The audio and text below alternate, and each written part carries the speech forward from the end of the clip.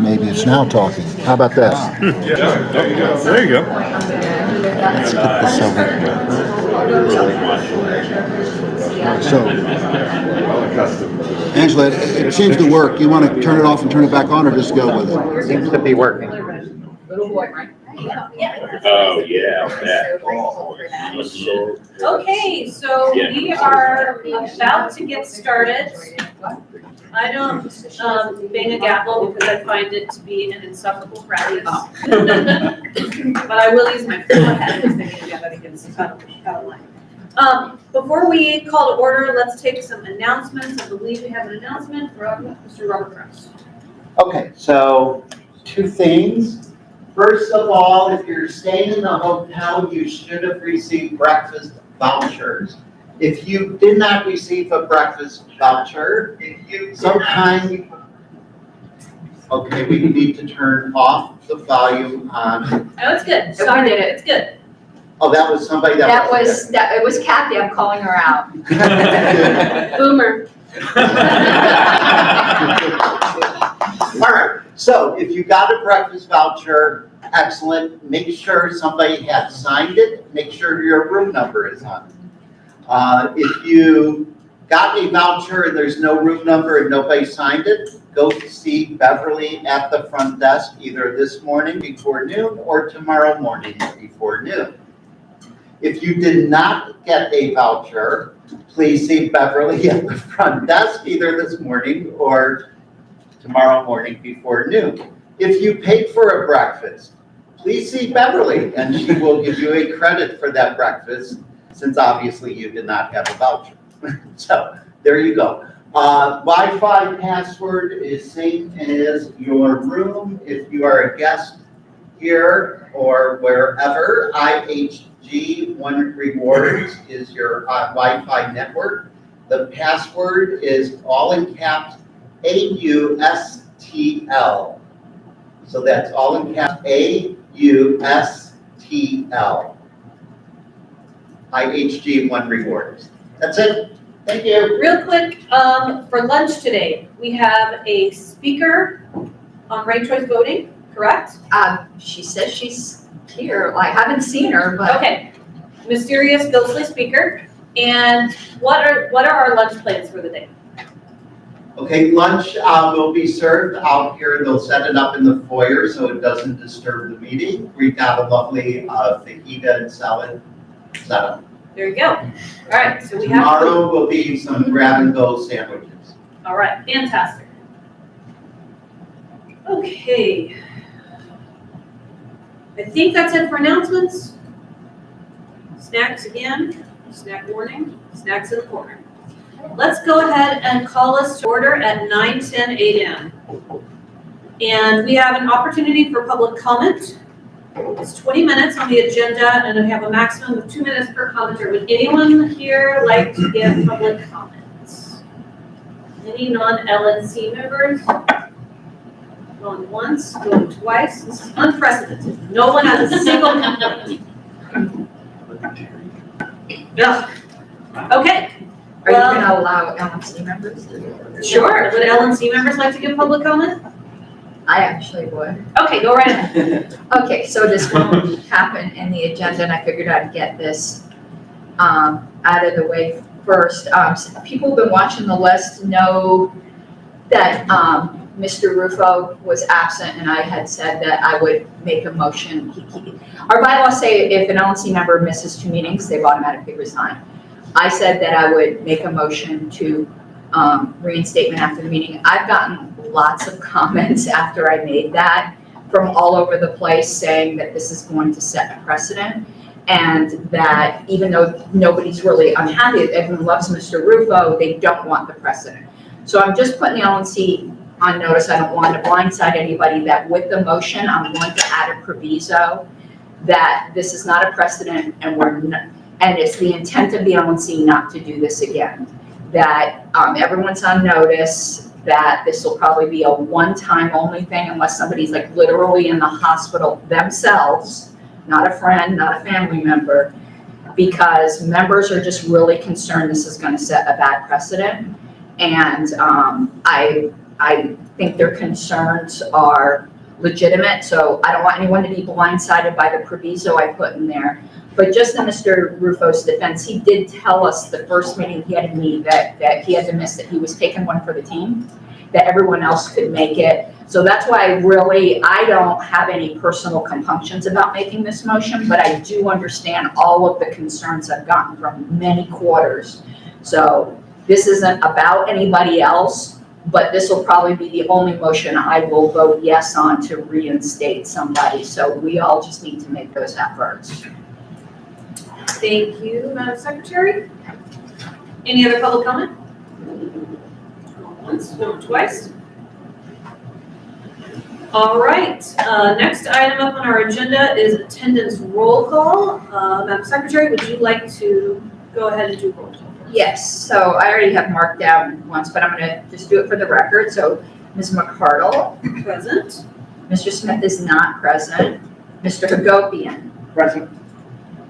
I am here. Mr. Blankenship, I believe is absent. Mr. Bowen, Here. Mr. Elliott, Here. Mr. Nicola. Here. As we previously said, Mr. Rufo is not here. Mr. Benner, Present. Mr. Duque, Here. Mr. Eklund, Here. Ms. Eiler. Present. Mr. Ford, he will be late, but for right now, I've got to put him as absent, and I'll change that later. Just give me 1 second. Ms. Gabbard is same Correct. thing with Mr. Nana. Is Mr. Watkins here? Yep. I didn't see, how could I miss that mustache? Mr. Clark told me he'd be absent. Mr. Cowan. Present.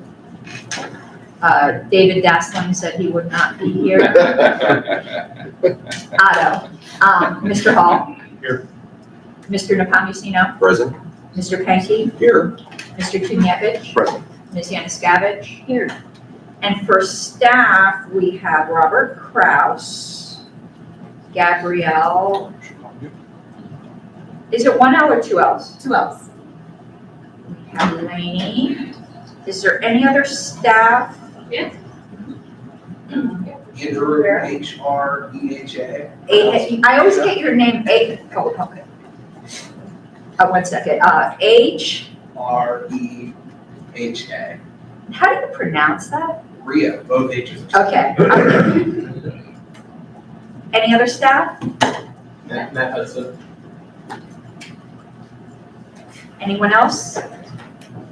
And I know Richard Brown is online listening, so I'm just going to note him. We do have the unofficial assistant secretary here, Chase Crum, who is going to be sitting in for me a little bit today. Anyone I missed? I'm sorry? Myself, the chair of Washington. Oh, yeah, that's its guest, so yeah. Okay. Yeah, thank you, Aaron. I was like, wait, are you on a committee or? I'm staff. I'll do that.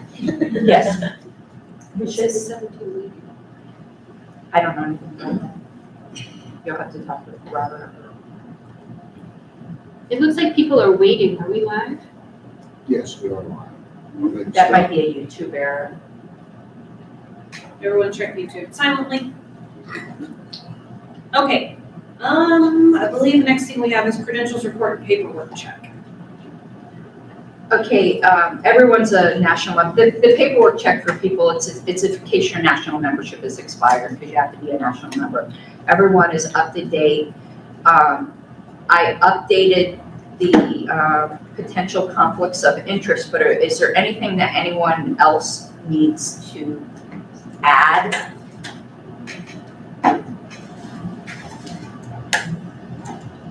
Okay, I think we're good. I'm gonna put the most updated one into OneNote for everyone to see. So the next item on our agenda is gonna be a hot mess, and that is adoption of agenda. So bear with us here, because our secretary has a slightly edited proposed agenda, considering that we have several people who are absent or running late and doing their very best to get here as quickly as possible. So I have a bunch of motions to make. The first motion would be to delete the vice chair's report in the absence of Mr. Smith. Second.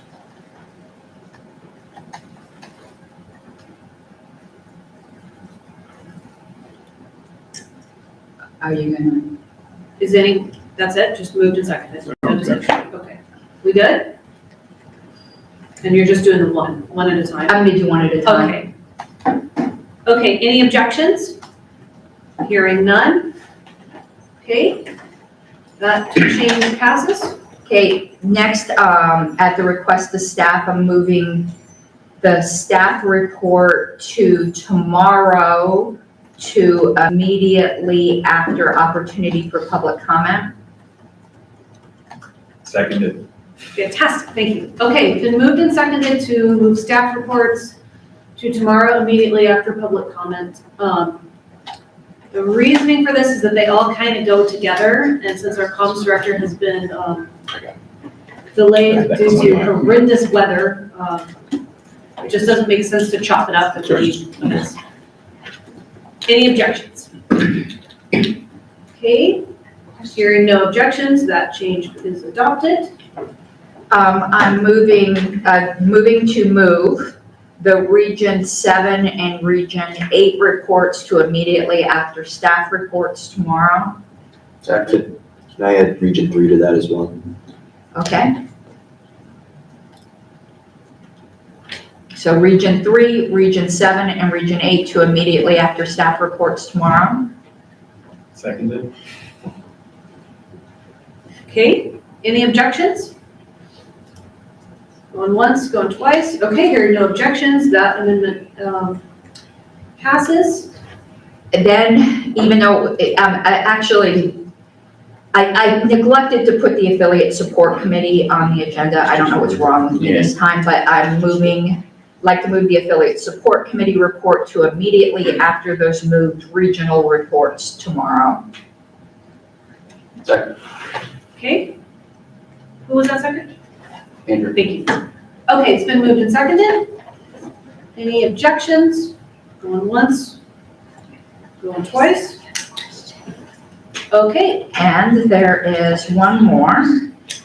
All of the new business with previous notice that was supposed to be tomorrow, since we freed up time today, I would like to move it to today's new business with previous notice to just continue on down the line with the exception of the announcements of the results of elections which happen overnight, which obviously we need overnight. Seconded. all right, thank you. So B through G would be moved up to right here, item number 8 today. So after status of Razor's Edge migration, it would just continue on up through 6 o'clock. All the new business with previous notice that was put for tomorrow. okay, any questions on this one? Yeah, I have a question in general.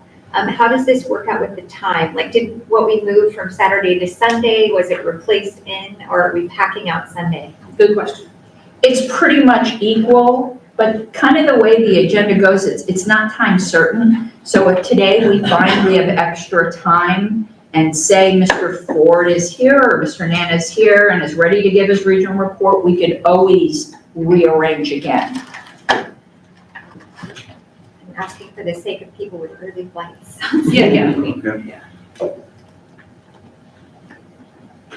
Okay, Madam Secretary, with the movement of Mr. Nana's report and his status, is the placement of the Razor's Edge migration report still going to be appropriate for today? Or Yes. is that, okay. Unless somebody moves it, he's coming in, he just overslept. Yeah. okay, any further questions? Any objections to moving that chunk of the agenda up? Okay, going once, going twice, hear no objections, that amendment is adopted. And during downtime, I'll rearrange all of this and stick it in the OneNote so you don't have to remember this puzzle piece. Yeah, we'll take a moment. Okay, any other changes? I have one addition. The awards committee is missing one LNC member. Right. I'd like to move to put that to new business without previous notice. Is that where that goes?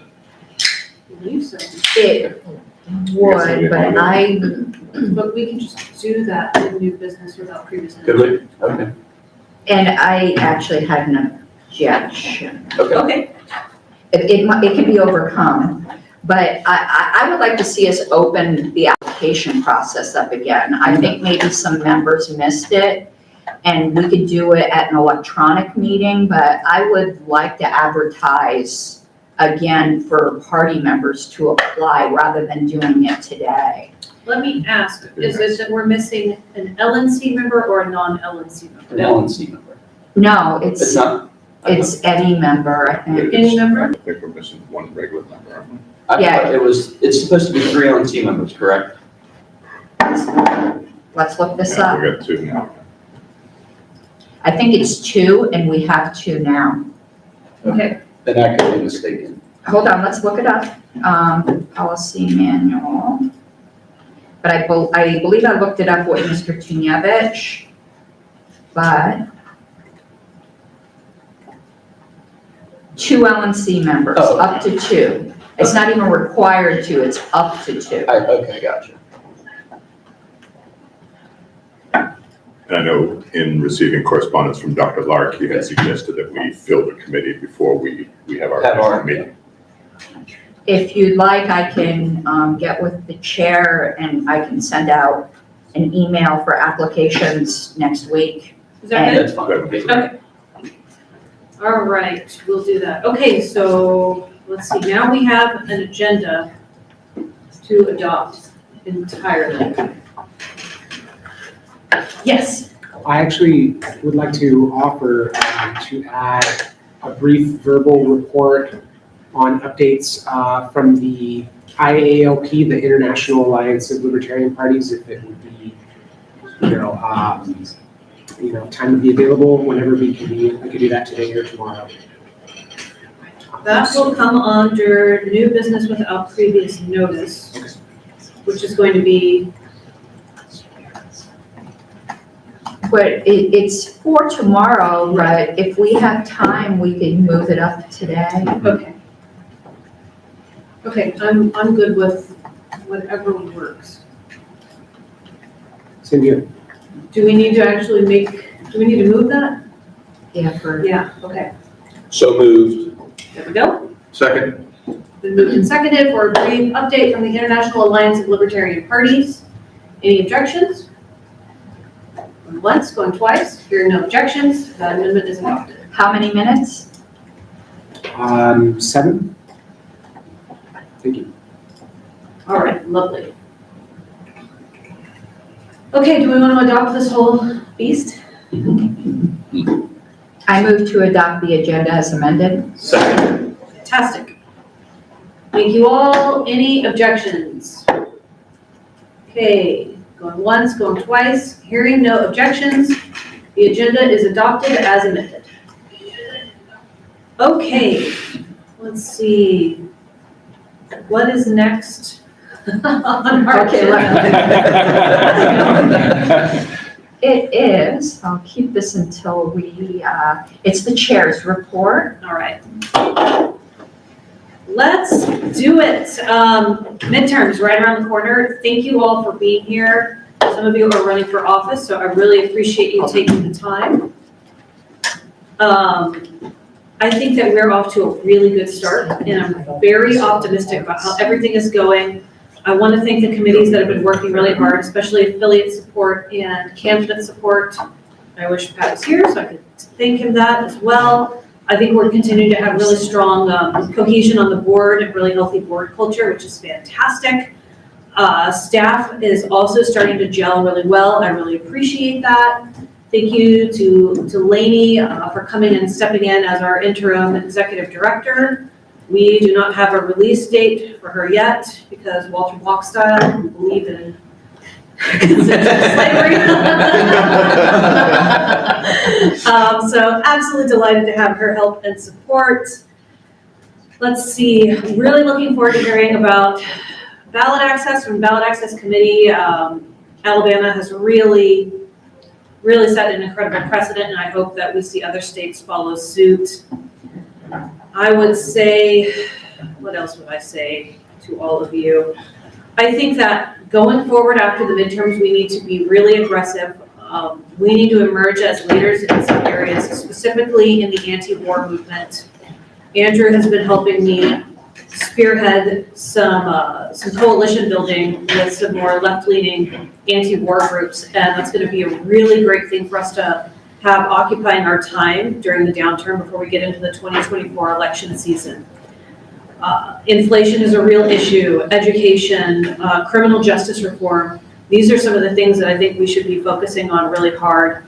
And if we set a good example, then we tee our candidates up to have things to point to and incorporate into their platforms as well. So let's do that. Let's emerge as leaders. Let's continue our enthusiasm and high energy. And thank you all so much. That is my chair's report. Does anyone have any questions? Yes. How'd the fundraiser go yesterday? That is a question I will defer to our executive director. Thank you so much. Really excited to report from the ticket sales. I just got the numbers this morning. We sold $2,700 in ticket sales and at least 5,000 on the floor. We are still tallying all of that, and that's just day one of a multi-week fundraiser. More happening later tonight, so looking really good for this time around. 2,800 is my ticket in process. Amazing, look at that. So that is our update. We'll have even more numbers later today. Great. Any other questions? Okay, if there's no other questions, I believe the next report on our agenda is going to be the secretary's report.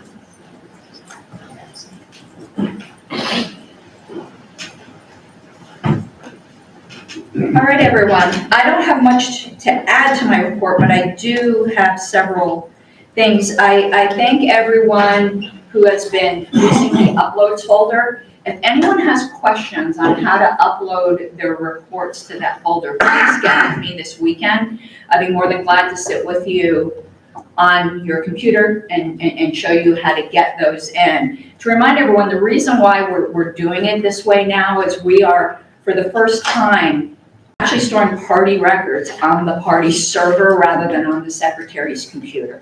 So it's going to help with our institutional knowledge. And also, Chase has been handling, he's been doing the assistant secretary thing. So since he doesn't have access to my email, that's why it's so important not to just email it to me to put it in the uploads folder, or he won't have access to it. I also distributed around what I've worked on so far for a secretary's manual, which is something we've never had before. I'm probably about 1/3 of the way through. That's probably going to take the whole term to finish, but feedback is welcome. Part of it will also be a convention secretary's manual, so that there'll be something to hand off to my eventual successor. All of us will have eventual successors.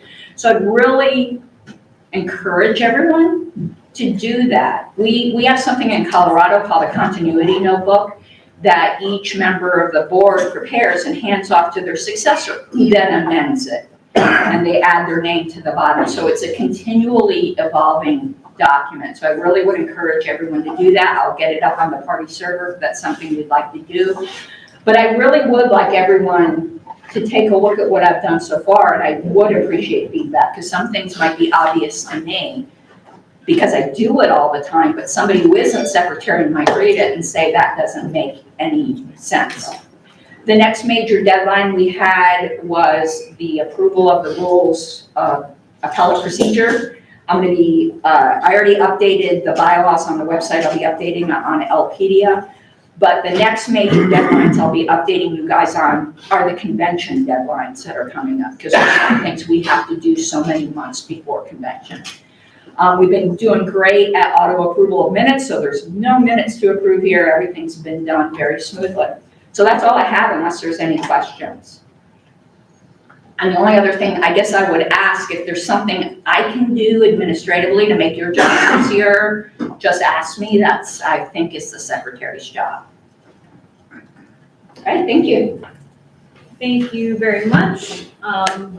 Believe the next item on our agenda is treasurer's report.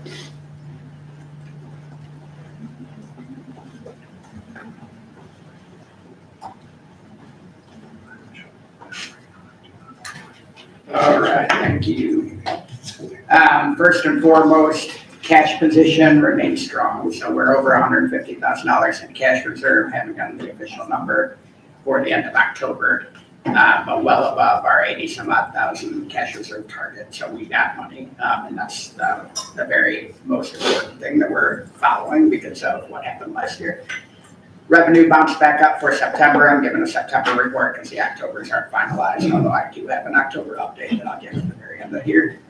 September revenues came back up to 128,000. We made money on an unrestricted level for September, so we're back to being positive. Expense management has been extremely good at the staff level. One thing I did want to discuss just briefly is we here at the LNC and the XCOM have to be careful because when we approve things at the last second, even good things, they do put us into the negative.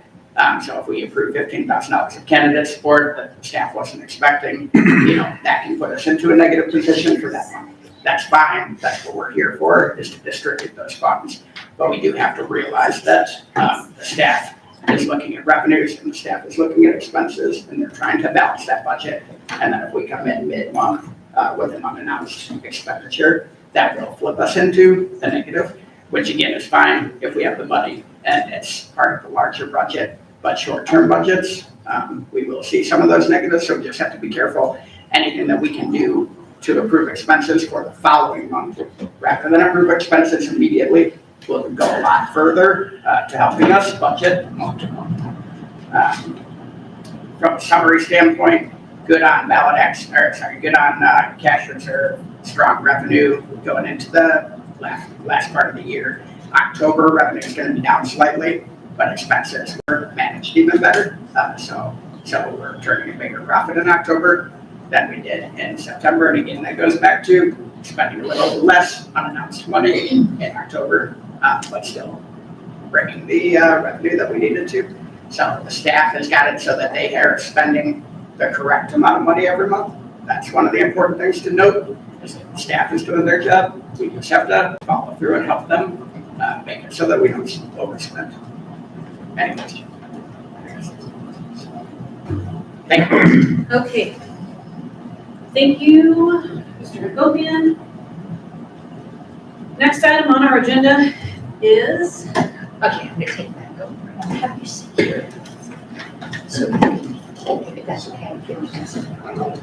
Thank you so much. Let me pull that up in my chair. Okay, we're probably gonna have to make another move here. Yeah, Mr. Hall wasn't expecting to speak until after lunch. So, Madam Chair, I would like to move to postpone the council's report to immediately after lunch. okay. Second. Okay, it's been moved and seconded to push council's report to immediately after lunch. Any objections? Going once, going twice? No? Okay, that amendment is adopted. So then the next thing we're gonna have are some of our regional reports. And I believe we're gonna start with Region 1, if you're ready. Okay, take it away. Oh. I'll just say really quickly that I've leaned on Kathy more this quarter for preparing our Region 1 report. She's done an awesome job. And she also has some verbal additions and addendums, and looking forward to her delivering our report.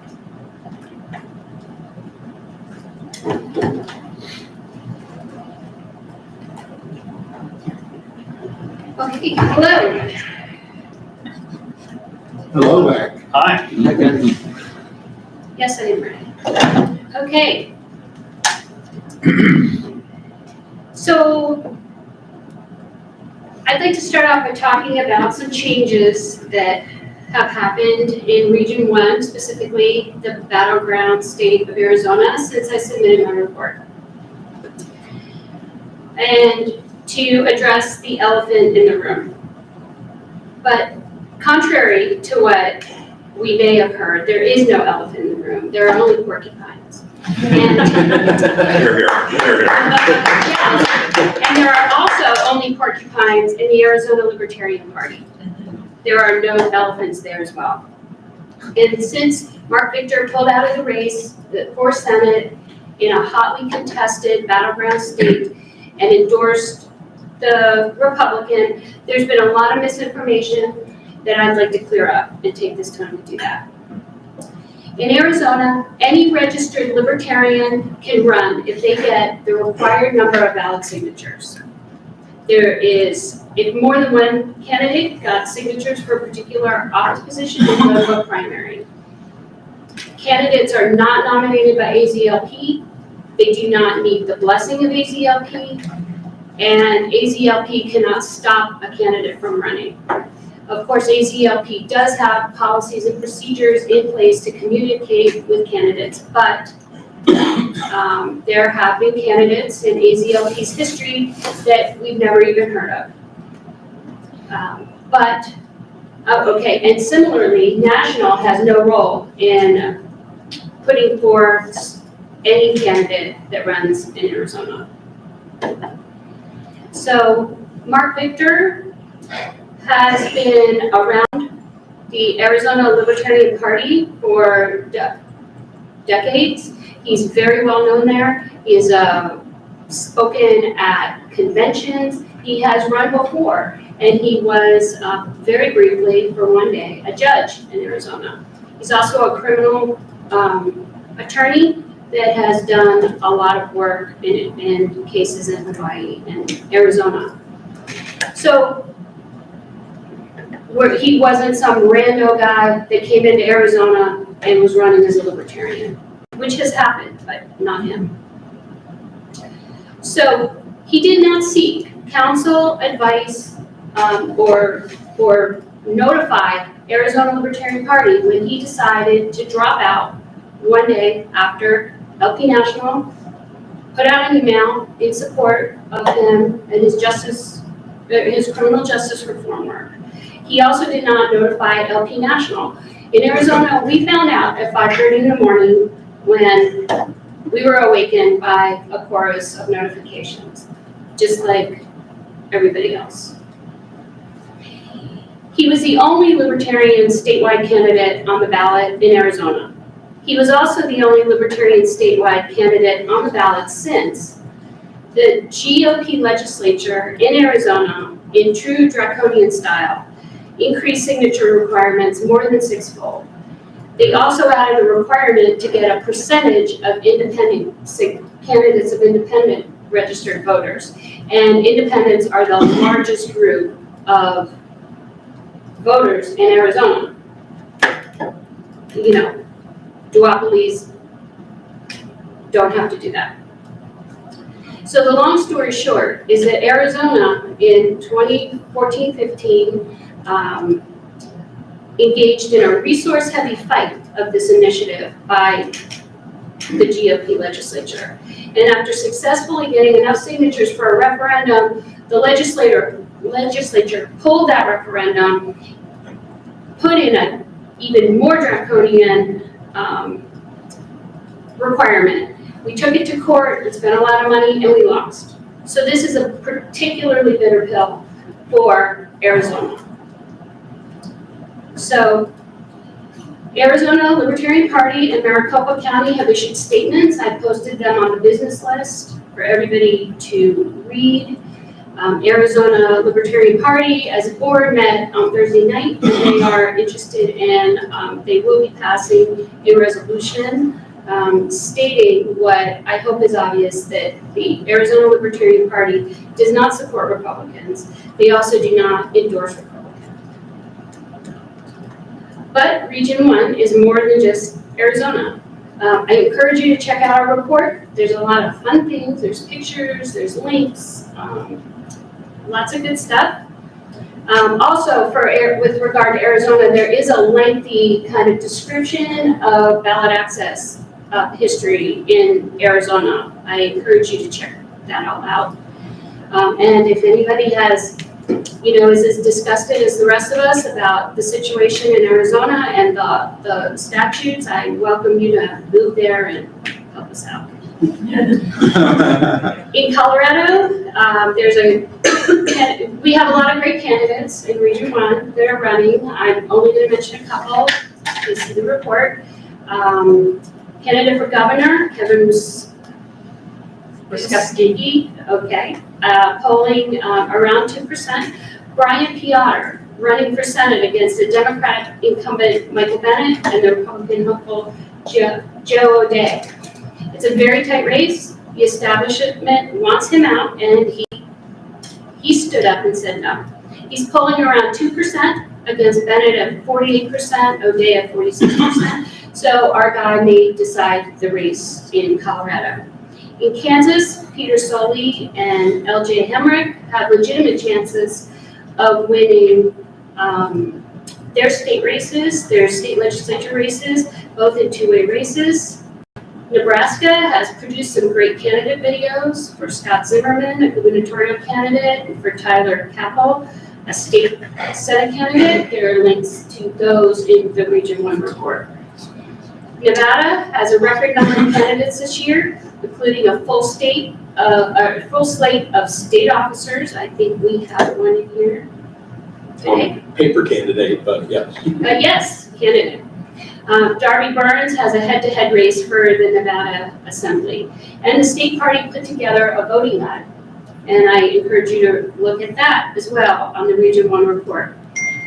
Oregon has been focusing on affiliate formation, which includes posting opposition statements on local measures in Portland, working with Sherman County to help craft Second Amendment rights statements for the county sheriff's office. That is also can be found in the report.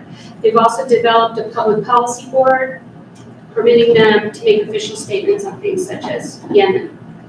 Washington, unfortunately, none of Washington's candidates made it past the primary.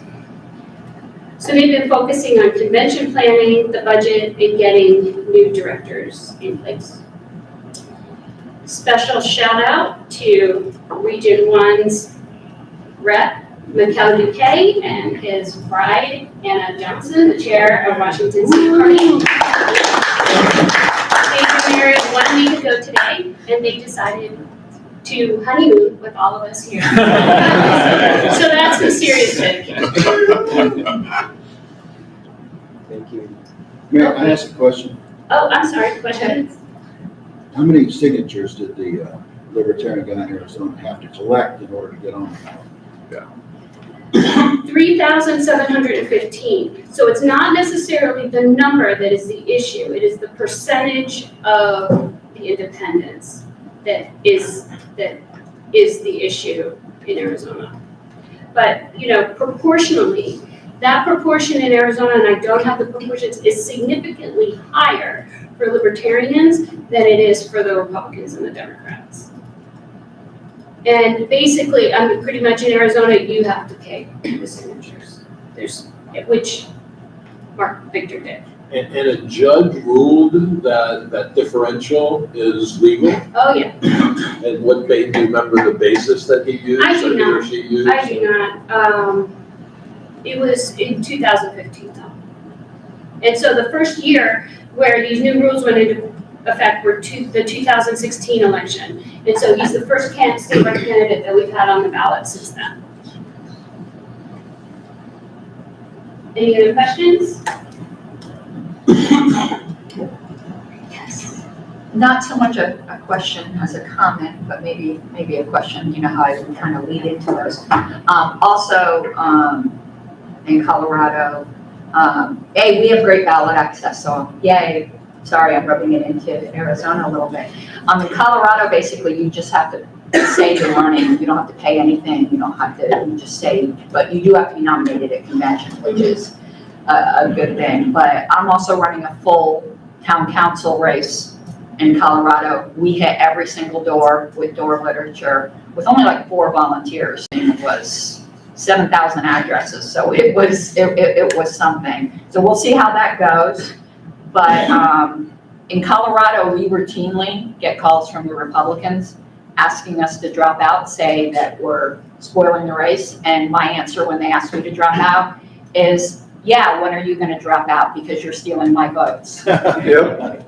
So, it's depressing to me, and I'm really, really sorry what's going on with you guys in Arizona, that some of the chatter of people would be a bit more charitable.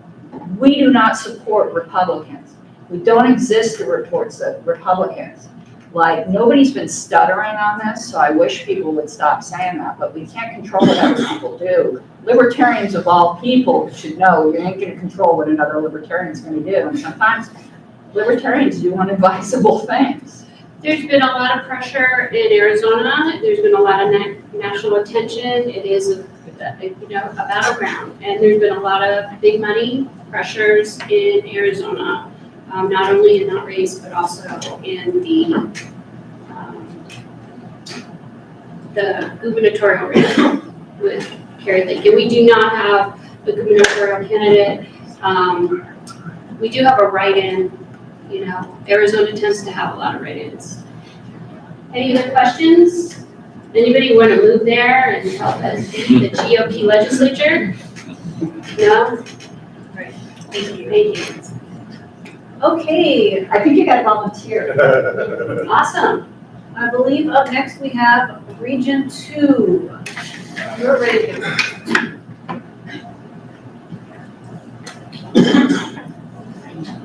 First of all, thanks to everyone for being here, colleagues and staff, visitors, guests, I should say. We're your guests now, right? It's a Lone Star State. Love to be here. Thanks for the hospitality. I'm really proud to announce some really cool things in the region too. And starting with the best state in the region. Don't judge Martin and Stephen, but it is Tennessee. It's a volunteer state. I'm biased. But Tennessee, we're focusing on the November 8th elections, like everyone here. And we have Michael Wilson for governor, Nick Sawwall for state rep, David Tyler for city council, and Dave Jones for Congress. Really excited about those races. A lot of those people have been really working hard. We're doing the best we can on social media and stuff to expose them to more voters, more people, and really just sow the seeds of liberty in all the ways that they make us proud. After the elections, the Legislative Committee in Tennessee will focus on prepping for the 2023 session and plan an LPTN Day on the Hill. And we have already begun planning the 2023 LPTN convention. We don't have solidified dates yet, but we're really excited about that too. Next is the Peach State, and one representative alternate here is representing from the Peach State, Georgia. Pleased to announce that live television debates have gone on for all 7 of Georgia's candidates that were fantastic. And one of the people that was featured in the debates is sitting in front of us. So just have to say all of them did a good job. And I gotta just say from my heart, some of the things that I heard, like Shane Hazel say in particular, really awakened within me the same sense I had during the Ron Paul revolution. And that was just one moment that we can have that's, possible in a world set free. So man, they do us proud. And marketing, there is a generous donor that helped fund many billboards that are running there. Jake Green has shown a documentary recently about, I think, Shane and some of the other candidates there. And there's a landing page at demandtobefree.com about that. For media, candidates are beginning a lot of coverage on local media, AJC, 11 Alive, Fox 5, and Channel 9. Chase and Shane have both appeared on feature segments in Kennedy. That's amazing. Great to see them always on Kennedy. And the unfortunate thing I have to report, though, is that the ballot access suit that Georgia is dealing with, one of the plaintiffs of which is also sitting before us, was not picked up by the Supreme Court. So it's unfortunate. There's still some hope as it's going back through appeal. Maybe that's the case, Martin. Can you clarify if there's some? There's a little bit left of the case. When it was originally enacted, the law was enacted to keep out communists. And so that part of the case remains. It was discriminatory in intent. And so that piece of the case remains. I mean, it's pretty clear that that was the literal reason for it. We don't have communists, and so we got to have a bunch of signatures. Our numbers, for example, 27,000 compared to, that's why I asked about the 3,000, because that number just makes my world. It's a great number. Sure. So we have a little bit left. Thank you, sir. And that's about it, but things are going well in the Peach State too. And this was reported by Zach Farnell, so thanks to him for helping out with this. Next is the Sunshine State. So I'm going to do, this is submitted by Mr. Michaela, so I'm going to do my best Stephen Michaela impression here. Everyone buy dilly bars. And, no, I'm just kidding. But lots of great things happening. So, yeah, lots of great things happening in the Sunshine State too. They're looking forward to their convention in April 20th to the 23rd. I've talked to Brian Fleming quite a bit about that, man. He is such a great planner. You guys have amazing organization for planning your conventions. We're working on a fundraiser to go to Tallahassee. Their affiliate is for post-election legislative action. So that's exciting too. Florida has a total of 30 candidates running for election this year. And several of their elections are actually taking place in March of 2023, which is kind of interesting. But just some shout outs that come to mind, like Hector Roos. Dennis Misago has been amazing in the coverage he's been getting. Let's see, Tracy Robinson, Eric Parker. I know I'm going to forget some, but amazing candidates there as well. It's been a successful fundraising year for the LP Florida affiliate too. And currently there is a paid fundraising contractor. That's Mr. Welty. Yes. Mr. Welty, great part of our region as well. Florida is working with the LNC's affiliate support committee to fundraise and organize their disaster relief in the wake of Hurricane Ian that happened some weeks ago. And our governor candidate in Florida, Hector Roos, is taking on Ron DeSantis, or Red Flag Ron. Right, through Michaela Charles in here. So that's exciting too. I think he actually has a Spanish language debate tomorrow night. Yes, it's happening, this weekend, I think at the Miami-Dade Mall, so. Yeah, I talked to him about that. That's exciting for him, so I hope that goes well. Their EC and committees are full speed ahead on the vision deck for 2022, and we'll be collaborating with the chair to create 2023 vision deck as well. All right, next is the Heart of Dixie, Alabama. So Alabama, much has been said. I thank the chair profusely for speaking to how well they're doing there, and it's just downright impressive what they're doing on the ground there. Amazing leadership, amazing candidates headed by Gavin Goodman, who I've developed a really good relationship with. Thankfully, he's amazing. Multiple statewide candidates are polling above the 20% needed in some polls. They're very appreciative of the support that we've given to Jimmy Blake, the gubernatorial candidate poll, and also the funding that the EC has given to Ruth Page Nelson. So just very much appreciation extends both ways toward us and by us to Alabama. There's many new political contracts and allies secured, and it's been worked with the chair, our national chair. Some reports suggest we're on track to win between 10 to 14 legislative seats potentially, according to Gavin. So that's great to hear too. And just liberty is alive and well in Alabama. And again, can't say enough about them, but I really hope Alabama is a model that can be applied throughout the union. I'm damn proud to be part of the region because of what they're doing. And last but not least, Mississippi, the Magnolia State. All right, so Mario Lozano helped submit this part. They're focusing on the campaign for Alden Johnson, who some of you may know, and he's running for District 4. And there's no incumbent there, so that's a really interesting race. Mississippi just legalized medicinal marijuana recently, which is kind of exciting for them, step forward in the route to the end of the drug war there, but they're excited to say that. And they are planning for the 2023 legislative session and taking aim at the gubernatorial race in the governor's seat. So that's basically all I have. Just want to round it out by saying I couldn't be prouder to represent my region. I'm biased. I think we have the best candidates of any region. Don't hate me, other regions. But I wasn't paid to say that either, but I'm just really proud to be here, and thanks for the work that Martin's helped out with in terms of representing the region as well. That's all I have.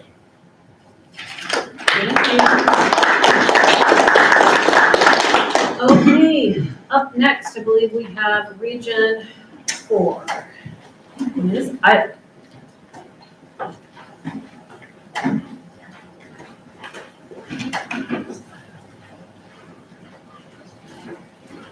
Good morning, everybody. Good morning.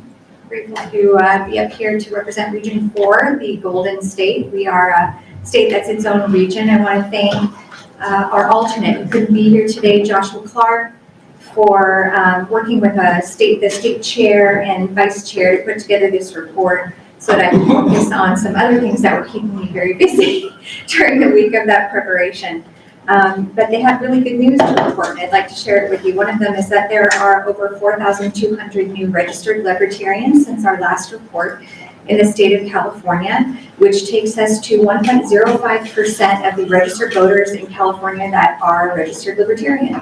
That's the highest percentage we've ever had in the state since becoming a party in the state of California. So we're growing, and we're gonna grow more. Let me tell you why.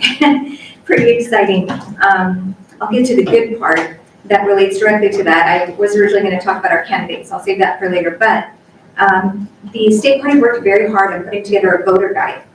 And they submitted 61 arguments. They did this in the space of like a little over a week, put together all these arguments about ballot measures in 13 different counties in California. It was a tremendous amount of work, but it's going to give wonderful exposure to the Libertarian Party of California because they'll be listed with their positions in the voter guides, which means for a lot of Californians, it's the first time they're going to hear libertarian positions. So I can only imagine that the next quarter's reports are going to be amazing. So I'm really excited that they did that. I think a lot of people are going to become libertarians, or at least warm up to libertarian ideas as a result of their efforts. So they worked really hard, but I think the payoff's going to be really great on that. So there are 57 of their arguments that were published in these voter guides. So the raise and awareness of our ideals should be really impressive. I'm excited to see how that turns out next time. But let's go to kind of the bad news. California, I don't know if you know, is a top 2 primary. So for any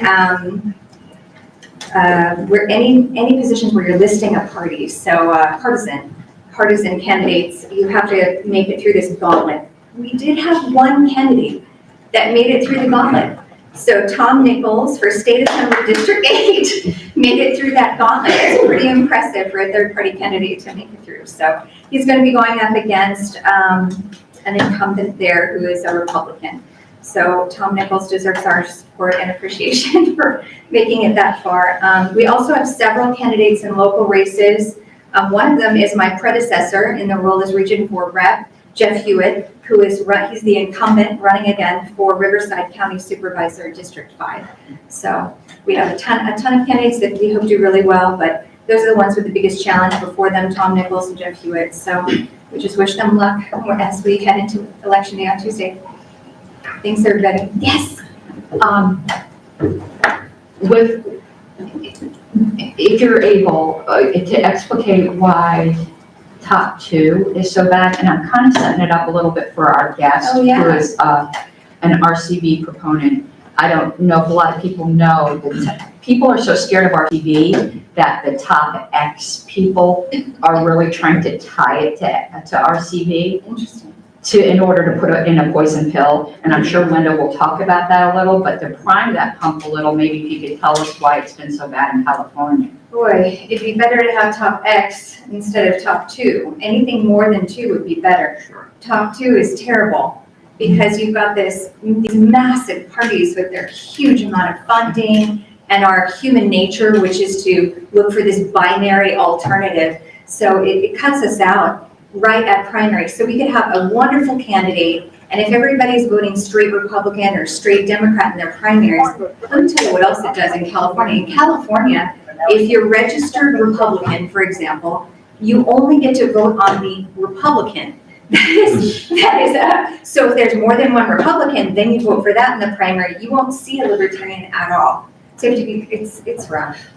It's just ugly. So I hope that helps explain. And there can be 2 Republicans Yeah, as the top or 10, or 2 Democrats as the top 2. Exactly. And we have had many instances. California, as you know, is super majority Democrat, and it's very common that there'll be 2 Democrats only for a position on the ballot. Is there write-ins allowed, or? I don't think so. I'm not sure. I have to check that one, but based on me filling out my ballot, I remember being very disappointed. Yeah. So it appears that with the Democrats abandoning Alabama effectively, that's opened up a big opportunity for us. Any sense of the GOP abandoning California in similar fashion? I don't see it happening. I'll tell you, the guy who is the head of the GOP is in my county, And I, once in a while, will attend a Republican Liberty Caucus event where, you know, they treat me poorly.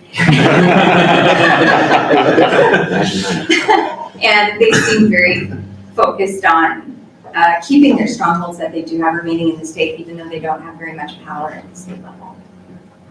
And they're getting support from the RNC, the national? Oh, yeah. Yeah, okay. Yeah, my county has a Republican representative to Congress. So they just focus on what they can, especially getting people into Congress. Thank you. Yeah, thanks. Everybody, any more questions? Thank you very much. Just an FYI, I'll be sticking in the OneNote in a moment.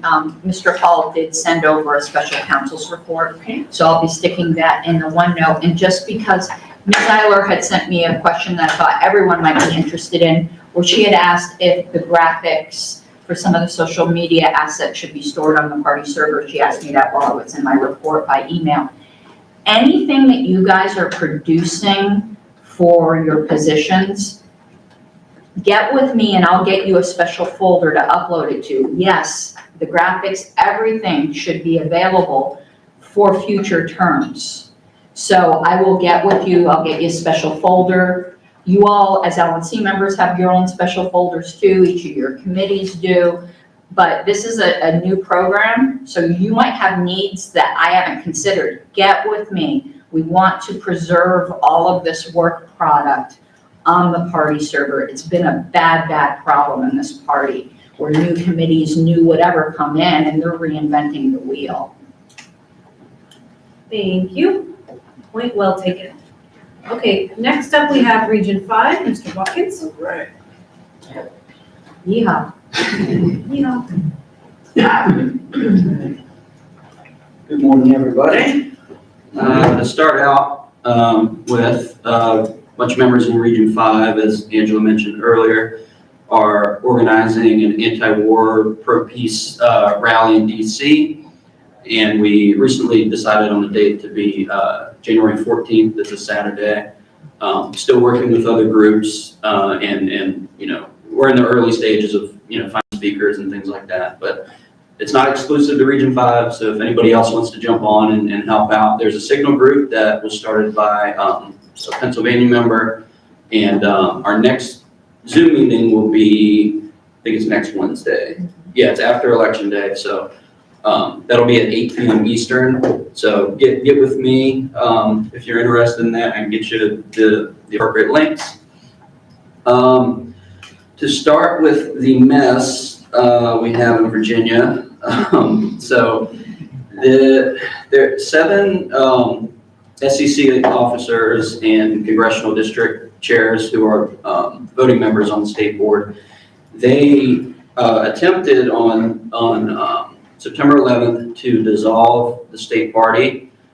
There was a resolution and a motion that had not been given to the SEC at all, no prior notice. It hadn't been given to the members, or if it had been, it was a very select few, and it was not known to a majority of the members. So they tried that, and if you want to watch the YouTube video, there's a link to it on the report. If you feel like, if you're a masochist, you want to watch that. So, but yeah, so the vice chair position had been vacant since early June. Maybe a month or two later, the chair just kind of was absent. Nobody knew what was going on, and then this happened. But she has since effectively vacated her position, though not officially, and the same with the secretary. So we have the members organized a convention to take place December 3rd to fix all this stuff. Several of the congressional district chairs were replaced either by the members in their district or by their bylaws. They stepped down and then their alternate moved up. But Holly continues to spread, well, I don't know if she's done anything recently, but she had been going to several news outlets and giving, you know, false information about the status of the affiliate. So that's a thing. Let's see. In another issue, there are 51 outstanding national memberships that were purchased through the joint membership option on the website. Some of those memberships go back to more than a year ago, which is upsetting. So, and then this situation kind of makes it a little bit difficult to pay those funds to national that are owed. But one good news, piece of good news, we do have a candidate running for local office, but he wished to remain anonymous because he's running a nonpartisan campaign. But he's good and he's doing well, so we'll see what happens. Most of the other states have several candidates, and a lot of them are doing pretty well. In Pennsylvania, there were a couple of candidates that were kind of knocked off the ballot, but one is, I think Caroline Avery is running a very strong write-in campaign, and she retained all of her endorsements. I think one was from the GOA, and so that seems very promising. Something cool that they're doing, I think, they're going to be holding regional Christmas parties that are competitive, so then they can see which region in Pennsylvania can bring in the most new members and signups and all that kind of thing. So I think that's something that maybe some of us should replicate. After Election Day, they're switching to like a molten maneuver strategy and they hope to get up to at least 300 elected Libertarians in Pennsylvania.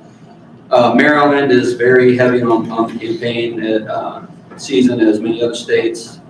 So much of their planning for next year is dependent on if they get ballot access or not. But they're working on a legislative strategy for next year, and they're working on issue coalitions.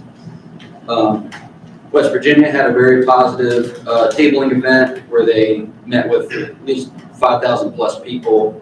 There were a lot of base jumping off of this really big bridge in West Virginia. I told the chair that they should advertise that as base jumping and have parachutes or whatever with the LP logo. That would be pretty fun. Delaware is doing well. They're still having some issues with the McVeigh group. One local chapter is still using LP branding when they should not be, and they're going by the Independent Party of Delaware or whatever they're called. And actually, they had an issue. They held a meeting. One of their counties, I think it was Newcastle County, held a meeting at a public library, and Mike Termat was the speaker. The McVeigh group caught wind of that and called the library and said they were holding campaign rallies at the public library. So they are now banned for a year from having meetings there as a party. But what they would like to do is do a regular Liberty Story Hour where they're reading the Tuttle Twins and stuff to kids. So I think that's pretty cool. DC, Bruce Majors is putting in a lot of work, sending out mailers and holding, I think, weekly happy hours, or every 2 week happy hours. North Carolina still, they're dealing with what is this? It's been so long, so many hours. Okay, so there's an Army veteran, and I went over this on the last report, but last quarter, but there was a homeless Army vet that was being harassed by police, and they tased his dog. They separated him from a service dog, and the dog eventually ended up escaping and getting hit by a car. It's a very sad story. So they're still helping him out, and there's also a local pastor dealing with an easement on some property that they're trying to also assist with that. But that's about it. That went a lot longer than I had hoped. Yes?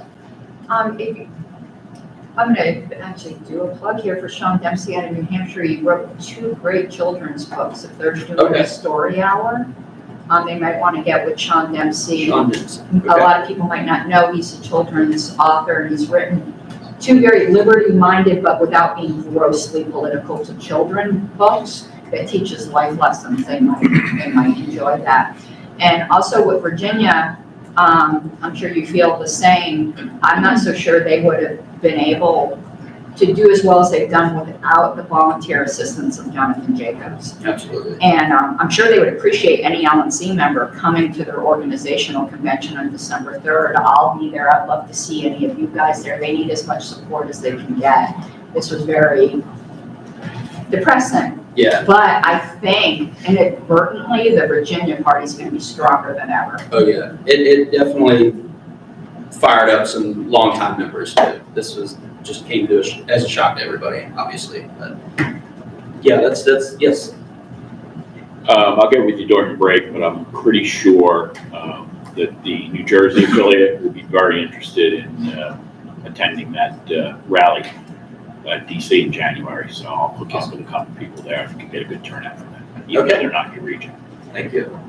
And just to clarify regarding Pennsylvania, the use of the multi-maneuver, is it they got 300 candidates, or they hope to have 300 new office holders? I think they hope to have 300 total Libertarian officers. Great. Anybody else? Question? No? All right, thank you. Up next, we have Region 6. Hello. Hello. Good morning again.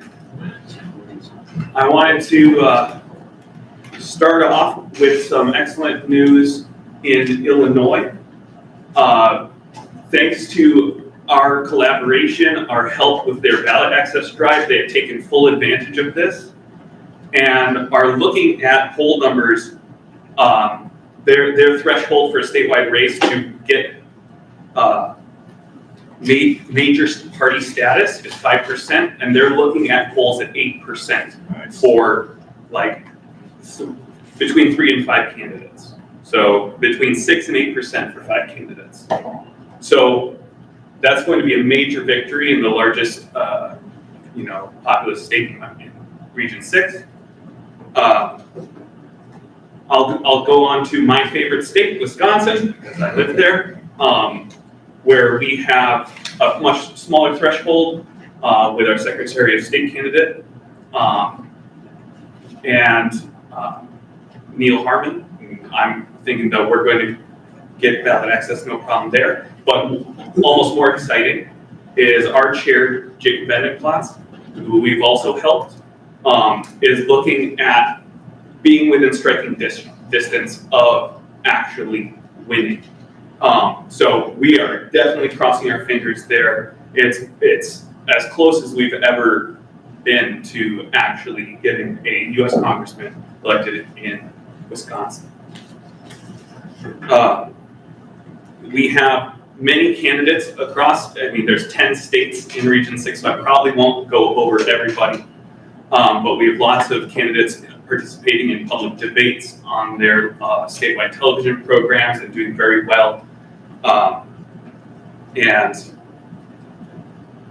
let's see, Utah is showing record numbers of registered libertarians. They are now have surpassed 20,000 actively registered libertarian voters for the first time.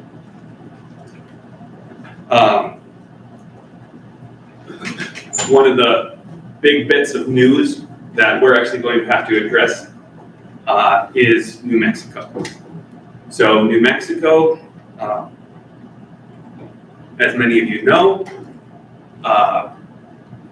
had chronic, or our previous New Mexico affiliate had chronic notice problems with their conventions.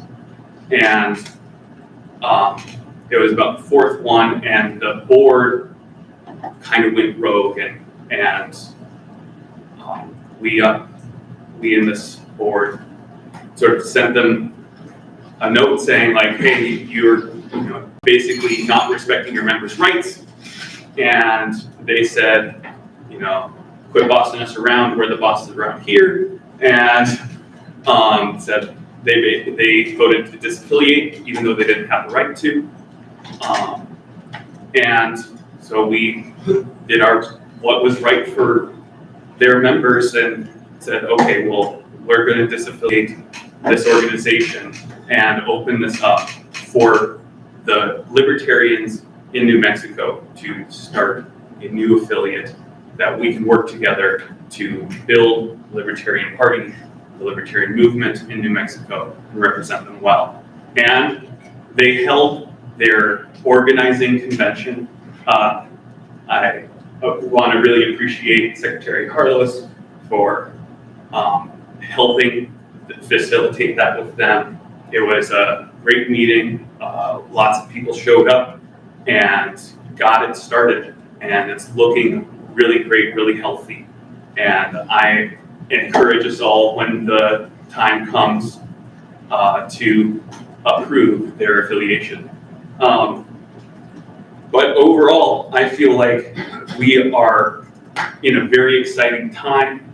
We're getting more libertarians, closer to more ballot access, and we are moving forward towards really capturing the zeitgeist for a libertarian future.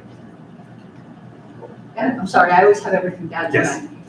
I want to say that I'm super proud of the New Mexico Libertarians. Mr. Lucchini attended the meeting, as did some other people who might not be the best friends with some people, and they were treated absolutely fairly and were heard out. So they rose above the way they were treated, and I am extremely proud of that group of guys.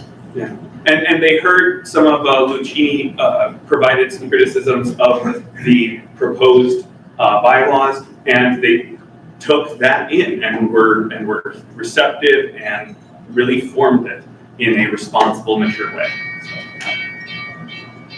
Time's up. How many people roughly showed up in Mexico? Were there a little under 30 There were 38 voting people. members? There were 38 people and high 20s voting. Yeah. And there was a threshold of being. I understand that you just said that some of the opposing party was there. Yeah. How many of the opposing groups were there? 7. Yes. Were they voted? Yeah. They were So they, full- I guess, voted against whatever was happening. No, they actually didn't. I will say that reciprocally, Mr. Lucchini and his, there was one slight moment, but that always happens at conventions, no matter what. Mr. Lucchini was equally respectful. It's like the Columbus. And no, they didn't vote against the bylaws. They offered some critiques. They did offer an alternative candidate for some board positions who was allowed to run fairly and didn't win the elections. But it wasn't a bad candidate. If that person had won, they would have been really good. So everything went very smoothly, and I hope things continue in an amicable manner in the future, even though they are competing they will be. They're not a political party right now, the New Mexico group. They're going to start out as a PAC, I suppose. But no, it went really, really well. People were very nervous, but it went well. Yeah, it really did. This thought expression can't be addressed right now, but the psychology of that situation completely escapes me. I don't understand why the two parties are in the same room and don't come together but are civil and vote together. Let's Yeah. keep our questions just directed to Joseph. Anything else? I'm sure we'll talk about that more later. All right, thank you so much. All right. Okay, next up is, I believe, a Region 0 report. So I did not get anything on this from our vice chair, but Andrew Watkins helped me on it, so thank you very much. We don't have a written report, but I have a written report now because we worked on it the last minute up until a minute ago. So let's start with Idaho. So the Libertarian Party of Idaho did submit a report late last night and said they've been very busy the last few months following the events that happened earlier this year. The events set back party leadership, but also uncovered some of the flaws in the way their affiliate has been operating and how it's structured. Since the affirmation of the correct board, we have focused our attention on a few things. We said setting up a party bank account to be in the party's name and to be easily transferred to the next board, setting up the party with an EIN, contacting a lawyer to help set up LPID as an entity, setting up the website and Stripe accounts to start recruiting and filling and getting committees going. They said we basically had to restart the party from the ground up This will include revamping our bylaws, redoing the platform, setting up policy manuals for the board as well as the committees. We've also been working with National to get set up with a Stripe account in order to begin taking donations again. We've made great progress and are continuing to work on building a better and stronger LPID. So that was submitted by Jason Sorensen. Thank you very much. Hawaii, we had a member submit some information to Mr. Watkins. And that member said on our ballot, we have 2 candidates in the federal election. That's Michelle Timmons for House and Fina Vanoan for Senate, and 3 candidates in races for state legislature seats, all on the Big Island. Said that their Big Island chair was signed up to be an election observer. However, when he showed concern at their meeting over potential security and transparency issues, he was removed from his duties by the state elections officer. Interesting, right? So he says our state contractor for voting machines, Hart Intercivic, has a history of complaints of alleged voter fraud in other states. Also, since the dreaded 2020 flu scare, our whole state has sent out mail-in ballots. He says, I've personally been heading up efforts to organize a sub-affiliate on the little island of Kauai. We've tapped into leaders and members of a group here which was formed to offer resistance against COVID restrictions. And they've had a few shakeups on their executive committee, but it sounds like things are evening out. He also says our executive committee was recently contacted by former regional representative Chris Lucchini, and he seems to be attempting to create a competing party called the Associate of State Libertarian Parties or something. When we discussed it at our executive committee meeting, I stood firmly in opposition to affiliating ourselves with that. They had an at-large member who was removed, and their treasurer decided to step down, leaving 2 open spots. And these spots were filled by Tracy Bryan and Larry Richardson. So that's the update on Hawaii. Sounds like we are very active. In Wyoming, I have not heard much except from Apollo Gazelle. I believe they have 9 candidates, and I believe 7 of them are running very serious campaigns, working hard with Apollo. And in Alaska, I haven't heard much either, but I know that they have at least 6 or 7 candidates running campaigns listed on their website, and it looks like most of them have professional campaigns as well. Any questions about Region 0? I have a point of information, Madam Chair. Yes. Who was this report supposed to be submitted by?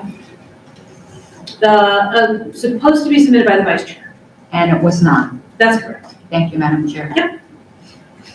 Any other questions? Idaho, anybody have any intel on Wyoming or Alaska? If not, okay, so that's it for Region 0, and that brings us to our next agenda item, which is technically break for lunch from 12 to 1:30, which is not 12 to 1:30. So now, if we continue, we're going to go to reports of standing committees. Let's do a little committee check. Take a look and let me know if you are listed there and if you are going to be ready to give a report within a few minutes. We're going to be starting with APRC. Madam Chair? Yes. I would like to move to recess for 5 minutes. Fantastic. I need to use the ladies' room, and perhaps you might need to. I do. Hardcore. Okay, moved and seconded to recess for 5 minutes? If that's enough time, if you think. Everybody. Madam Chair, let me remind everybody that we will be live during that, so keep your conversation appropriate. There we go. The world knowing what you're saying. Whisper campaigns. Correct. And I heard from our speaker, she's going to be here right at noon, so we really Great. can't break her. Yeah, well, that's I don't think we can anyway with the hotel, but. Okay, so if there's no objections, we're gonna go for a 5-minute recess, and then please get ready to do your committee work with that. Yes.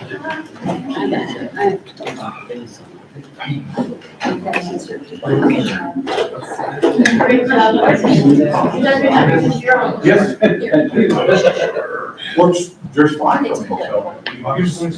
But I'm glad we didn't cause some trouble. So, I've been volunteering, Laura, Debbie, and So I like it because it's the whole package, because I,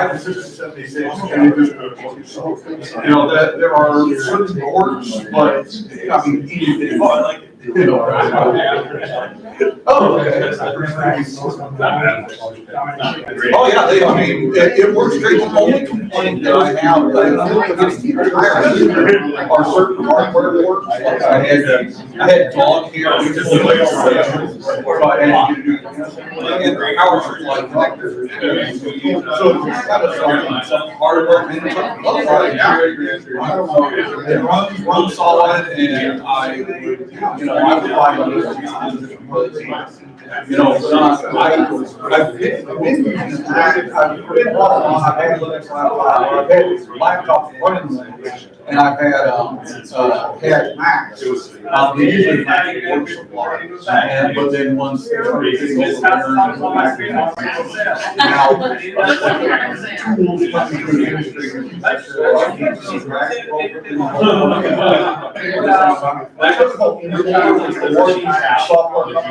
Right, yeah.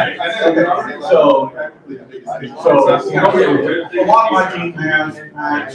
I have a Mac, I actually have a Mac in the room. But it's just like, you know, now that you're walking with sites, yada. So, so with that particular, so I need to.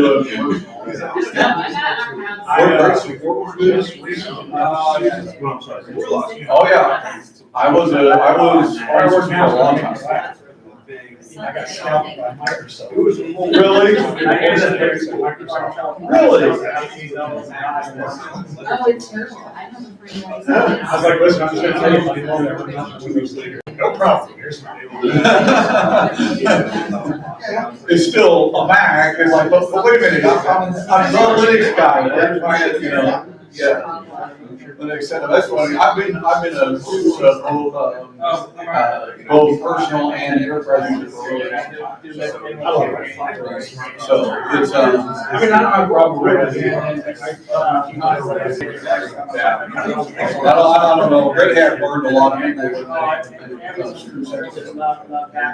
They burned a lot of people way before that, but that was kind of their action share. So, I mean, yes. Oh, yeah, no problem. And I think that. Yeah, regardless of what it was.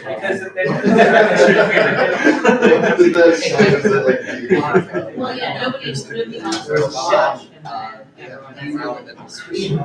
And it's true.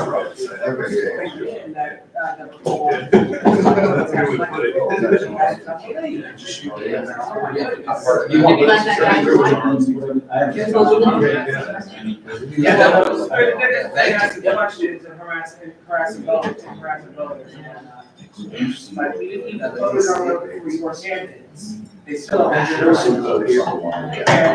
sorry. Oh, no, it's fine. I was trying to just talk to help a lot of people and everything, so I just wanted to make sure I did it right. Hello. Hello. Congrats. Thank you. Yeah, that's hard. Yeah, we all have access.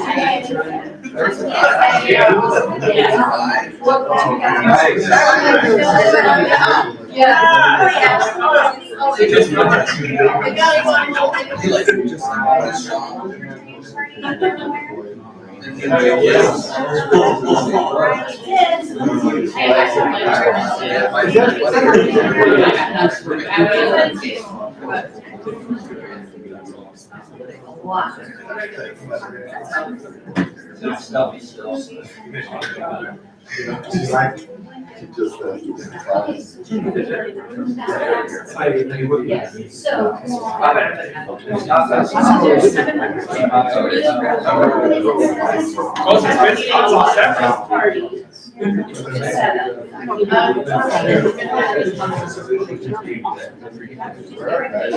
don't think so. I don't think if it doesn't say explicitly, then they don't. No, it's a second whole. It's a second thing.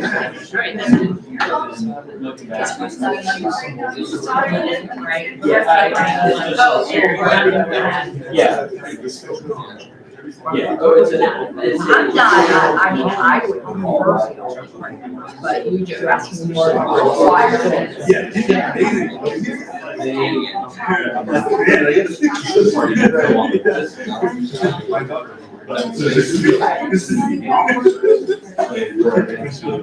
But, you know, I know there is, So if I had like 50,000 votes.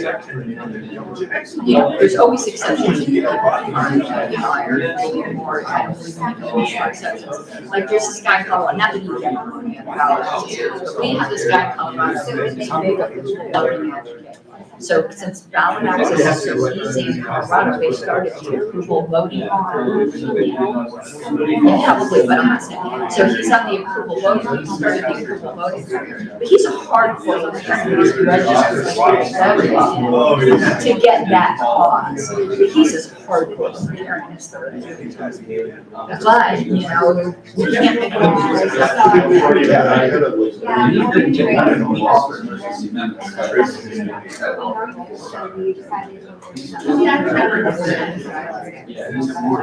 okay, that hour is right? That'll be like one of the best Nobody went out to the road.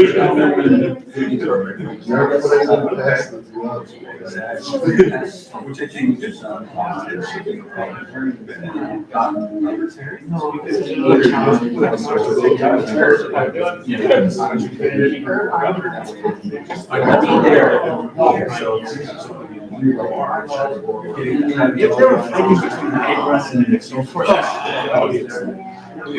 Yeah. So who do you talk to about?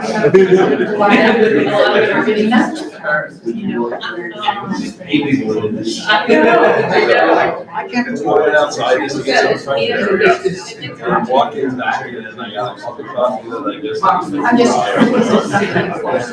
Slightly older, starts, right as I'm walking.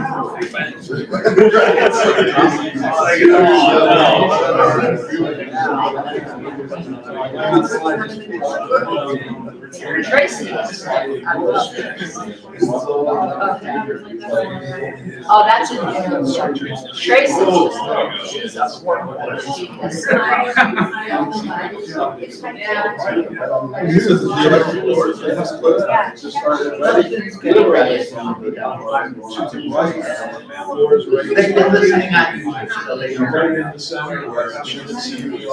Wow.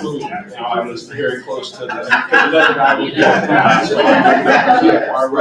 Yes, but you go to Cousin Brew. I was gonna pay yours.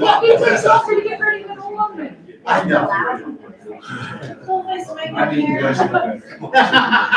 You better come in smelling wonderful, right? Probably quite coming out like that outfit, I'm not sure. All right, let's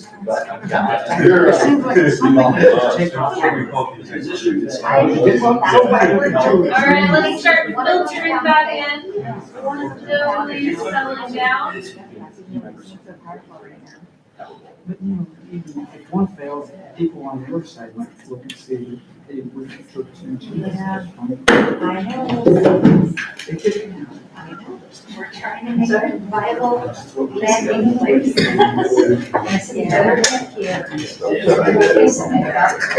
Smelling wonderful and Angel said,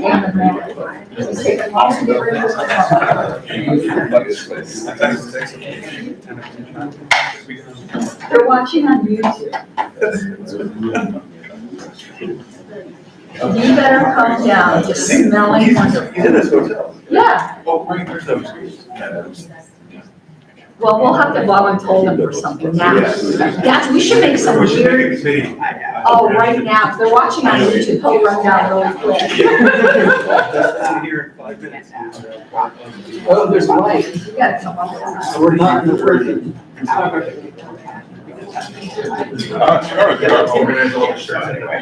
No, he's gonna have to answer every complaint in the info@lnc.org email box. At minimum 200 words.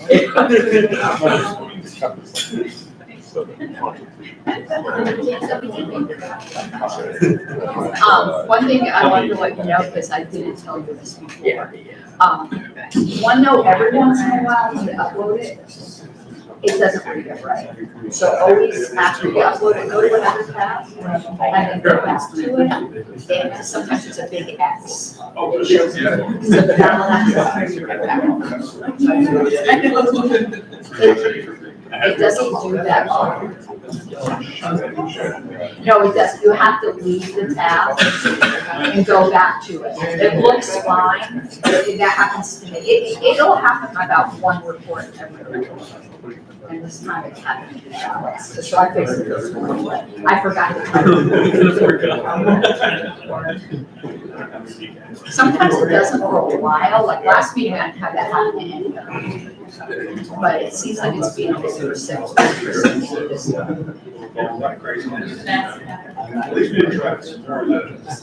Yeah. That's good. Yeah. It's closer to the original code. So But it would shake, it was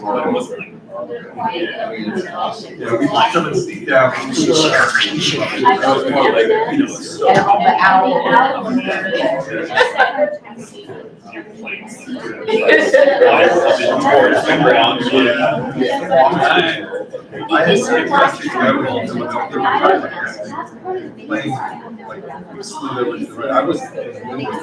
I think they just say there's like, do you see blackjack? No, well, I don't get it. I think it is, because there's, Carol works on it. I'll talk to Robert, I think. Well, that's what I wasn't happy, because they just said, between having no chat and having. Yeah, no, we gotta fix that. People wait. They got to start time. But nobody has texted me and said it's blackjack's not working. There's gonna be no holy pattern. But I don't see it, because I have watched it since. Because all I can see it.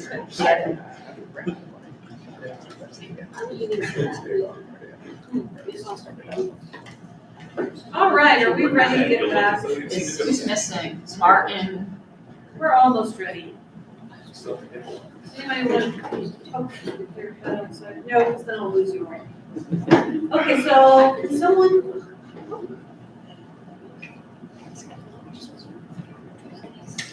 I don't see live chat on our video. When I click on it, it says this action is turned off for content made for kids. So I know sometimes we get a little childish, but this is not a children's video. So at some point when we have Mr. Cowan or Mr. Kraus back. Yeah, you accidentally didn't hit this isn't for kids. Because when you're in YouTube, there's a check mark that you have to do. Got it, okay, so my apologies, everybody watching. Robert. That was not an evil conspiracy. We need you, Robert. Yeah. YouTube has this flagged as a video for kids. We didn't hit that check mark, so there's no live chat. Oh, is that why there's no live? Yeah. Okay, well, if their kids are adult, then I was afraid of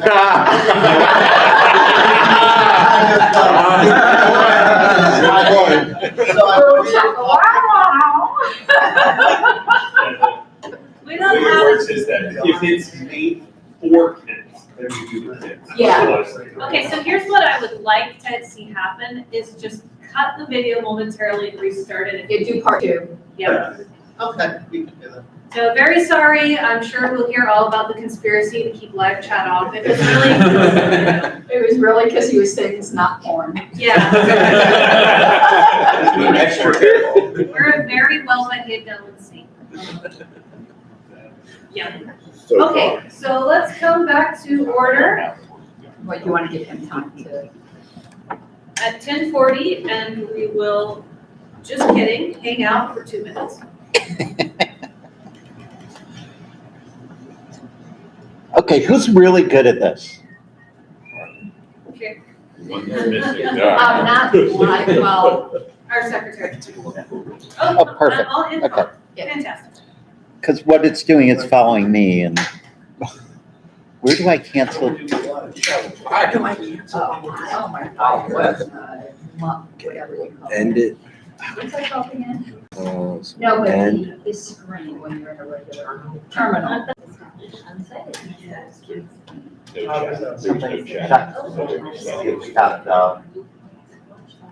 Let me know when you're all ready. I will check.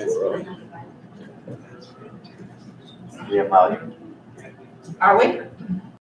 Think so. Yep. We're good. Now, keep in mind, this is for adults, not children, so. Okay. So we're back in order. It's 10:43 a.m.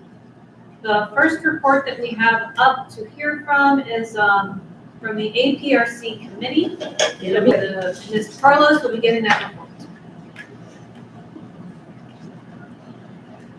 APRC is a secret committee. If I tell you anything, I have to kill you, so I can't tell you anything.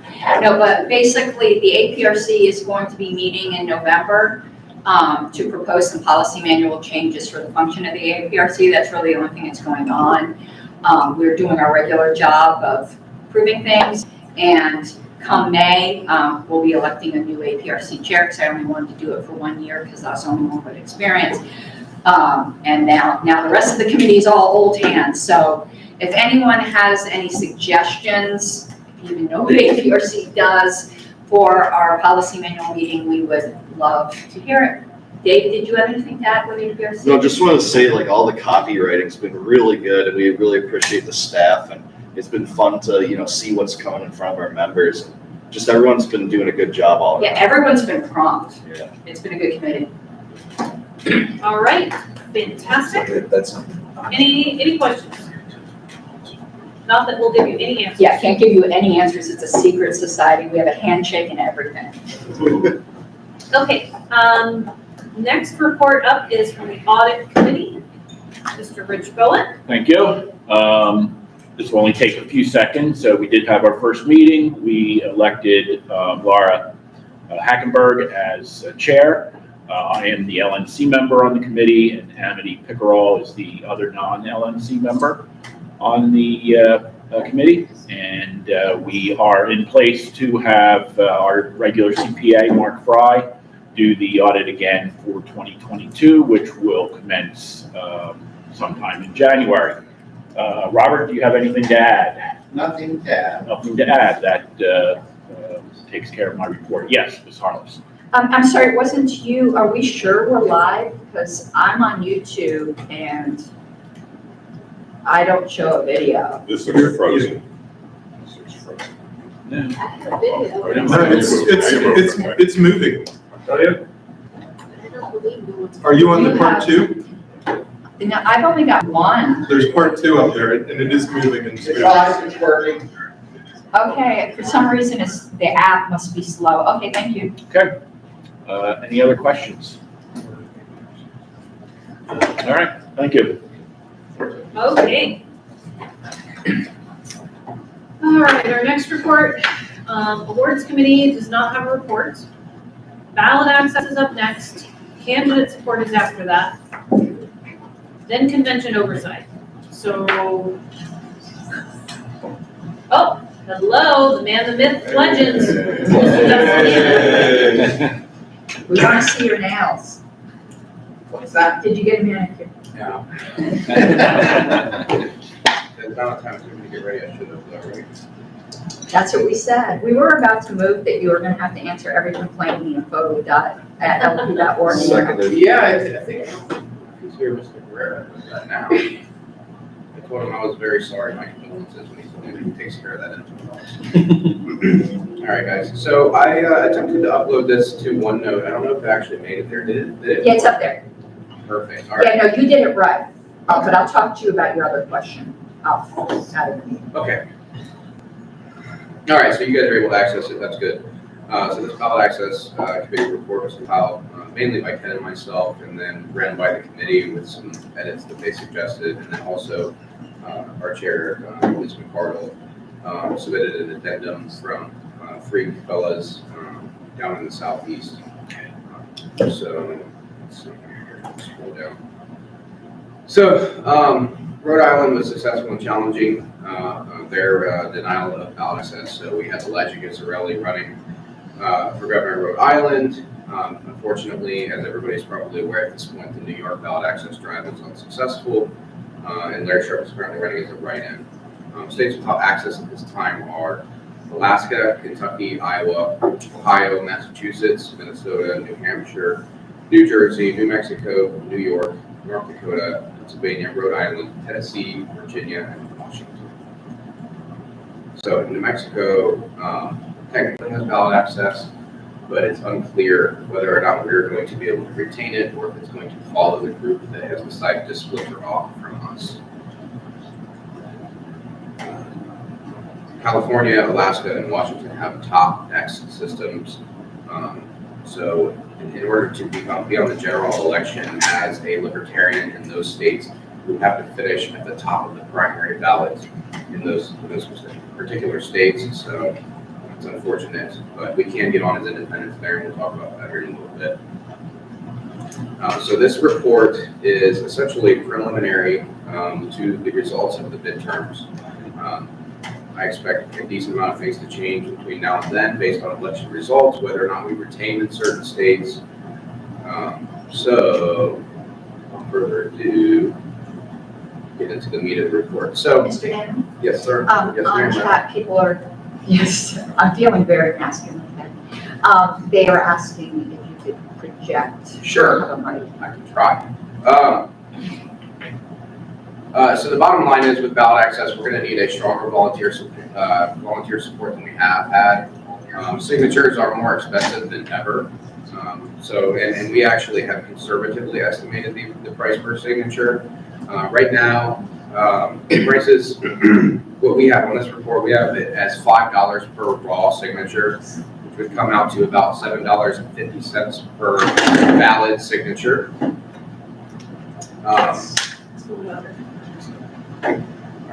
Starting in 2023, where possible, the best solution is prices as we enter a presidential year, it'd be wise to plan on about $8 per ballot signature, which is what is in this report. All right, so do you guys want me to go through each individual state one by one, or do you just want to ask questions? Can we get cliff notes of one by one? Sure, that's kind of what's on here. So Alaska, $28,800.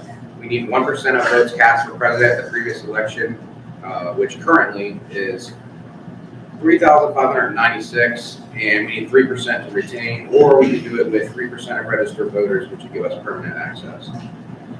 Iowa is $12,000, 3,500 signatures with 100 for each of 19 counties, and 2% to retain.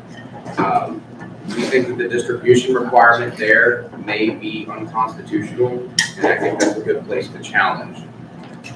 Kentucky, $40,000, 5,000 signatures. Earliest start would be November 2023, and it would be 2% to retain. Massachusetts, $80,000. It requires 50 people to sign a form after December 1st of the year preceding, and 10,000 signatures to get on it as an independent for presidential. 3% to retain, or 1% of registered voters registered as Libertarians. Minnesota, $208,000. Of all votes cast, 1% gives us minor party access, or 5% for major party access. So it's, in Minnesota, they do it a little differently. It's not by race, it's an aggregate total. So we have to get 1% of all total voters. So it's even higher than any specific race. It's the total people that have voted in the election. Based on our calculations, that should be about 26,000, and then retention would be 1% again in the actual, as I mentioned, in the actual election. New Hampshire would be $24,000. It's $1,500 per congressional district, $3,000 total. to retain its 4% for governor or senator, or petition of 3% of all votes cast. New Jersey would be $6,400, 800 signatures. We retain with legislative races totaling 10% of votes cast in all legislative races. So we've never had ballot access here because it's so onerous. We would have to run somebody in every single district and do well in all of them. New Mexico, so this one's kind of an interesting situation, as we all know. It's actually not super hard to get on the ballot there. It's about $28,000 based on these figures, and in order to retain, it's 0.5% of the gubernatorial votes cast, which is likely to be around 3,500, and then 0.5% to retain. So the question that needs to be had now, though, is, and actually we might want to go to executive session for this one. For the question? To talk about New Mexico and ballot access. Well, let's see here. Do we want to talk about New Mexico and ballot access at this point? Or do we want to? We Madam have, Chair, could we finish the rest of Sure. this report Let's- and yeah. then do that at the end? Yeah, absolutely, that makes more sense. So New York, this is by far the most expensive state, and this is a conservative estimate. It may cost more than this, but we have it as $360,000, which is 45,000 signatures with 500 for each of half of the congressional districts. 130,000 votes or 2% statewide, whichever is higher would be retention. So that one is going to be exceptionally difficult and exceptionally expensive, and signatures there might actually be higher than the average we've calculated because it's New York. North Dakota, $56,000. Theirs is 4,000 signatures for an independent, or we could do 7,000 and have the Libertarian label. Either way, it's 5% to retain. Ohio would be $40,000, 5,000 signatures as an independent, or for party access, we have to do a ballot drive, which would be much, much more expensive, and it's 1% of all votes cast for either the gubernatorial or presidential election, whichever was most recent. Currently, that's 59,223 signatures, and then we need 3% to retain in one of the next two of those elections mentioned. Pennsylvania is $40,000. It's 5,000 signatures with the retention of 2% of votes cast for the winning candidate. So it's not 2% of all votes cast, 2% of the share of votes that the winning candidate got. And we also have to get 10 plus counties. We have to get it in 10 plus counties, and then we have to also get 2% in the statewide. So it's broken down, and you can't just get all your votes from one metro area. Rhode Island is $8,000. It's 1,000 signatures, and it's 5% for governor to retain. Tennessee is $2,200. It's 275 signatures as an independent. Party ballot access follows the presidential and gubernatorial. It's based on a percentage of those. 5% for retention if we do get on as a party. Virginia is $20,000 statewide, 2,500 with 200 from each of the 11 congressional districts, and then it's 10% retention. Washington is 8,000. It's 1,000 ballot signatures. 5% would get us major party status. They don't do minor parties in Washington, but as I mentioned, they also have a top 2 primary system. So even to get in as a Libertarian, we would have to finish 1 or 2 in the primary. Then we added 10% for incidentals and overruns because petition drives never go exactly according to plan. And that total cost would be $96,140, which brings us to our total, which would be just a hair over $1 million. It would be $1,057,540 by our calculations if we want to put our president on all 50 ballots plus DC as of today. Say that number again. $1,057,540. All right.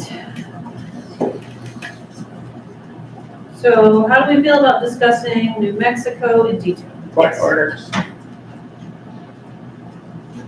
It should be quick, but I don't know if we should. I would prefer to have that discussion during the budget discussion tomorrow if possible, because that's when we'll be talking about money anyway. It's more so strategy than money, but it doesn't really matter, as long as we talk about it. But the other ones will be, Ms. Harless? I actually have an item that's going to need to be an executive session about New Mexico later today about the unauthorized use of our trademark. I think since we're going into executive session for that, it's already related to New Mexico, that we should just do it all at that time. I'm fine with that. Does that work for you? Okay. Any, Mr. Hagopi? Yes. Just two quick questions here, Dustin. The $1 million in all these states that you've laid out, there are states that aren't on there that may pop on there if we don't perform, and then vice versa. Are there any states on there that would fall off if we performed, or are these ones we don't have? Rhode Island, I think, is one. Okay. More so, it's gonna be the first thing you described. Okay, so just to be clear for everybody on the committee, this $1 million is essentially the minimum, and it may go up from there. That's what I wanted to make sure everybody understood. And then the second thing is this $1 million does not include any dollars from the state parties or any outside fundraising. That's correct. This is just the cost of the trials. Just to throw it out there, meaning if we match and blah, blah, blah, like the state's put in half, if we do half, our part is less. Look, you're gonna go to Ms. Harlow's and then Richard. I have two questions. The first one is, does that include if they run as an independent? This is all for independent. Okay, gotcha. If we were doing a party, it would be much, much more. Okay. Unfortunately. Second question, it's more of a clarification, because, there'll be chatter. What's the cause of this, or is it just something that's the nature of being a third party? I guess what I'm trying to say, while being very politic about it, is there something to blame for this, or is it Sure. just the nature of being a third party? I won't be nice about it. State legislators are orange. Okay, so what I'm trying to get at is, it's not the past LNC, it's not this LNC, it's the nature of the beast that we're fighting. That is correct. It's the 10-party system. Mr. Bowen? And then Thank you, Madam Chair. Just wanted to mention to everyone, I am actually a voting member of the Ballot Access Committee, and I apologize in advance. I did not know we were reconstituting the Ballot Access Committee, so I did not get a application in to continue to be on the committee. However, I would like to serve. Wanted to let everyone know that, and also find out from the secretary what I need to do to make it right. Got it. Thank you. Okay, I have a question. Has anyone on the Ballot Access Committee considered lobbying and legislation when all of these potential scenarios have been taken into consideration? Yes, so when available, we should always be doing both of those things. And also core challenges. The real issue is that we've tested it a lot before in a lot of these places, especially in the 6th Circuit, which is where I live and where Tennessee is, which are two of the worst states. The court has found time and time again that these are constitutional, whether or not they actually are. Got it. But there are always ways that we can look to challenge. Specifically, I think it's with Iowa and the county requirement. Unfortunately, there is precedent that says that the court is supposed to, when challenged, they're supposed to prove that it's not onerous. And instead, it's been flipped, and we have to prove that it is. Right. So when we find things like those county requirements, that's a good place for us to at least begin. County level? Yeah. Or just silly little things like that in general. Some folks think that congressional district requirements are unconstitutional. I don't necessarily disagree, but the courts do. Right. So it's unfortunate, but 3%, which is what it is to retain in Ohio, has been found constitutional. I know that there are some folks in Tennessee that there's technically a ballot access bill right now, and that's a part of the addendum down here that these other three folks put together. So, I would say at this point, lobbying is going to be more successful than lawsuits. Yep. But we have to try everything. Okay, so to fill everyone else in, I have had 2 meetings now with staffers for GOP, I believe they're state assemblymen in the state of New York, to discuss a bill in New York to get us ballot access. And we've been making positive progress. So it's not even in committee yet, but we've been discussing it and they're very supportive of helping us. So let's not give up hope on you. I apologize, last comment here, but it's important for tomorrow. Do you have an idea on those states, which ones where the funding would start in 2023 versus 2024? And if not, let's just get together offline. I can and get work on it. it, so I can get it before the budget meeting. The plan was to make this an even longer report. After the elections, when we know for sure where we need to be. Perfect, thank you. Ms. Hollis? I never promise it's my last question. Unlike Mr. Hagopian. Did you see value in maybe coming, this might not even be the Ballot Access Committee's job, but in general, it seems to me that we could really play on the public sentiment that there is funny business going on with elections and say, well, the real funny business is the ballot censorship. Like if we do a lot of PR on that, because it seems like voter suppression is a hot issue.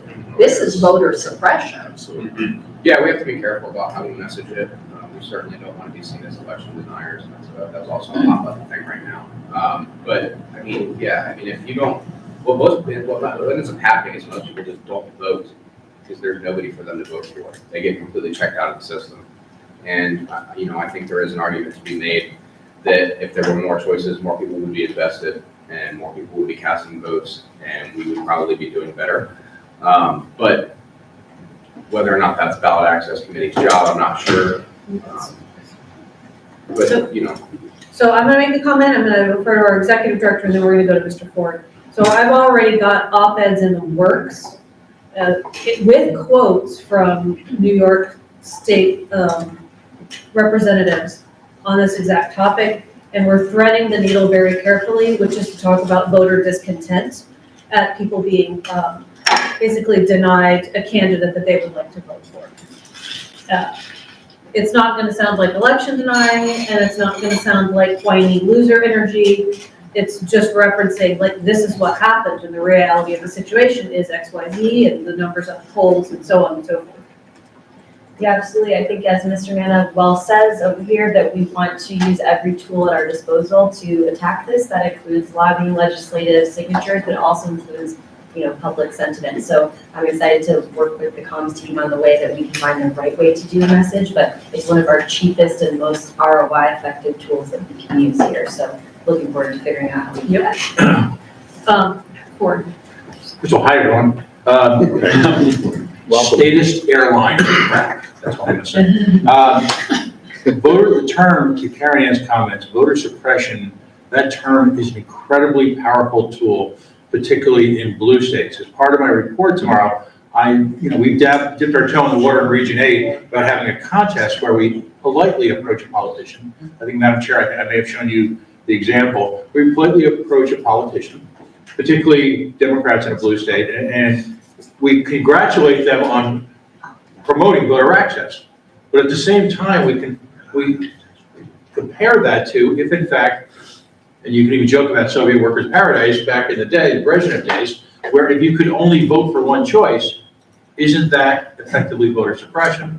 And when you use liberal words in context with liberals, it can be really damning, because in this video that I'll show you tomorrow, the state senator in Rhode Island actually agreed that all states, all parties.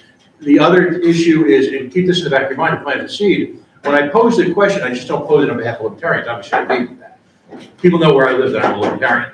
But I also mentioned Green Party, working family parties, and other parties, so that it's actually more of a moral question than a direct political question. And as a result, it's harder for them to escape the snare, if you will, the trap of looking like they're supporting voter suppression.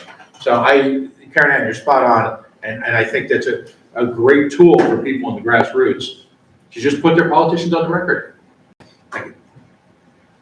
Okay, now we've got Mr. Bowen and then Mr. Chinyevich.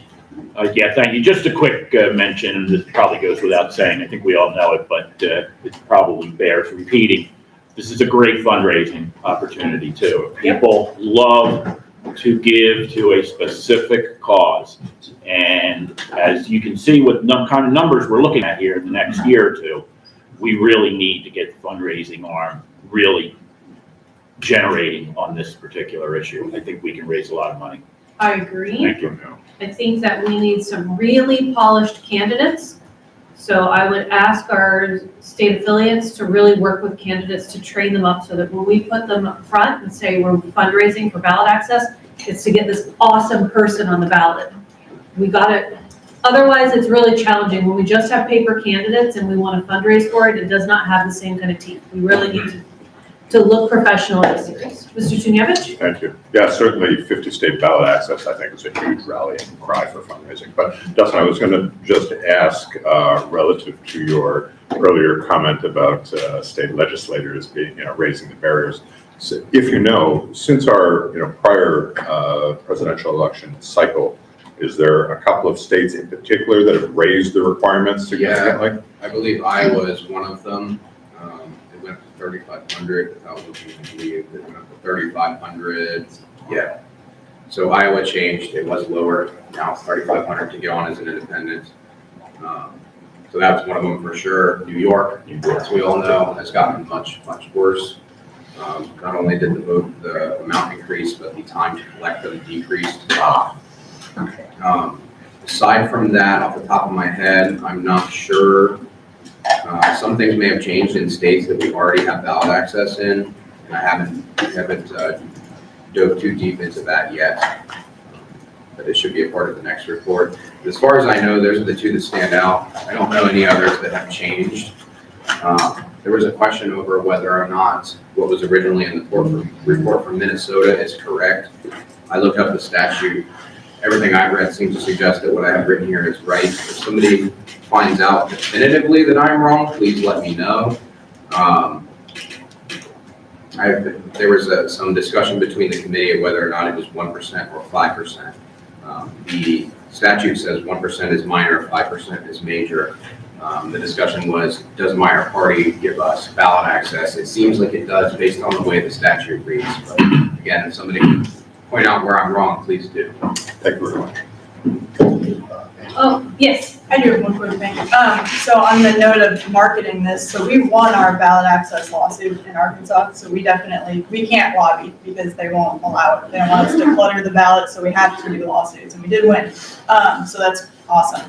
However, also we have the biggest marketing point for us, which is something that we didn't plan to happen, is we had someone do a documentary on ballot access in Arkansas, and it has been like circulating in the news like crazy, and he's willing to do work with ballot access news to like explore other states. And so I feel like that would work very effectively in anyone's state who's interested, because we are like, I think Arkansas is the least politically motivated state, and they were impressed by this. So I mean, I would put, if I can link him up with you guys, I would put that contact in your back pocket because he really likes ballot access. So. Sure, that sounds like a plan. Please let us know. Okay, any other questions? Okay, if not, then that concludes the Ballot Access Committee report. Thank you very much, Mr. Nana.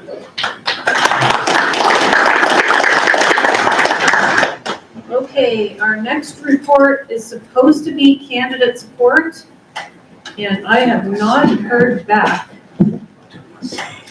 Oh, just kidding. Just heard right now, Mr. TJ Kosin. Okay, so I would like to make a phone call. What is the best way to go about getting Mr. Kosin? Dial 9, press the button to turn that on, and then dial 9, first area code phone number.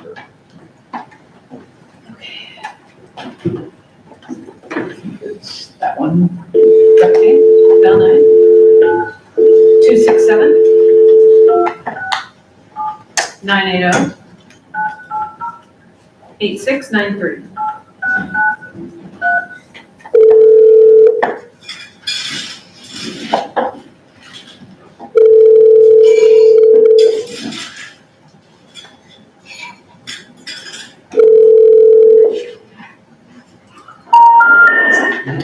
Well, that didn't work. Connected or is no longer in service. If you feel you have reached this recording error, It's right here. Let's try 1 first. Okay. 1. 260. Just kidding. 267. I messed up. 980. 267? 980. 8693.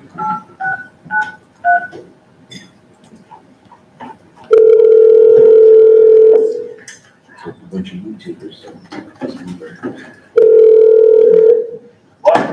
Hi, TJ, it's Angela McArdle.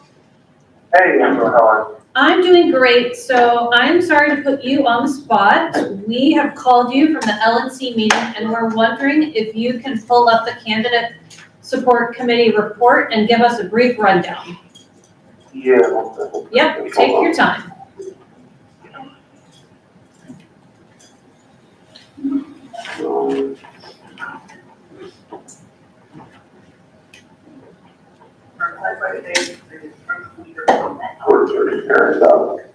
I don't know.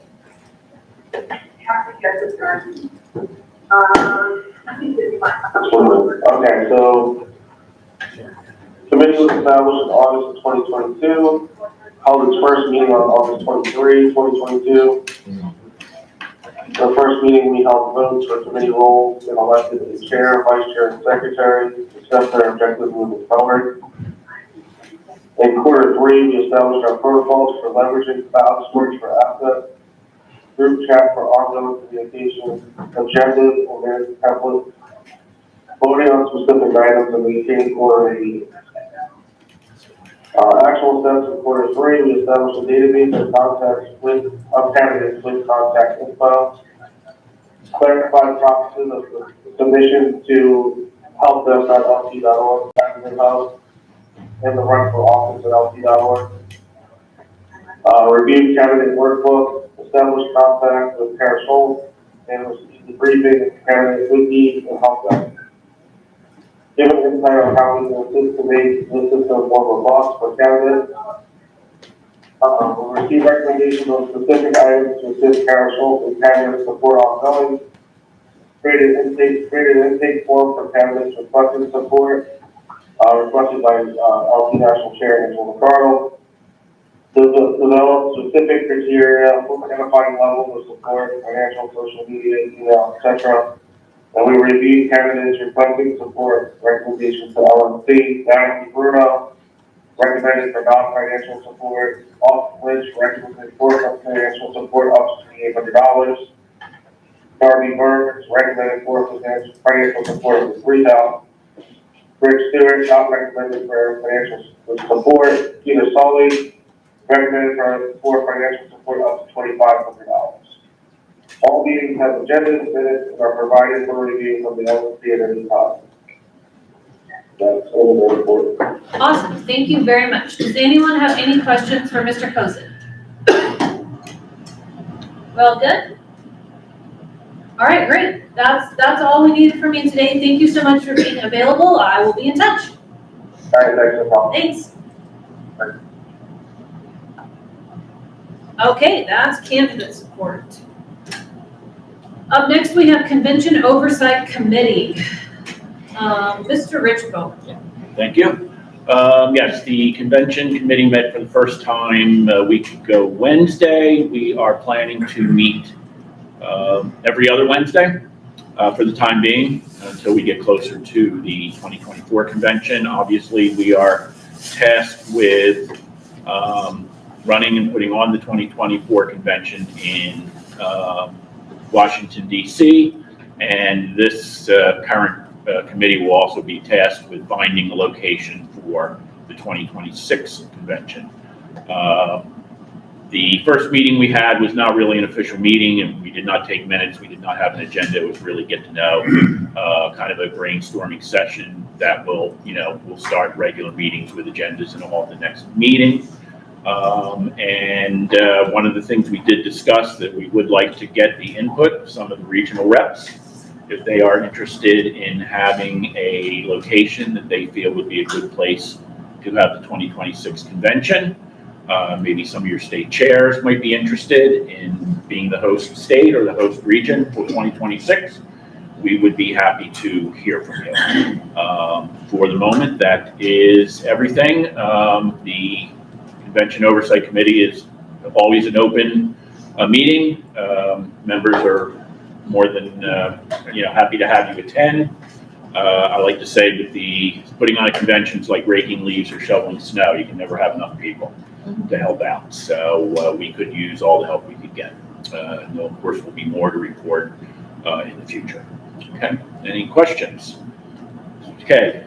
Thank you, Mr. Bowen, for chairing our COC. And I also wanted to add with the encouragement to our region reps to do the research and maybe make a pitch for potential locations in your region.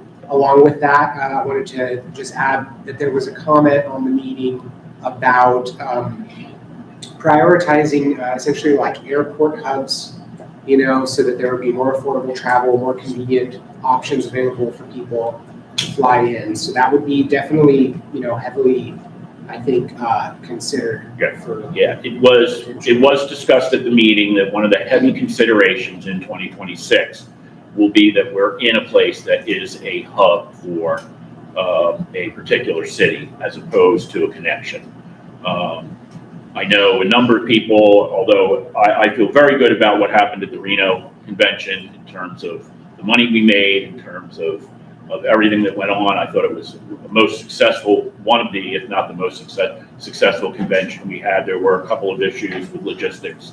But I think one of the things that everyone realized was the one problem that seemed to be ongoing was the difficulty in actually getting to Reno. Part of that was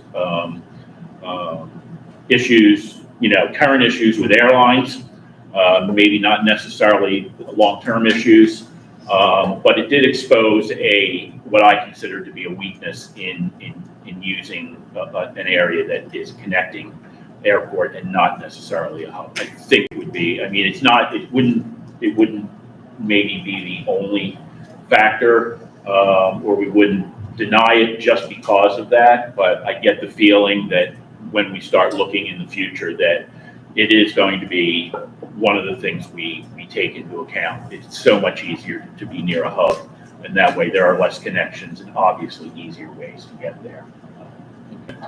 Ms. Harless. Would you like me to post on the LNC list the static link for our meetings so that people can attend? Yeah, I think that would be a good idea. There are some times, though, we would have to go into executive session. Exactly, to talk yeah. about contracts, but most of the time. Yeah, most of the time we would not, and I think what we've done in the past, what I would like to do, we do have to go into executive session unless we have to make a decision at that time. I usually do that at the end of the meeting, so those people that are not voting committee members then can sign off and not have to worry about coming back on or waiting for us to come back on and worry about missing anything. But yes, I think that's a great idea. Anyone else? Mr. Frankie? I would be remiss from Texas to mention that 2020 was the Texas convention that could not be, and that we seriously consider coming back here, if for no other reason than, other than Texas is the best. If for no other reason than, we should go back with everything being locked down with COVID and go back and have the convention we were supposed to have. So, thank you very much. I will tell you that I personally, and this was during the last term, not this term, but I did personally reach out to the JW Marriott to see if they were interested in having us again. Unfortunately, Memorial Day of 2026 was not available. They did come back and say 4th of July was possibly available, but I will tell you that I thought the prices were a little high. But I still personally, and I'm only one member of the committee, but I would not be I would like the idea of coming back to Austin. I really would. It's something it's one of the areas. I'm not saying it's the only one, obviously, but I think it's one of the areas we should consider because we were going to be here in 2020. Yeah. So, Okay. I appreciate that. I would say that Texas is second best since Florida did host us. Let's just be real. Ms. Carlos?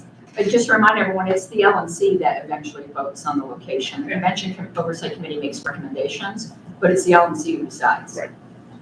Okay, Mr. Ward. One final note, a little used in the Libertarian world, they've never been actually used, but used often in the Democratic Republican status world, is the creation of something that's called a convention committee and host committee, which is an autonomous body, my understanding, under the FEC, which allows you, the local host committee, to raise money independently to support the convention in their city. And I would argue that any, besides the obvious connection between the birth of the American Revolution in Rhode Island and the birth of liberty, that organizations willing to raise money independently under this vehicle could, in fact, I would imagine, get a jump on things, get an advantage if there's money waiting. Okay, thank you. Ms. Take Harless? that, we'll take that under advisement. We used to do that, and we stopped for a reason, and I always go, when something was done and then it got stopped, let's find out why. Alicia Matson, I think, is probably the person who knows more about that than anybody, and I know Rich is gonna be getting in touch with Alicia for some other things, but I think 2008, Colorado was the host committee. That's the only reason I know that, because Betty Rose Ryan was fantastic at that. But I know there was a reason that the LNC decided it wasn't in our best interest. It had nothing to do with the capability of the host committee. I think they did a fantastic job in Denver at that time, but unless that situation has been cured, we need to know why we stopped. We'll look into it. Yeah. We'll look. Any other questions for Mr. Gold? Okay, thank you, everyone. All right, thank you. Next up is our EPCC report by Mr. Stephen DeCable. Right. So EPCC, we take the same blood oath with the APRC, so. And a secret password. Secret password. So a lot of what I'm going to say is going to be pretty vague, and we'll ask if anybody has any questions, but essentially what the EPCC does is we look into employment policy, compensation, things of that matter. We look into management, we look into the legal ins and outs of how we do business as far as how we work with staff, we look into contracts, we look into different policies for managing staff, managing promotions, timelines for reviews, things of that nature. And we've been very, very busy this term. We were very, very busy last term. And we continue to be, of course, very busy this term with looking at the employee manual, making sure that things make sense. I know Kathy has been doing a fantastic job working to make sure that what we have in the policy manual actually matches up with reality. And of course, work very closely with the chair, Angela Carl, and of course, Laney, on a lot of things in the committee. And our meetings go on for hours sometimes. There's actually a lot to cover in this committee, so it's very in-depth. And of course, our number one goal is to make sure that staff's happy and that we're doing the best we can as employers to be the best we can be when it comes to fostering a positive work environment and things of that nature. So that's about all I can say, but I don't know if there's any specific questions I can try to answer them. All right, well, if not, that's the EPCC report, and we meet every Thursday once a week, and look forward to our goals for the rest of the year. Kathy, Dustin, am I missing anything? No? All right, cool. Thanks, guys. All right, thank you, Mr. Michaela. Up next, we have historical preservation. And if I could do that from here, because this is my computer and whatever, and I've got my report here. We finally fully populated the committee. We were being very fussy. It's a very much a working committee, and we did add 2 new members. We have now, since 2016, met twice a week. It's a very hard-working committee. I always do encourage everyone here to get familiar with Elpedia and encourage your states. We're going to be sending out a letter to the state chairs, encouraging them to make use of Elpedia, because what Colorado has done has been very successful. With changing boards, they all decide they want to change the website, they want to change the host, and they don't want to transfer over all the past minutes. So then it turns out that the websites only have the most current things. Put all your minutes on Elpedia, and then you never have to move them or worry about them again. So what Colorado does for board minutes, it just links to its Elpedia page. And they're like, if somebody else is gonna pay to host it, why not? So we're gonna be sending a letter out to state chairs encouraging them to do that, especially encourage regionals, please make sure your states are up to date. We got, leading up to convention, 400 page hits a day, which is more, we normally get 100. So, and it was mostly looking at candidates. So candidates, we're not like Wikipedia. You don't get your soul crushed by them telling you you're not notable. Everybody's notable on LPedia. You can make the fanciest page you want. We have a really good page rank, and media does look at LPedia. The fact that candidates are not using it is an unused free resource that they have. Also, I just wanted to show you something cool because I think it's cool. We continually haunt eBay, but we just found this. Apparently this was a giveaway at the Vegas convention, completely unopened, that one of our committee members purchased. No party money was spent on this. We have a poker fan that's on the committee. But so now we have this in our collection, which I don't know if anyone remembers it, but I think that is super, super cool. But here are the general statistics. As you can see, we've got now nearly 8,000 document images up. That is preserving our history, and nearly 5,600 articles. But I'll be willing to teach anyone if you want to know how to use it, but it's the exact same software as Wikipedia. If you know how to use Wikipedia editing, you can edit LPedia. We definitely need more active editors, and I'd be happy to take any questions. I found a box of stuff from the 90s or early 2000s when I was moving. Yes. How do I get that to the committee, and where do I send it? You send it to me, my house. Okay. And I get it down to the storage. But Sounds the good. answer is when somebody finds, yes, that's the answer always. Excellent. Okay, you can expect that. Any other questions for historical preservation? Check. Nothing, all right. Next up, we have Information Services. They have not submitted a report yet. The committee has been populated, and Liz Del Signore is the interim chair, but they're gonna need to vote on creating a chair. And I think that report will probably serve us best after we hear from staff reports and so on and so forth tomorrow, and hearing about Razor's Edge migration. Okay, so we have report of chair special committees. Now let's sort of take a look at our agenda and where we're at in our day, because this policy manual review could take up to 1 hour. How do the three of you feel about that? It's in discrete bunches. So even though that's a cumulative time, there's multiple motions, so Okay. there's easy break We can points. stop.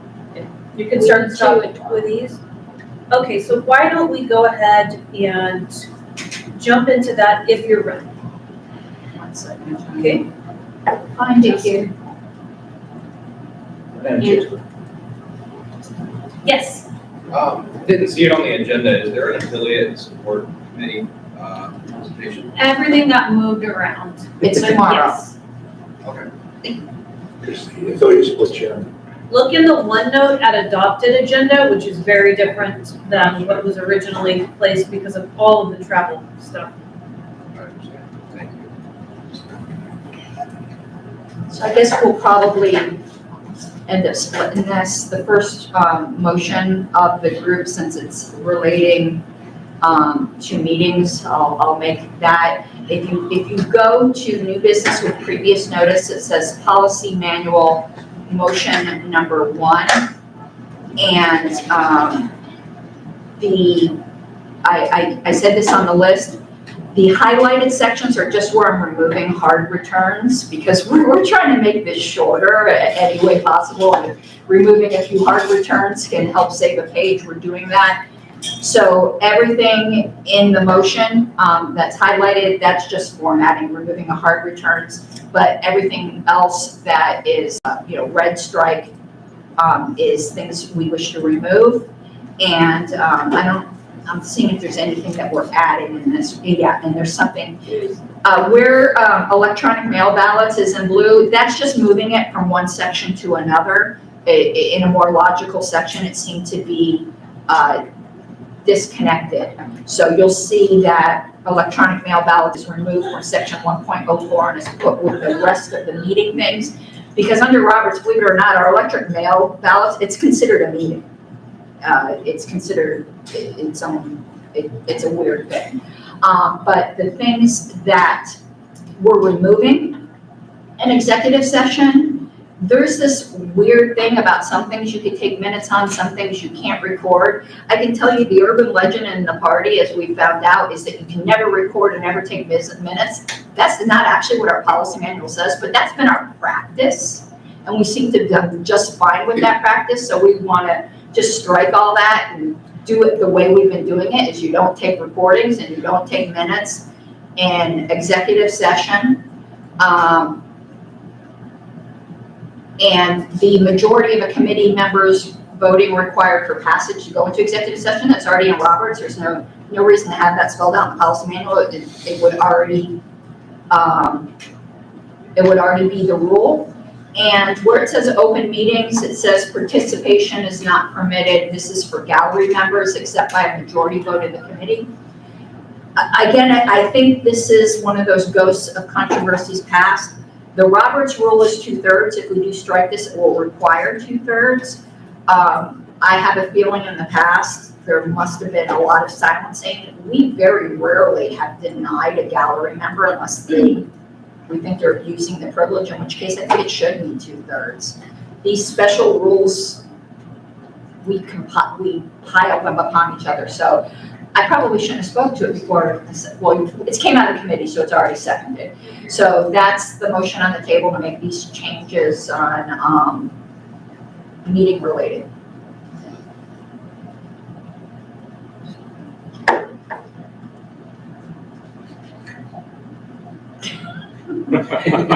Hello. Are you sure? Yes. We're commiserating. Yeah. My unborn child is kicking the crap out of me right now. Super exciting, right? Okay, we have a motion. And it comes out of committee, so it doesn't need. I know, so I'm like, are you sure you need me? Well, to ask if there's a debate. Is there a debate or objection? Everyone's so incredibly amicable. I like less words. Okay, well, there's no objection at all. I think we probably still need to go to a vote on it. If there's no objection, we don't need. Are you sure? You're Yeah, comfortable if with there's that? no objection, there doesn't need to be. Okay. All right, first motion, it's adopted.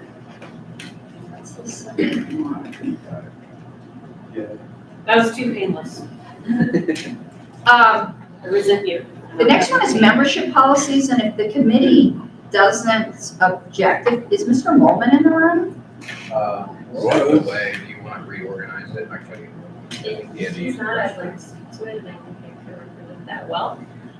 You weren't at the meeting that we made a lot more changes than he wanted. Oh, We actually gave more than he asked for. I think you'll be happy with my comments. Let me put it this way. I would just like to say that your staff works very hard to try to maximize the growth and profit that this organization can have. And the changes that this committee is suggesting to streamline the policy manual will really allow us to be nimble and to do what's going to be best for the members and best for the growth of the organization. So very much thank you for doing this. Additionally, this will help us run all of our systems much more simply in the way that we're better defining what a member is on the back end in our computer system. So thank you to the committee for that. I know Ken Molman spoke at length with recommendations there. If there's anything anyone else would like to add, by all means, but thank you for those two benefits. I think one of the things that Ken contributed was that the current structure was kind of labor intensive for the staff in terms of a difference between 12 months and 365 days, which I won't bore you, but it made a big difference in terms of being able to automate something versus not. So I think this is gonna really help that as well. And the only other thing I'd like to say is taking things out of the policy manual doesn't mean they don't exist anymore. It just means they probably don't belong in the policy manual, that staff needs the freedom to be able to create fundraising programs and things that are working for the time that we're in rather than ossifying it into the policy manual. And this whole thing, everyone's eyes glazed over when they read it anyway. So Ken just wanted some tweaks and we looked at it and said, why don't we just use the whole part?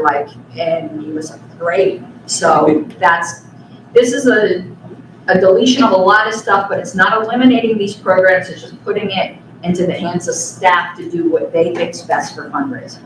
Not only staff, the LNC and the Convention Oversight Committee also have the discretion to create, benefits such as a particular fundraising initiative where, like when I first joined, it was a T-shirt or whatever, but so. Incentives.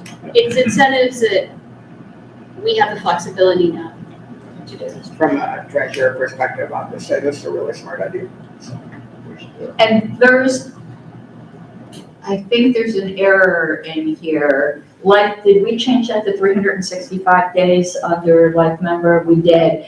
I made a mistake. I struck out 12 month and put 12 month back in, which makes no sense. It was the change actually is to change it to 365 days because it's easier in the CRM. And 12 month is kind of vague. Does part of a month count as a whole month? It's the whole Jesus in the Tomb thing. So we made it specific days. What did you say about my Lord and Savior? Well, was it 3 full days? Was it part of day? So that's why. Christanon? Yeah. To amend this. Okay. I think we could just say that was a Scrivener's error and that was going to be 365 days, not. Okay. Any questions about this proposal? Yes. No, just Madam Secretary, just for clarification, especially for membership on the call, this doesn't change anything about delegate allocations, about how membership does. That's all listed in the bylaws, and this is only about particular mechanics of donorship levels. It won't impact anything on that front. Yes. And most people don't know life members aren't established in the bylaws. I didn't know that. It just says the LNC can create life members. So nothing changed except for instead of making the donation within 12 months, but put it within 365 days so it can be automated in the CRM.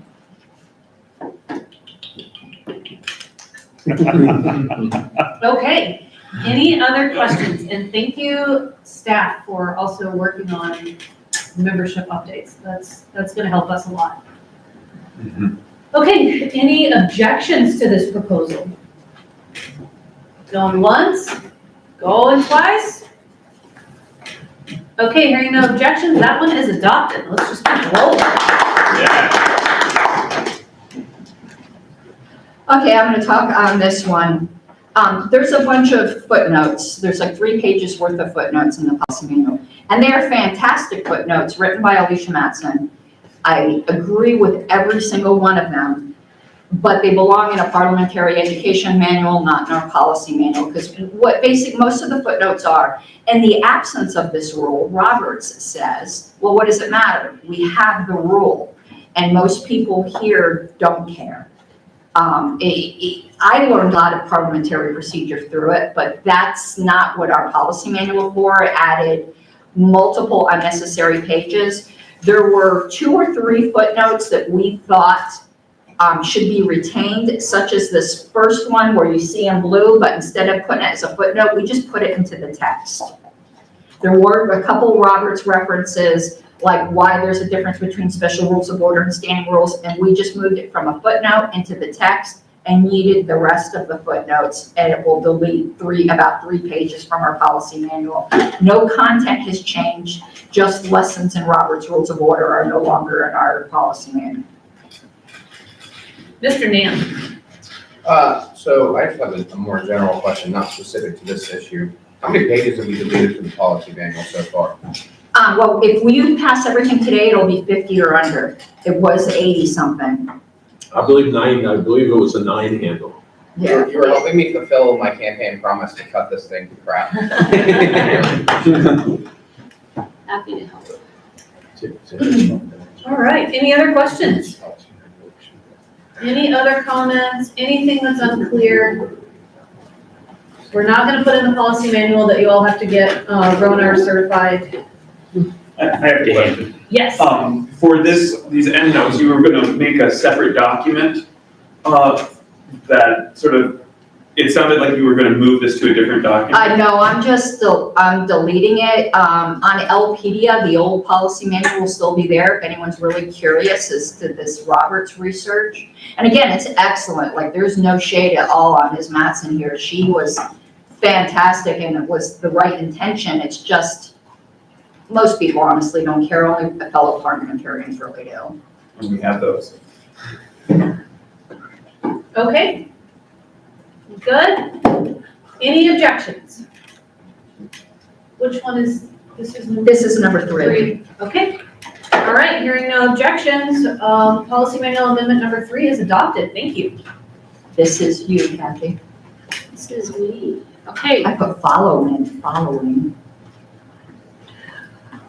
The first round of the revisions were to move sections out of the policy manual and into the employment manual with the goal of separating out everything related to staff going in the employment manual.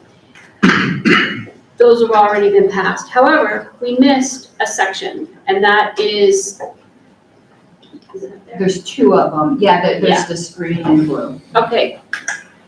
Yeah, so this one section is entirely related to those awful words, hiring and termination, and it's all about process and things that the executive director needs to do, staff need to do, that, so that needs to go into the employment manual. Are we moving this blue stuff? The blue was staff stuff that doesn't belong in the policy manual, but it was left at the discretion of the EPCC. The green's going as is, right, and the blue was your discretion. Yes, so the EPCC will be taking that up in consultation with Lainey. That's going to be a big kind of project, the revision of the employment manual, adding in all the stuff that we've removed from the policy manual into that after the elections, and everybody gets a little bit of a breather. So that'll be a next step. So is everyone clear on that? Essentially, policy manuals, there's policy manual and employment manual, and right now it's all mixed up, which is kind of a hot mess and not really beneficial to staff, and it doesn't really help us either. It's just kind of confusing. Right, the second section that will go out of the policy manual into the employment manual is the financial matters section regarding executive director responsibilities. That's not in this motion. It is it? 4. Is it? Okay, it didn't come up on mine, okay. Section 3.04. Oh, yeah, there it is, sorry. 3.01, and then. Yeah, scroll all the way down, there's another green Oh, section. got it. 3.04.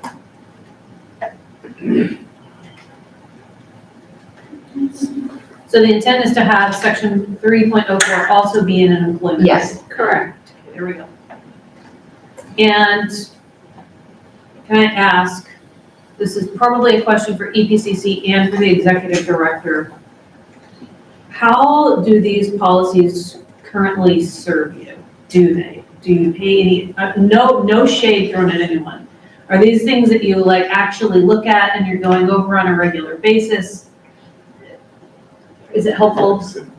I can't agree. Well, I guess what I would say is this is just the first step, just to get it out. And then we will be going through kind of in the next process of asking Todd to review the sections that relate to financial matters, to ask the committees, each of the committees, there's a proposal today about Information Services Committee, the description. Is this what you do? So we will be revising language and assessing whether they are useful, whether they need to be revised, whether they need to be canned, kind of in the next step. Okay. Okay, so I see Mr. Hagopian and then Mr. Pankey. I love what we're doing, taking the policy manual down. I have a fairly serious concern about doing that prior to it being recorded somewhere else. If there is anything, is there any risk to having it nowhere for a period of time? I see that as being a concern without being on that committee. I don't know if that's true. That's why I asked, is it actually helpful or is it something you even use right now? Right. Can we do this later and accomplish the same thing with less risk? If so, we should do that. I have a quick question for Kathy to confirm. So our proposal is to strike it, but our intention is that this goes into the employee manual. That's been the entire discussion of the EPCC, is we're understanding all edits have been moved, not changed in any way. Is that correct? Right, the language is a little different, I think, for the motion last time we did this. Because the motion last time was that it's not going nowhere. It's not in a black hole. It's moving into the employment manual. Okay. Is that actually happening? This will be in the employment manual tomorrow if we fix this? Do you know what I mean? We have to physically add it in there, but by nature of the motion, I think the motion says that it's there. Got it. I mean, nobody's gonna be updating it tonight. That's all we needed. We needed to make sure it wasn't a follow-up motion. Right, because we moved some stuff last time that would have, been of concern. Absolutely. Thank you. Okay, so are we all good on that? Yeah, can I just make sure? So we're talking about the area that's marked in blue. Yes. Is No, green. Okay, there's two areas, one's in green and one's Right, in blue. so we're Two still are in on- green, one are in blue. We're still on 3.04. We're talking about the whole thing. Oh, okay, all The right. green is being moved in its entirely into the employment manual. Yep, The blue is left to the discretion of the EPCC. right. For historical reference, that blue area was a pet project, and it's not that it is bad, I'm just giving you the history of Joe Bishop Henchman. It's never been used for anything. This was his vision for staff. It might not be the current chair's vision for staff.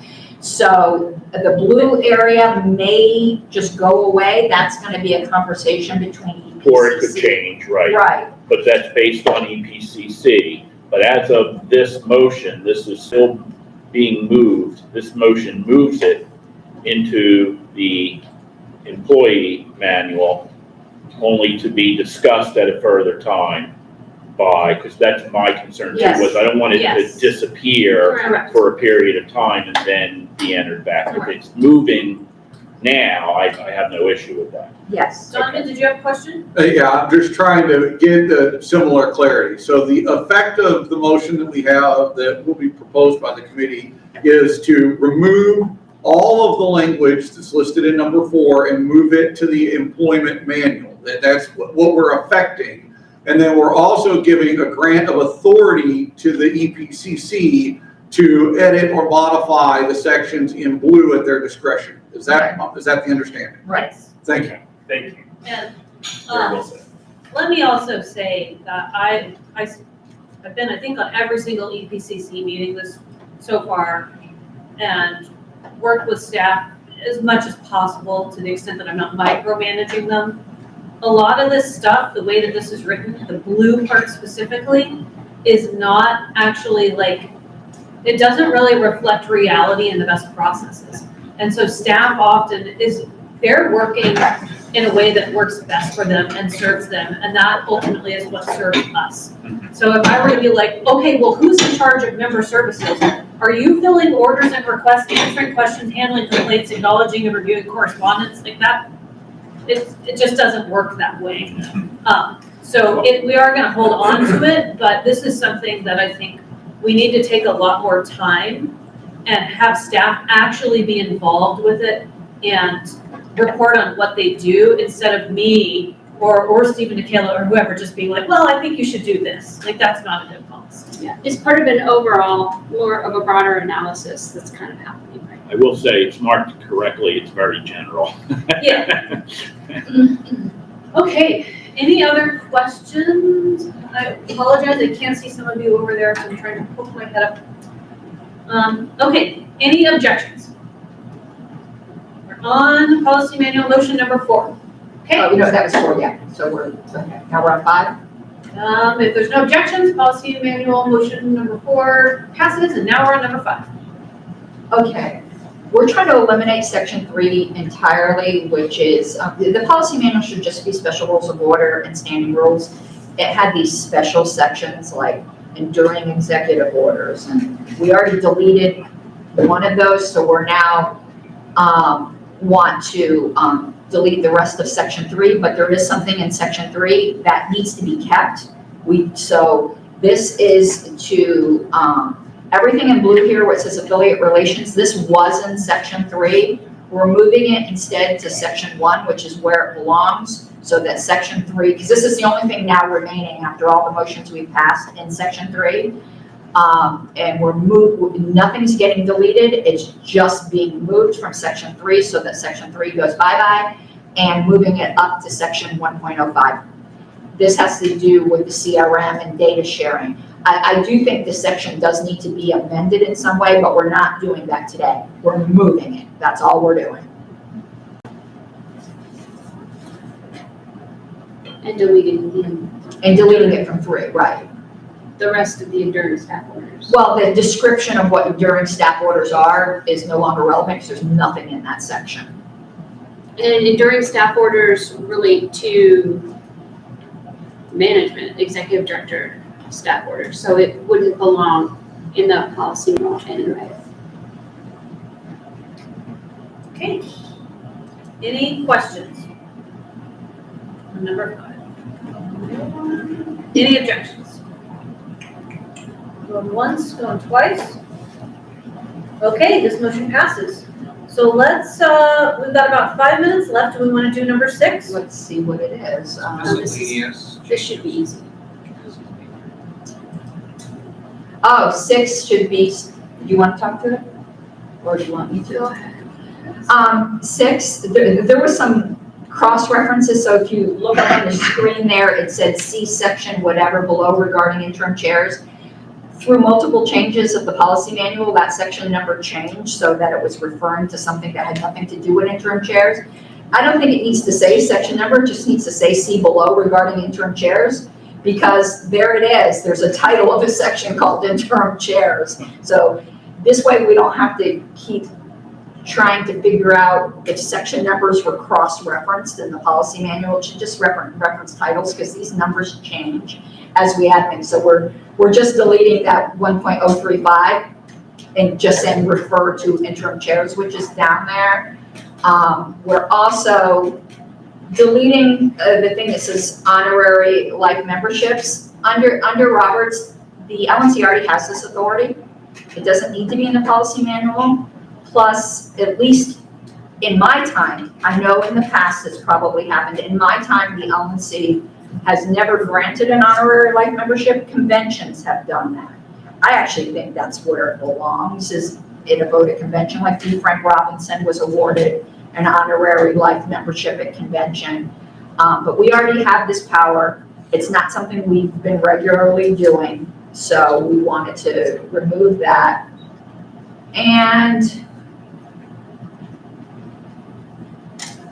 oh no, this one, yeah, do you want, this one might be a little bit more controversial. Yeah, Okay, you go. I'll do it. So, is it on the screen? Yep. Okay. So this has to do with the end of the term of the Ballot Access Committee. So as we know, we have applications for the new Ballot Access Committee for the new term, and it's kind of important to get that Ballot Access Committee started January 1st. The way that this language reads is that the existing Ballot Access Committee, one of the 2 committees that didn't expire with the new LNC, would still be constituted until the second general LNC meeting following the completion of the election. So the Ballot Access Committee would be finished when they submit their report. We don't want that to go to June, right? Because we want a new Ballot Access Committee. So we are suggesting that we get that report in, if at all possible. We're going to hear from Dustin, and then start the new ballot access committee January 1st. I don't think it's enough time. So election results aren't even certified until 30 days after the election in some cases, which is like into December already. And this is going to be the biggest report we build the whole term, other than the presidential year. Can we have? I'm okay with not going till June. I think that that's probably too long, but I think December 31st is not long enough. I think we should be here till the first meeting of the next year. That way we can, I mean, there's got to be a post-election report, probably going to have to be rushed because we're doing our budget meeting and we need to have budget requests. But there's probably going to be loose ends to tie up as well after that. Is it possible to have kind of an overlapping new committee that doesn't have purview over that, but has purview starting January 1st? Okay, That's a roadmap question. yeah, I think the LNC can pass a motion that grants the former committee limited existence for the purpose of completing a report while a new committee is starting work. But the fact that we had a very early budget meeting revealed a flaw here, because normally when this was passed, the second meeting after the election would be our first quarter meeting. But we're having our meeting before the election. The second meeting after the election right now is September, August. Like, this report isn't due for a long time. Right. So, sorry. Okay. This is gonna be complex. It's 12 o'clock, and I feel like we need to have some chats about it. How do we want to handle this?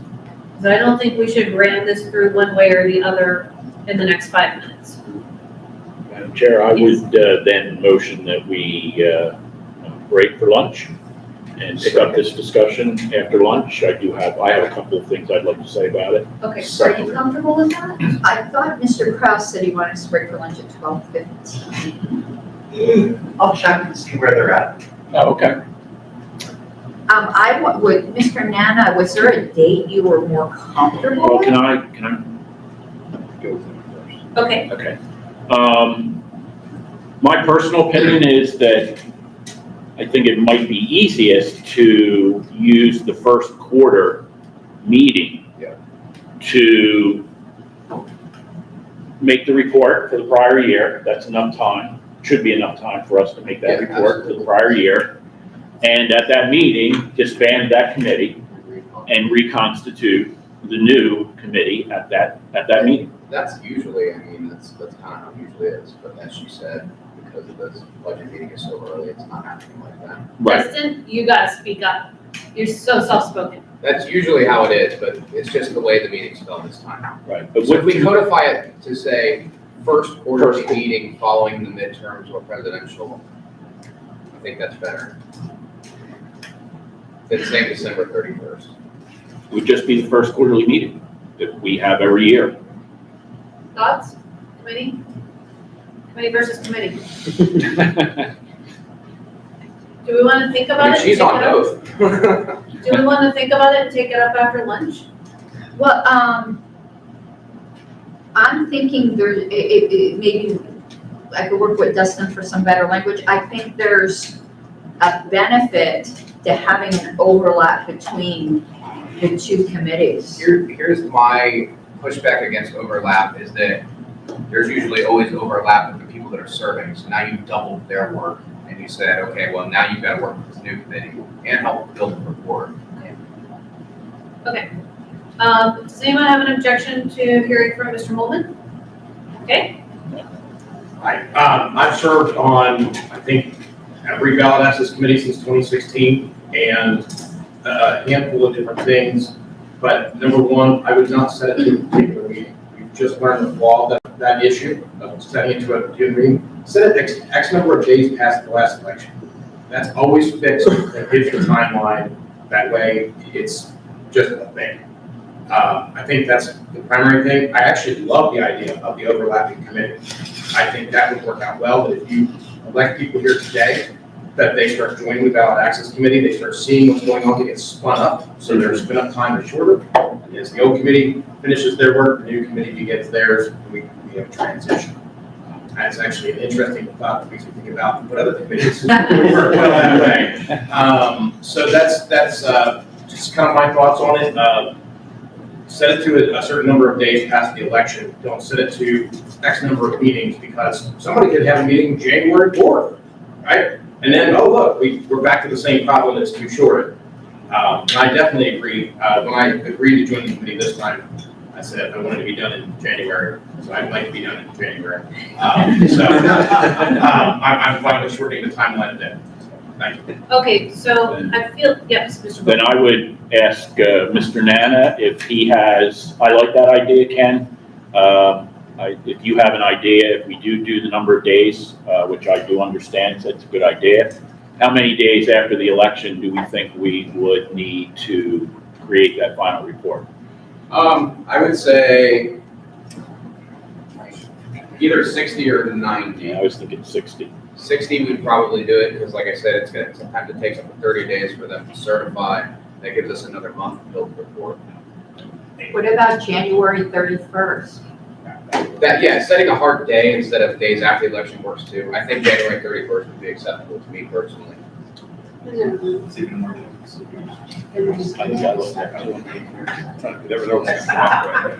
Okay, so how are we feeling? We've got a couple of different proposals here. It sounds like January 31st is something that people can live with. We've got a discussion of overlapping committees. We've got a discussion still on setting it to the next meeting date. I don't know if we're 100% in alignment, but I feel like we're getting there. Madam Chair? Yes. We can always consider a further policy manual amendment at a future time. So if we are an understanding as a board that that January 31st is the appropriate day to terminate this ballot access committee, we could move that at this time and then consider in one of our monthlies prior to convening, being able to further alter the language. I would move to amend December to 31st to January 31st. Is that the only change that you're gonna make? That's the only change I'm gonna make. The overlapping committees things will need a lot more work, Okay. and it's not gonna be done today. Right. Okay. So you, policy manual, committee is comfortable with that, Brian? Yep. Okay, making sure. So we've got an amendment to this motion, Second. and we have a second. All right. Any objections to the amendment? This is on the amendment only. And we are seeing it typed out in real time. All right. Going once, going twice. No objections. Okay, the amendment is adopted. Now let's go to the main motion. And I can't change it on here because this is a PDF. That's That okay. would now be January 31st. Okay, so we're on number 6. And that's, those are the only changes is right there. So to the January 31st, and then striking the honorary life memberships and taking out that specific section number, which is wrong. Okay, so everybody caught up on where we're at? Yes, anything, Curry? Yes. Question, so we're not saying anything about overlapping No. committees at this point? No discussion of overlap. Okay. Yeah, request for information. The honorary life memberships, I just want to understand the effect. It appears to me that the LNC would have the authority on majority vote. This was a special rule of order making 2/3, and that's what we would be striking. No, I think you're getting confused with a prior thing that had, oh, perhaps you're correct there. Yes, this made it 2/3 instead of a majority vote as well. You are correct, Mr. Hanky. Okay. But this isn't something we've been doing. Yeah, I just wanted everybody to be clear Yeah, you are on the correct. effect of the. Yeah, you missed I missed a nuance that you caught up on. All right. Are we, yes, Mr. Dan? Well, now I'm confused. Are you saying that we would be able to bestow these memberships with a majority vote simply because we struck the whole section, or we shouldn't be able to do it at all, in my opinion? Per Roberts, you can bestow any kind of honorary membership you want. It bestows no benefits. An honorary life membership doesn't make them count in delegate numbers. Okay. It's just that we like you. It's like, it's the opposite, it's the anti-censure. Where censure is a slap on the wrist and honorary life membership is a pat on the head. That's fine then. Then I don't care. We will probably not pat a lot of people on the head. And just to make sure, I'm sorry, one more question. Robert says we can do that. Does it say how many votes it needs? It would be a majority. Majority, okay. All right, everyone's giving my cat an honorary membership. The cats are covered down in auxiliary members. They have to pay. They have to pay, Okay, but they don't count towards delegate see, allocations. it all works out. Okay, any objections to this? Main motion as adopted, that's what we're voting As on right amended. now. That, as amended. Nope, going once, going twice. Okay, it's adopted. Thank you. Okay, so it's now 12:08 p.m. Food is gonna be ready in about 5 minutes. The last one's your IS committee. Oh, goodness. Okay, we're not doing that. All right, let's jump in. It's on the screen. All right. We made a couple of slight changes to the IS committee. This is really so that we don't have information services committee working at odds with staff, because that doesn't make any sense. So the things in red have been added, and then obviously the part that we're striking through has been stricken. So major changes here: assist staff in surveying the list of possible vendors and solutions to those needs and reduce the list to a small number. That's because staff already does all this work. And so if we have a committee making recommendations and staff doing their own work, then the IS committee gives a report like they did last time that goes straight in the trash, which I find to be very disrespectful and a huge waste of everyone's time. Even if it wasn't intended that way, that's the result. Recommend by the LNC meeting the following convention. Well, that just didn't work, and that just doesn't make sense, so we removed that. And then again, further down, assist staff by monitoring progress in the transition and implementation of any IT solutions pertaining to the LPHQ and state affiliates. So all this means is that the IS committee will not be at odds with staff. They will be more like how the comms team works, where they're assisting staff. And then down here, assist staff, again, by performing various audits of IT assets as needed. So do we need audits of the Razor's Edge migration? Do we need audits of City? Maybe we do, maybe we don't. Some people think that we do, and I'm gonna leave that at the discretion of IS and also at the discretion of staff. Those are the changes. I think that this is going to be much more beneficial. I ran this by, obviously, our policy committee crew, by our executive director, and by Liz Del Signore, who was on the last IS committee and is on the crew. Any questions?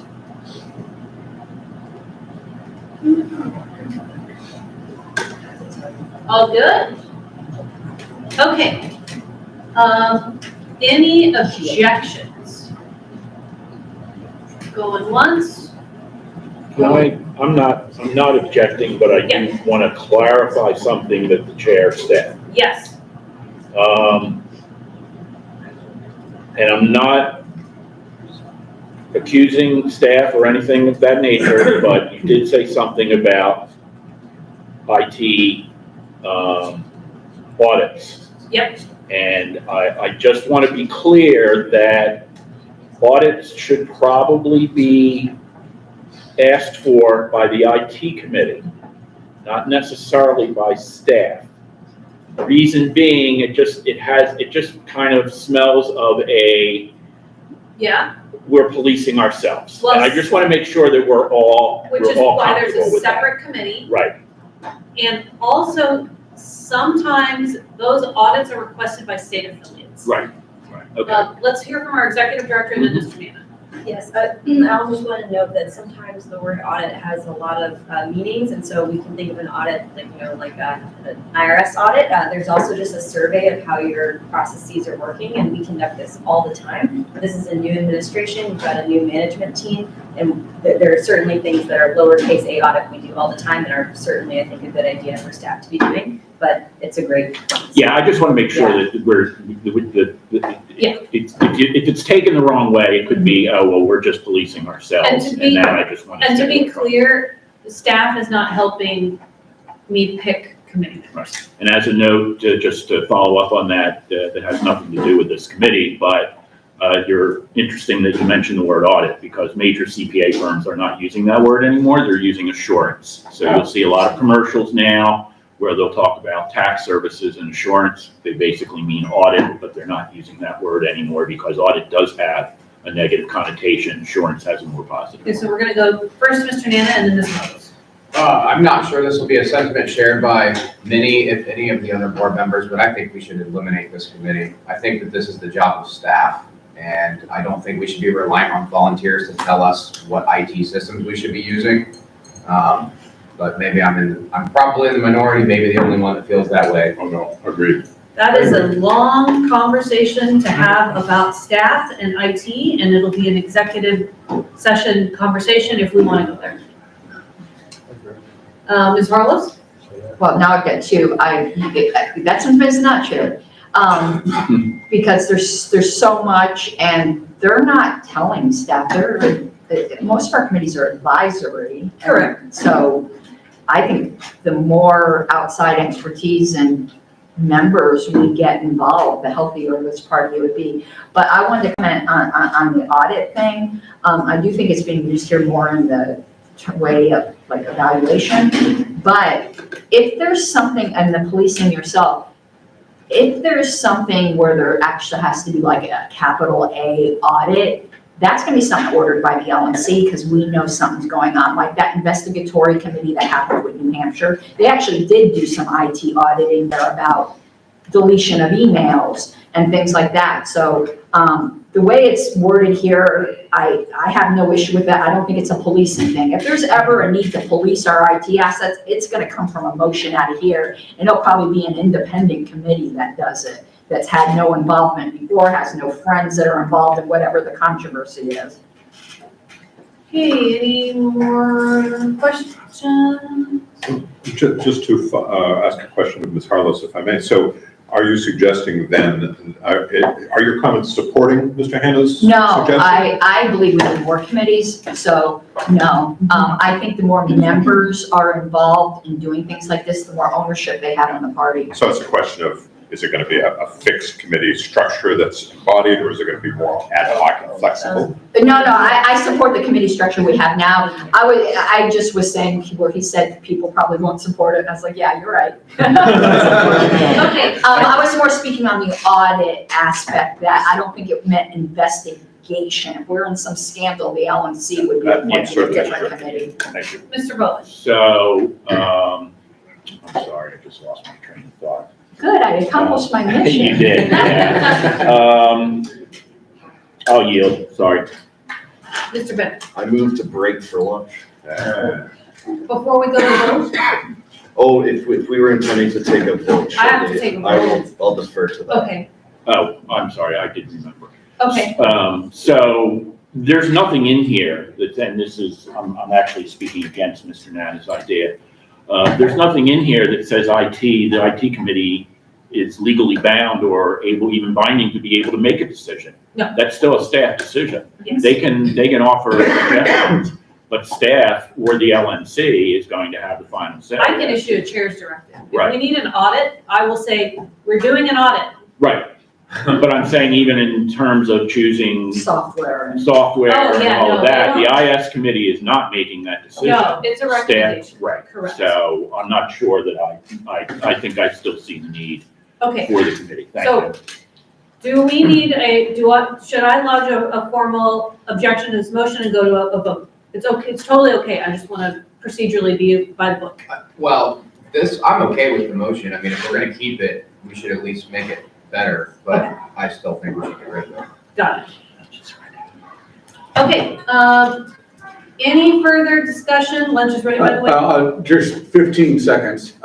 Is this that, just Rose explanation then is the effect of this motion I see in the language is that the committee's purpose is not an oversight purpose, which I think the previous language was indicating that there was a possible oversight, IT oversight connotation to how it's convened. The new language appears very much to more be advisory and not oversight driven. Now we're gonna go down a whole nother rabbit hole. I almost don't even want to answer your question. I just like, that's not how I read any of it, but if you read it that way, that's okay. If I may, so Yes. speak briefly, so to Dustin's point, I think that's a whole other scope that could be discussed in a future date. This certainly helps the staff be more nimble and work with the committee at least an additional benefit, and we can have additional conversations in the future, so this is a step in the right direction. Okay. Any other questions? Any objections? Going once, going twice? Hearing none, policy manual motion number 7 is adopted. Well done. Okay, it is now 12:18 PM. Make the motion, Dave. I move to break. Okay, Seconded. seconded. Okay, we are gonna break for lunch then. With any objections, I'll kill you. And our guest speakers here, I'm gonna go. And our guest speaker is here, and we're gonna let everybody get their food and come back, and then we'll have our guest speaker. And we're live on the radio. We are still live. Okay, we're still gonna be live, Yeah. so if we tonight. Yeah. No, I heard. I'm on. Yeah, I didn't.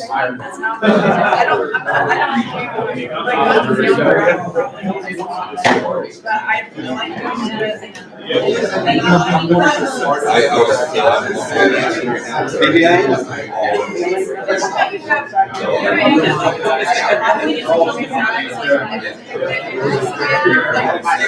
Button on this thing, right? Yeah. Push.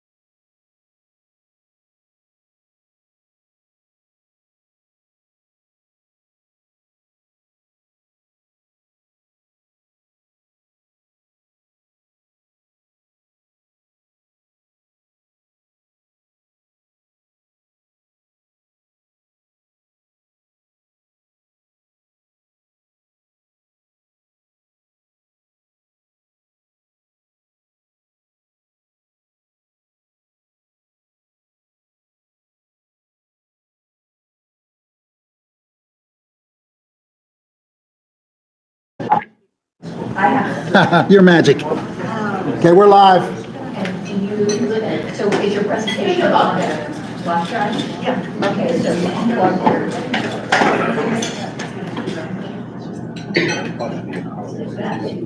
We're fighting PowerPoint right now. It's our favorite hobby.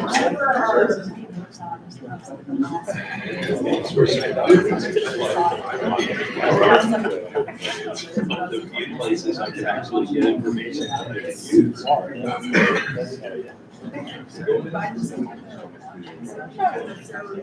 There it is.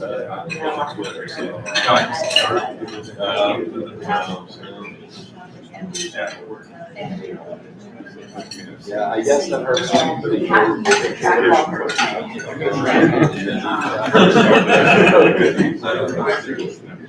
It's not enough. So, yeah. You might now, and I convert this track forever. Last time I remember hearing.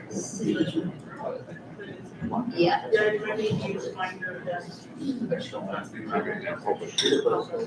Sometimes it's That are the large rate being low. That's, I Yes. The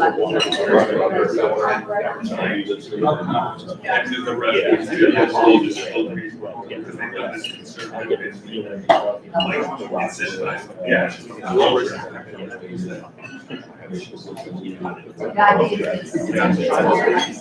yeah, it just.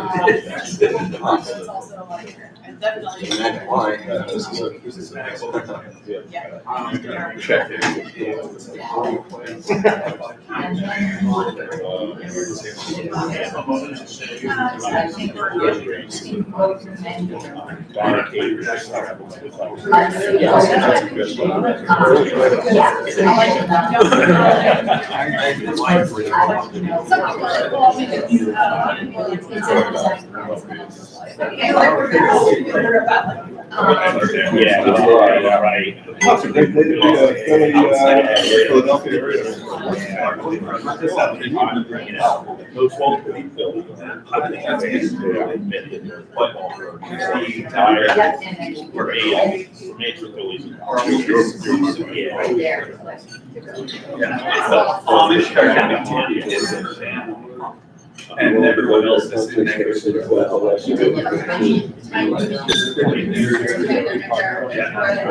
was probably obviously.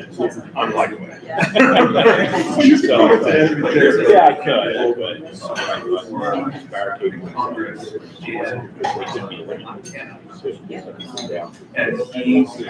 It's like midnight. Okay, everyone. This is a friend of mine, Linda Kaplan from RCB Colorado. We've been working together on RCB stuff. When I can attend, which hasn't been lately because I've been working on my town council campaign, I'm on their policy advisory committee, and Linda could probably tell you some interesting stories with the Libertarian stuff I pop out with in the middle of that meeting and have everyone look at me. They're like, oh, primaries. I'm like, primaries are stealing from the taxpayers, and I hate them. They're all looking at me like, oh my God, we got a live one here. But Linda's also from a minor party, Green. So, minor parties, we benefit from RCB. So I had wanted her to come give a presentation for us for a while. I'd really like to see this body get a lot more behind RCB. I think this is the key to breaking some of the ballot access issues we saw earlier. I know there are other alternative voting systems, but I've come on the side of RCB. And I'm hoping Linda helps convince you too. And if you want to say anything more about your background, please do. Oh, okay. Well, first of all, I'm really happy to be here, and I'm talking to the person way out there in the hall, so if anybody's ears hurt, let me know. I'll get louder. And so as Karen had mentioned, I am the executive director for RCB Colorado, and I have a master's in public administration. My undergrad is political science. My grad school is public administration, so I can do nerd to nerd talk. And then I'm also a member of the Green Party of Colorado. And we have a lot of things in common. And one of them is problems with ballot access, problems with being not able to win and not being taken seriously. And that makes it hard for us to recruit candidates. It makes it hard for us to get our candidates funded. It makes it hard for us to be included in debates and the conversation. So I've been watching this very carefully, and this is what I have been doing full-time since joining the Green Party in 2016, is finding a way that any of our people can get into office. So this is what we're working on in Colorado, and it may be useful elsewhere. And I'll also mention that most parties are not able to meet at all this weekend. Now, I mean, I am working with a campaign going on in Fort Collins, supporting a ranked choice campaign there, but there were no Greens on my ballot in my county. I'm free. Okay, so that's not great. So We had a chair who has a new voter on the way. So that was part of our decision here, but yeah, she has a son on the way. So cool. Yay. And so now here's the thing, another thing in common is here in Texas, there was this situation where the Republicans were trying to get the Libertarian off the ballot. And this happens to the Greens as well. North Carolina, they tried to keep Matt Howe off the ballot for his Senate campaign. And, you know, it's ironic to see them talk about how much they love democracy when they work so hard to keep us off the ballot. So what ranked choice will do for us is that she's working with my trackball. I'm new to trackball, so. Okay, so what it does is it ends the spoiler effect. So you don't have to worry that you're taking away from a Republican or an independent or somebody who's going to do something that you like. You don't have to worry about that with the ranked choice race. Now, and I'll go into exactly how that works. But long story short, it gets rid of the spoiler effect, which takes away the incentive for the major parties to shush us. And another thing that we need to underscore with our friendlies in the major parties is, you know, the Greens say to the Bernie Sanders crowd, make sure we're in the conversation because we make you look good by comparison. Okay, you think Bernie is next level, check out the Greens, okay? And so that's going to be another good route for the Libertarians. So now ranked choice is used around the U.S. And yes, it's a little harder to administer than other voting methods. That is true. It's easier for the voters because you do have a favorite. And there are studies that are showing that the voters really like it. And it's really got a good, you know, history in the U.S. because it's been used here for over 100 years. It's been through legal challenges that other voting methods have not been through. So we know it works well. It was originally used for proportional representation. So 1915, Ashtabula, Ohio used it for proportional representation. But where we are currently is there's 2 states using it. Nevada may join, and then local races around the country. You know, Austin has its own challenges with when they're going to implement. But we've been using it in Colorado successfully for over a decade. So we're on a good track there. It's also been used in the presidential primaries on the Democratic side in 5 states, and they had a good experience with it. So the way it works, if you're not familiar with ranked choice, is it's very easy for the voter. You simply rank who you love, who you like, and who you can live with. And our example that we use in Colorado is cookies, because everybody likes cookies. It can be hot, it can be snowy. People still want to talk about cookies. New Mexico, they always talk about ice cream. Arizona too, probably. Arizona too, but Colorado, you don't want to be talking about ice cream in January. So we talk about cookies, but really, this is the 1990 presidential primary the presidential election. So we had two conservatives, George Bush Sr., Ross Perot, and Bill Clinton running. So we have our stand-ins here, chocolate chip, and peanut butter cookies, right? So we're splitting the vote if we have a pick one plurality election between the two different chocolate flavors. So, but the way people handle their ballots is you just rank who you love, who you like, who you can live with. So let's say I'm in the mood for chocolate chip, but my second favorite is chocolate, but somehow I still kind of like peanut butter cookies. But I don't have to vote for that, right? I can vote for one, I can vote for two. It's whatever I feel like doing. It's my ballot. Okay, so that's how you handle the ballot, and we know the voters handle it well. And what they do is they count up everybody's first choice votes. If somebody has a majority in the first round, we know they win, right? That's fair. We can see they earned their win. Now, what happens if they jump? If nobody has a majority in the first round, and this is exactly what happened in Colorado in 1992, is that you had Ross the boss there getting 25%, Bush Sr. getting 35%, and Bill Clinton winning with 40%, even though 60% of the people said, yeah, probably not. Okay, so that cut people to the quick, right? Because that is patently unfair.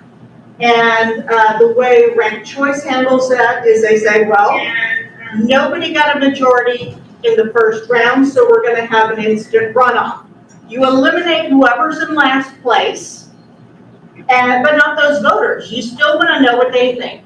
So what happens is you go back and look at their ballots and say, what's your next choice? If you can't have your very favorite, what's your next favorite? And we see those votes get split, and this is just speculation how that would have played out, but most of the Perot voters would have gone with Bush Sr., and you would have had an election that looks more like a person who can't handle the track ball. Okay, and it looks like this. You have a majority of people can agree you'd like chocolate better than peanut butter. So that is, in a nutshell, how it works.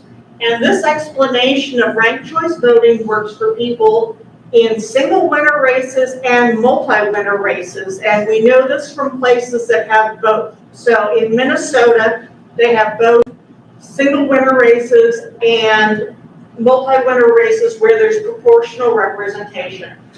What voters really want to know about is, how do I handle my ballot? That's easy. And these little bar charts, they don't care about. They do not care. That's for us wonks, okay? They just want to know who won. Okay, so this explanation works great for that.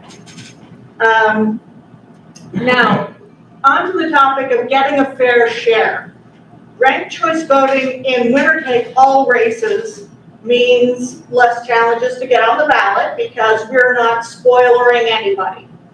But we're not likely to get into office this way, right, to build our party this way, right? So we want to look at proportional representation as a means to get into office because the threshold is lower. So the way it breaks out is like this. Essentially what we have in most places is winner take all. Some cities have at-large seats that are elected in the same cycle, and those are a prime opportunity for proportional representation. So winner take all is even though you've got this variety in the community, and I do like that it's all green and all yellow, I do like that. But, you end up with one color. Well, you can see that's not right. This does not represent that. Okay, this is not doing a good job of representing people, and it's not all of the ideas in that community. And so what we see in proportional representation is people get their fair share of the say. So we have, very simply, the more seats you have, the lower the barrier to office.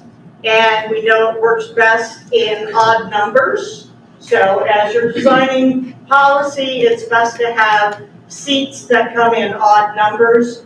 That way it doesn't end up just splitting between the donkeys and the elephants, that you have a few seats that are going to be competitive for independents and minor parties. So now what's good about, single winner is that you're representing at least half of the voters. Okay, but then you're also possibly not representing almost half of the voters, right? So that's not great. I mean, it's good for finding someone everyone can agree on who should be the president or the mayor or the governor. But for a council, for a legislature where you're supposed to be talking out the issues and finding something that's going to work, you need a broad variety of the viewpoints because there's a lot of things in common. And I'll just pick on the red-green crossover, which is the joke that if you go far enough left, you get your guns back. That's a fact, okay? You go to Bernie, you get your guns back. Anybody left to Bernie, have a gun, okay. So what we see is, let's say you have a three-way split. You're going to end up with at least 75% of the people being represented. You get 5 seats, the number goes up to 83% of people are guaranteed to be represented. So as you see, it's going to be easier and easier to get into office. And we have a lot of issues that people care about and they haven't had a chance to freely vote on. The authoritarian tendencies of our major parties. This is horrifying. I voted for a Libertarian this session. I voted for a Dem, a Republican, and a Libertarian. And the Libertarian is the one I was the happiest about voting for. And I was pleased to make that gesture to the major two parties in that race. But we know that we can start to pick up votes and start to pick up wins when we have that lower threshold, when we can say, well, if we have 12.5% or 16% of the people say, hey, I'm worried about air quality and water quality, you got nobody to vote for right now, right? I care about not watching my youngins get felt up by TSA.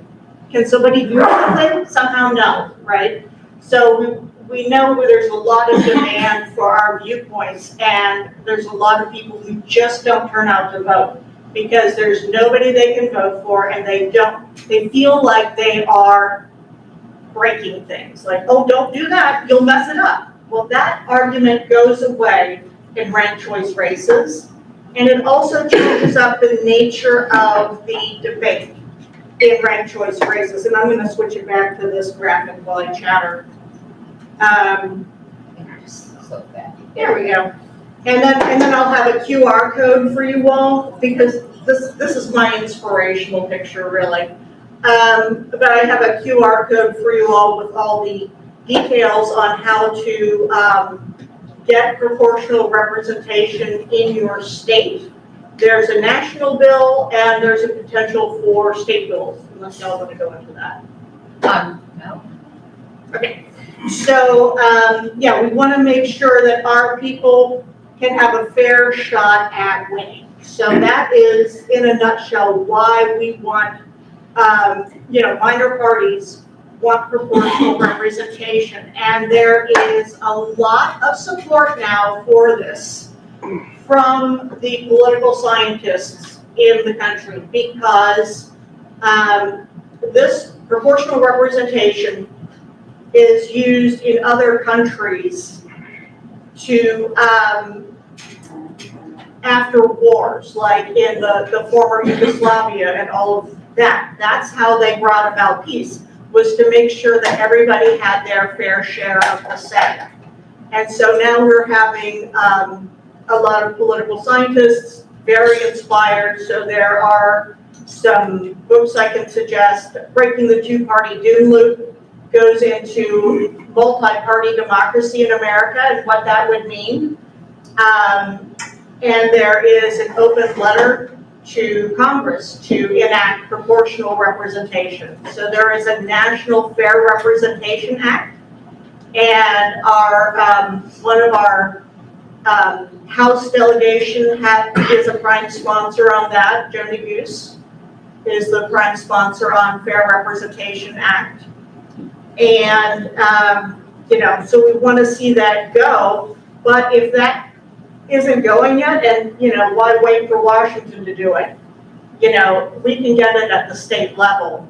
So what we're looking at in Colorado is we've built and built and built. It's been over a decade of having successful rollouts of ranked choice.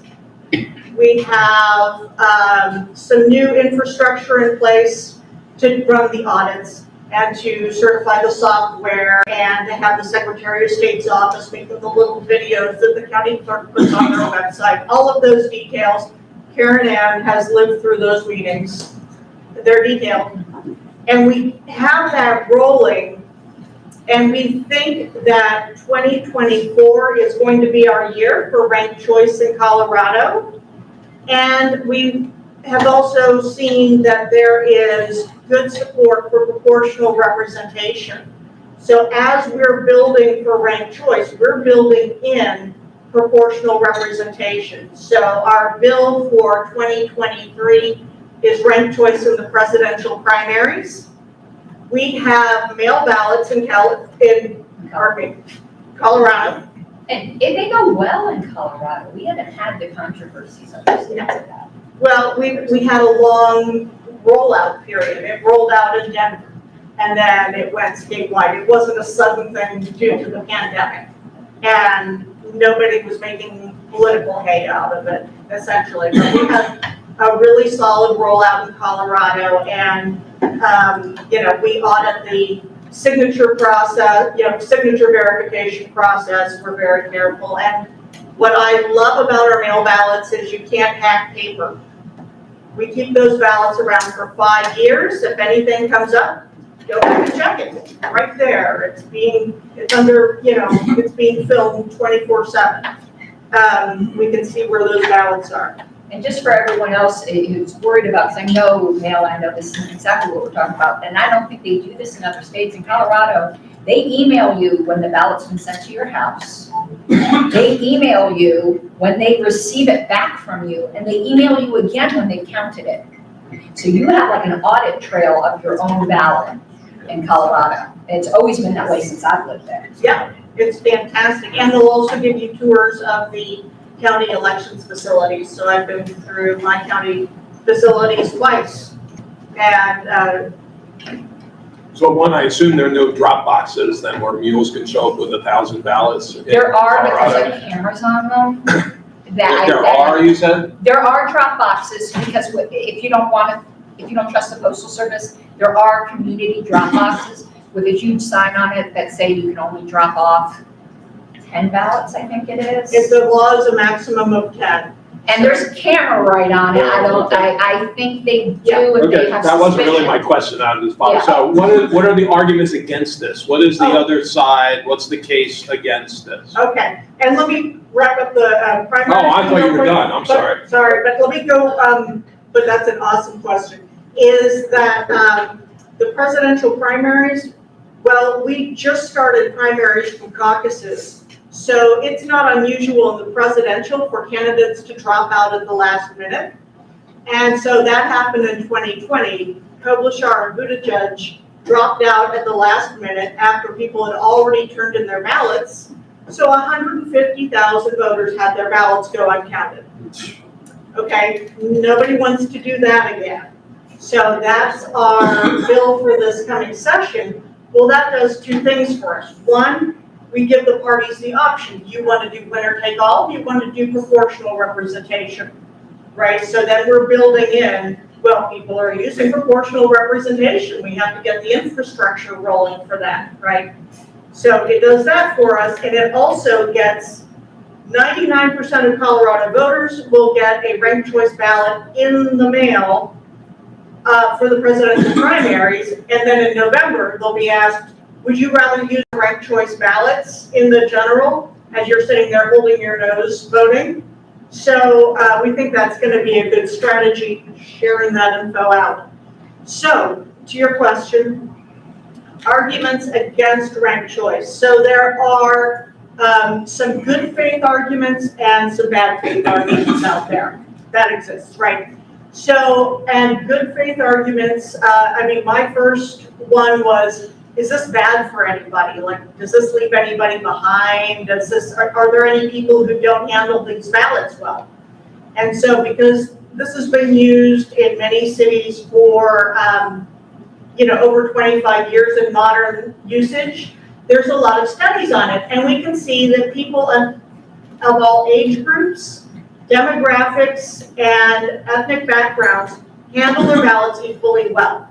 And for some people, they handle it better with ranked choice, just because they hate the major parties that much for historic reasons.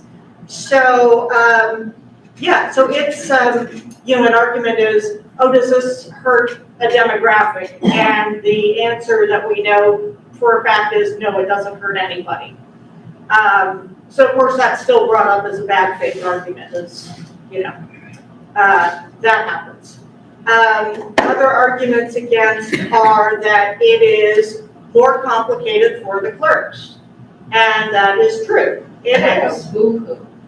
And you take your paycheck and you go home. Okay? So we just have to make sure that the people with the highest level of needs, and that's the clerks, they get everything they need for success. So we, their success is our success. So we went to our county clerks association and said, this is what we'd like to do.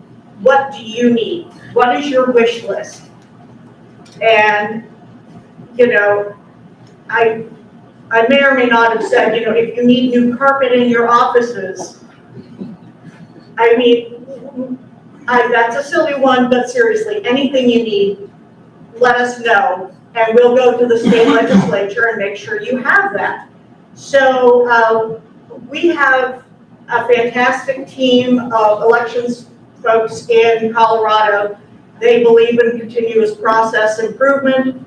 They're always getting better. They don't say, shush, you're annoying me. That happens in other states, but in Colorado, they have a very open door to voters.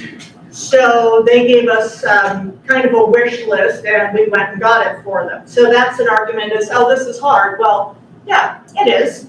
And I've had my uplink scramble. You saw me try to get my presentation rolling. Okay. I've had enough trouble with uplinks that I've had to do hand counts instead of using software, and it's doable. The more ballots you have, the longer it takes, to do a hand count on it. But it's I don't know. I'm still alive. I'm not a heavy math person. I've done multi-winner, single winner. It works. But yes, at a large scale, you do want to make sure you've got the certified software and you've got the audits and all of that. So that's another good question is, is this feasible?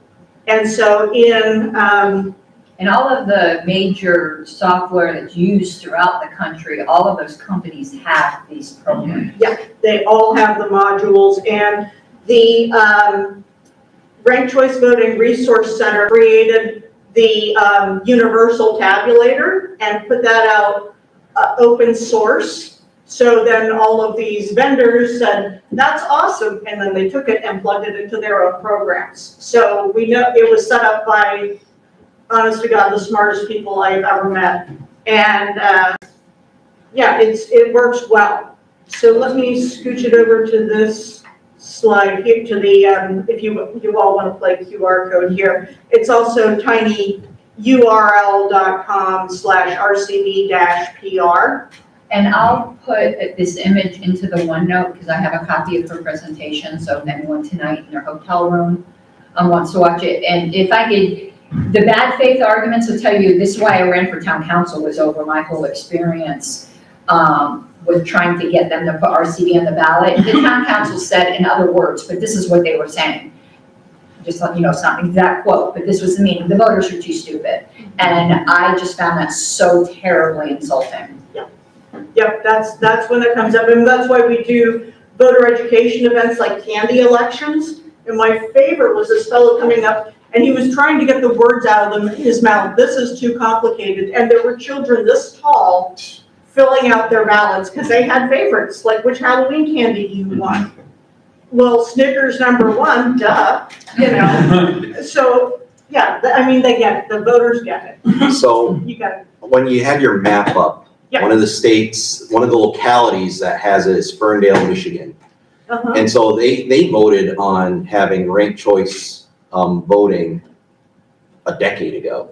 But the county clerk are the people who keep saying, oh, we can't do this, we don't have the technology. But if you have a plug and play feature that integrates into election systems, that kind of takes, there's no air to that excuse. So in your advocacy, do you see excuses like that frequently, like the technological leap for Yeah. clerks? Yeah, that has happened. I want to say in Santa Fe, New Mexico, they passed it, and then it took 10 years for it to get rolled out because the clerk said, well, there were two things. We have to use the regular software. So eventually they dragged it through the court, but for many places now, it is part of the regular software. You just have to license the module. And the other thing was the last election of her career before she retired, and she did not want it to be a shit show, which I get it, but after she ran it and it worked well, what was I complaining about? It was easier. So that is one of the technical issues. So there are two states that use this in statewide elections, and one of them is Alaska. And I would like to get your thoughts on what I would like to call a poison pill that was put into that, where it's a top Dustin. 4 open primary. Linda asked if we could address that at the end, and for reasons not to get into on the stream, we're gonna turn off the stream for the questions about top X. So if we could save those for the end, and she can explain to us why, but we just don't need this on YouTube right now.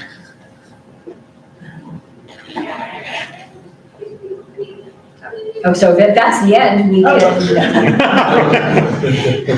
So in a place like Texas, to get ballot access for the Libertarian Party and the third party, any third party candidate, you need a statewide, a person running statewide to garner at least 1.7% of the total vote. So what does this do in a situation like here to get ballot access? You have to have a certain percentage. Are you talking about totally rewriting the way that the election laws are done? Is that how it would have to be done, or? So it would be, 1 point, whatever else, of the first choice votes. Okay. So it makes it easier to meet that threshold. So that's what we're looking forward to in Colorado. So I'm curious, the town, city in Michigan, what vehicles do we have to actually get ranked choice voting in place? Like, can we do, obviously we know we can lobby and change state law, but could we go to individual townships and have referendums? Yes. In order to do that? Absolutely. Is that what the town in Michigan did? Yeah, And that was a referendum? I'm Yeah. assuming it was, and that the people in power didn't just magically say, oh, let's do ranked choice voting. Well, there's 3 routes. Okay. So one is a council can just do it. It depends on what the charter is for the community. So Basalt and Carbondale, the council did it, in 2002. They felt like it and they did it. Okay. So that's one possible way to get there. Another way to get there, and this one is my personal favorite, is a council well, actually, first is when they just go ahead and do it, Yeah. right? Okay. Number 2 favorite, I'm gonna rank them. Number 2 favorite is when the council refers it. So you're not out there getting those petition signatures, the council refers it, and then the voters say, well, it's a fairly good idea, I mean, council referred it. I mean, it gives it a bump, right? So, council referred is really a good way to go. And then the third way is to get it, petition it on. Right. So that's a possibility. And so as you get more municipalities rolling it out, more local elections using it, then you're building up the administrative knowledge. So you've got the people who actually have to make the elections run, who are doing the work to figure out exactly how to do it.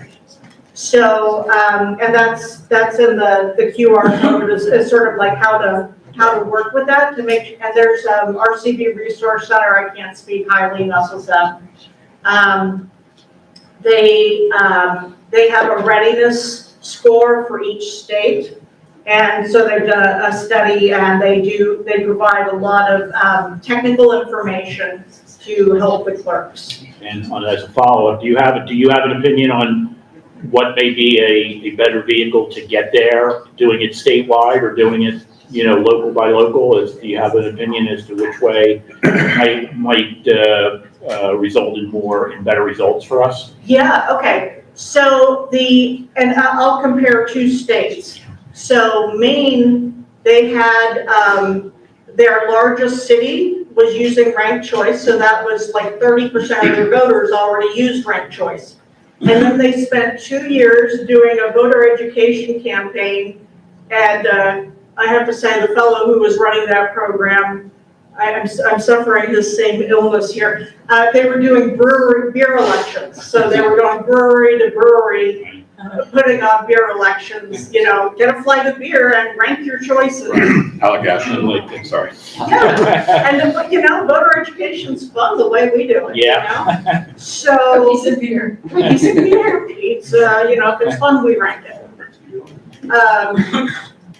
So that's a great way to do the voter education. And so they did the polling and they saw support was high enough. So they, got, they had to do a petition onto the ballot. Right. Okay, now what happened in Massachusetts is, now Cambridge uses ranked choice and they use it for proportional representation, but that's Cambridge, that's the eggheads. That's not the rest of Massachusetts. So that wasn't enough people and enough familiarity, and they didn't do a good enough statewide campaign, and they didn't poll. So they got this measure onto the ballot, and then they found out their support was like 35%. And we know opposition can cut support by 10%, and they had opposition. It's like, that was not the power call. So the thing is to make sure that the people are ready for it before you run it. In Colorado, we've been going piece by piece. Town by town, mortar. Yeah. I'm gonna get it in Castle Rock. You guys know how determined I am. 2024, it's happening in Yes. Castle Rock. A lot of towns are drafting along with a statewide measure. Kind of coattails.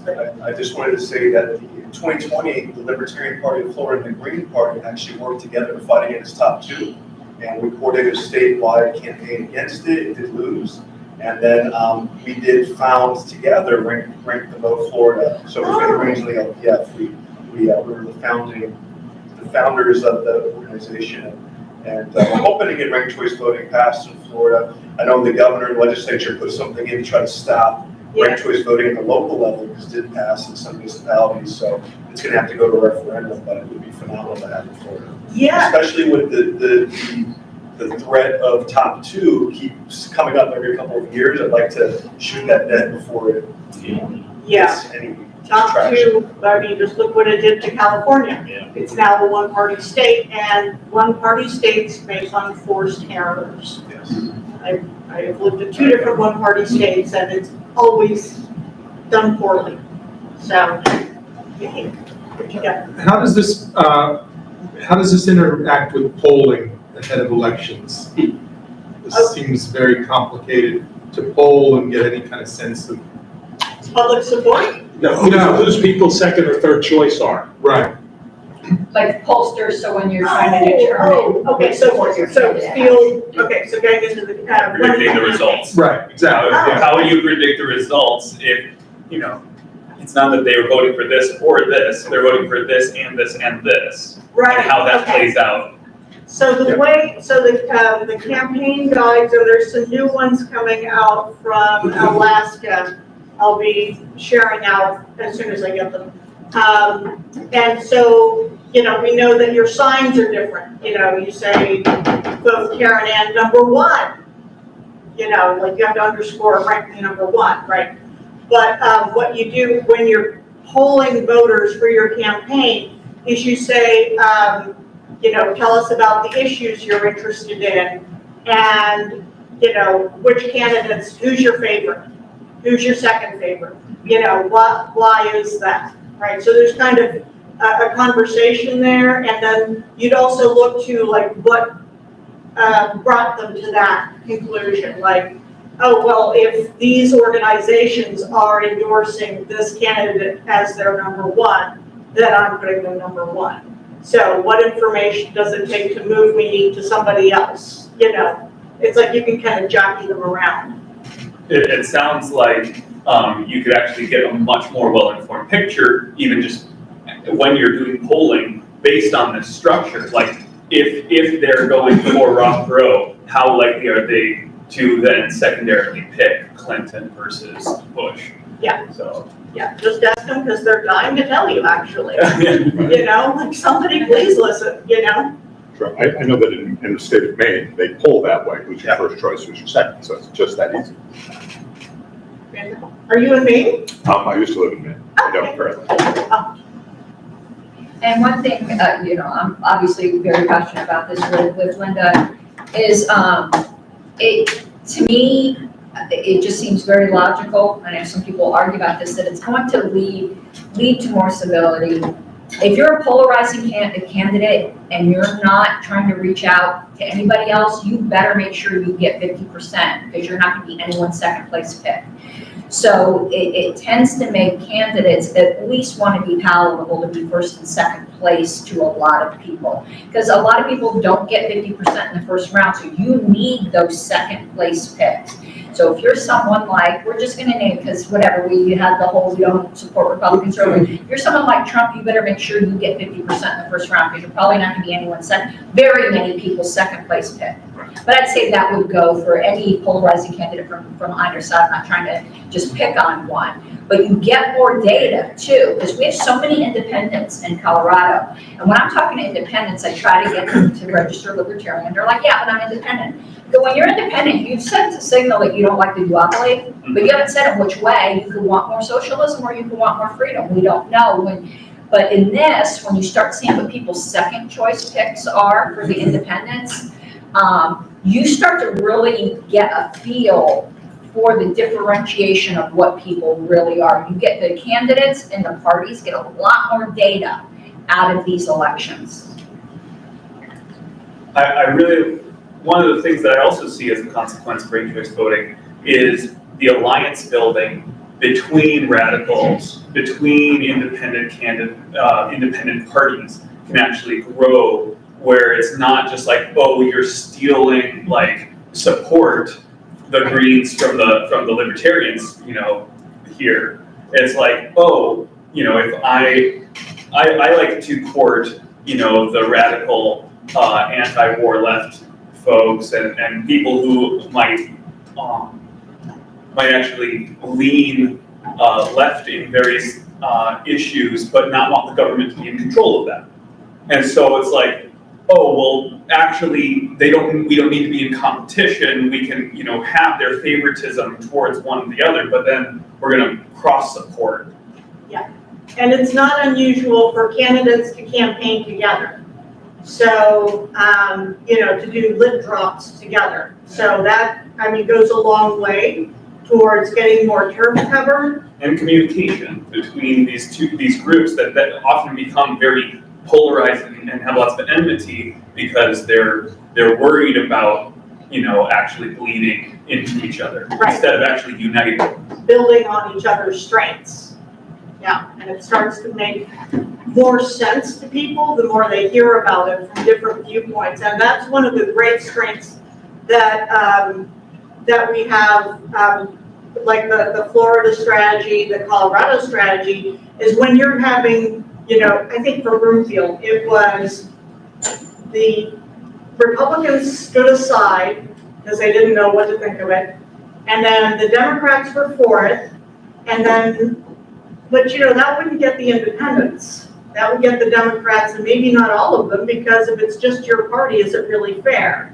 But having the Democrats and the Greens and the Libertarians, that's a more broad alliance, so if it were just the Democrats and the Greens, that's some pretty lefty optics, right? But having the yellow and the green going on is really helpful to, having the breadth. I managed it turned out to be a 7-stop tour for Joe Jorgensen across northern New England in 2020. 3 or 4 of the stops were in Maine. And I also did media for New England for the campaign. And the impact of RCV was staggering in terms of its interest that it developed by local media in Maine. Because all of a sudden, this had the potential for real impact, and ultimately could also, because of the unique nature of the Maine electoral vote, actually promote a third-party candidate into having an electoral vote. So it's on the ground in terms of the people who are immersed in that election. To Karen's point, it's stunning the impact it has for folks like us. Question on a logistical note, you're from the Green Party. Yep. Do you get much support from the Working Family Party? They do. They do tend to. They endorsed ranked choice in the 3 cities that have passed it recently in Colorado. So we do get support from them. So they are helpful. The DSAs are usually helpful. That's the Bernie Sanders crowd. The Working Families, I think that started from Fusion in New York, because the more,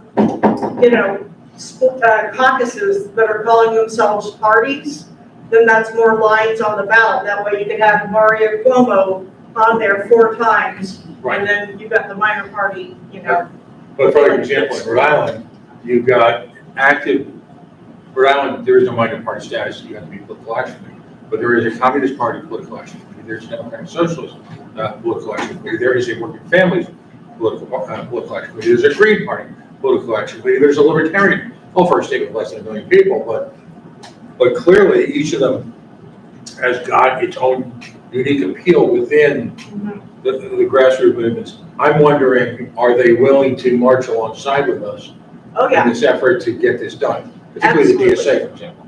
Absolutely. And so the thing is that it's a common material concern, and a material concern, that's one of those lefty fuzzy words, is like, no, this is a fact. We can see it's a material, concern.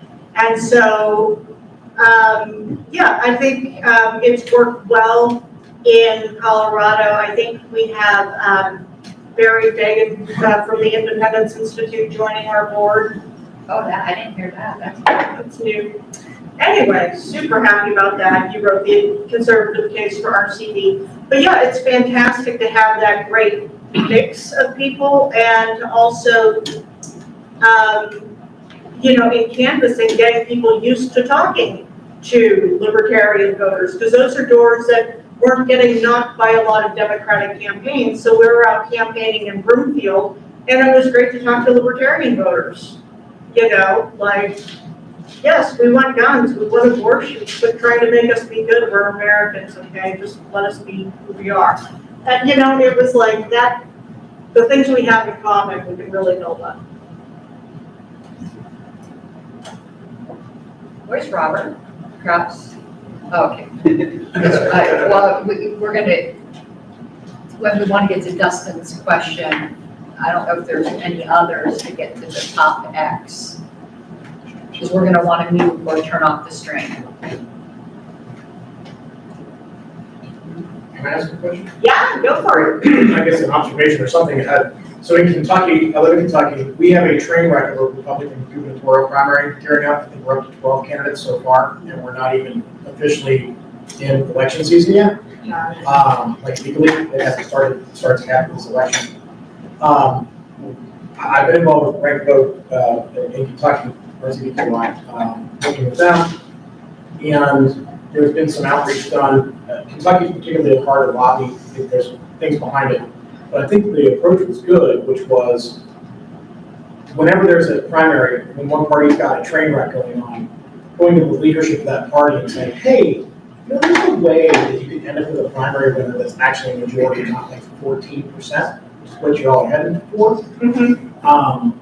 And especially in the case of Kentucky and maybe other states as well, where the last time the Republicans had a train wreck, they ended up with the non-establishment guy won. Okay. Right?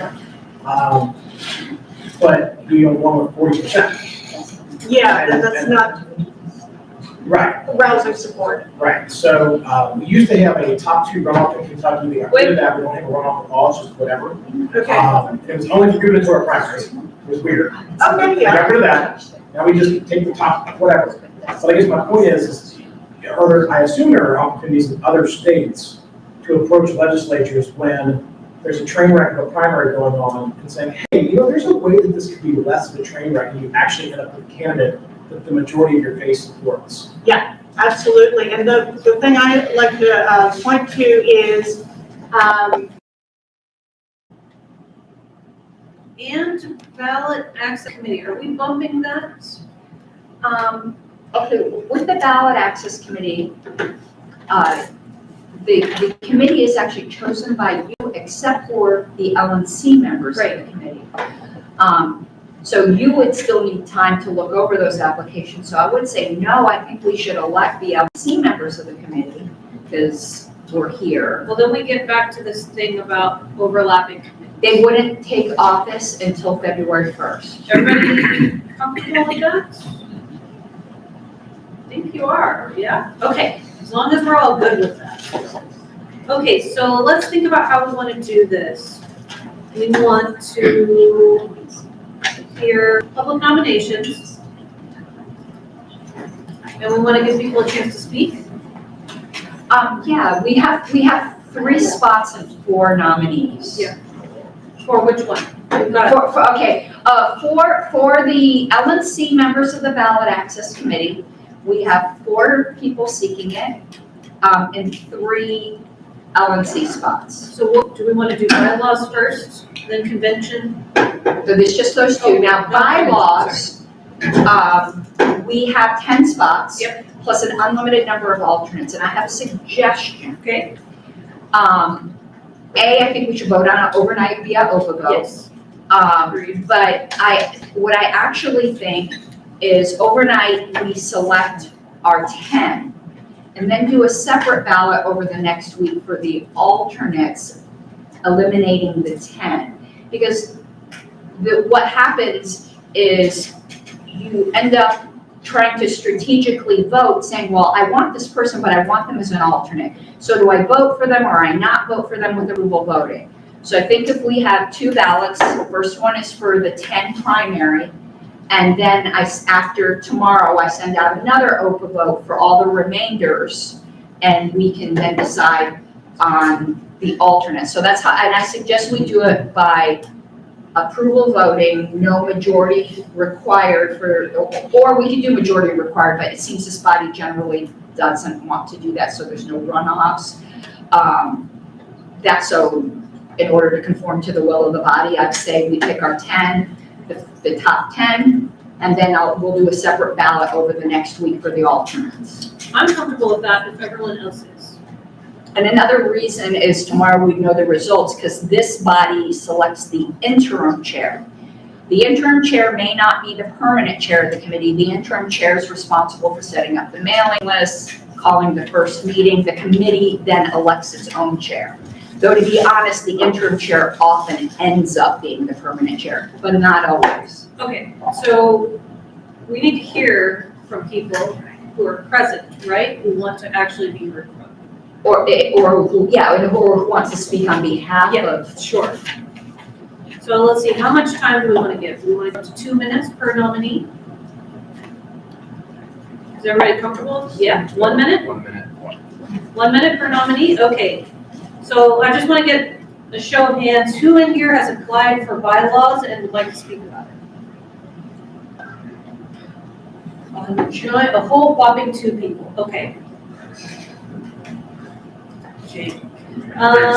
Okay, ballot access committee. Who here has applied and would like to speak? This is not going to take very much time. It's just it's a floor. Okay, so let's do bylaws committee first. And then we'll do ballot access. Do we need to do a convention? No, it's just No, those two it's taken committees. care of, yeah. How many LLC slots for each?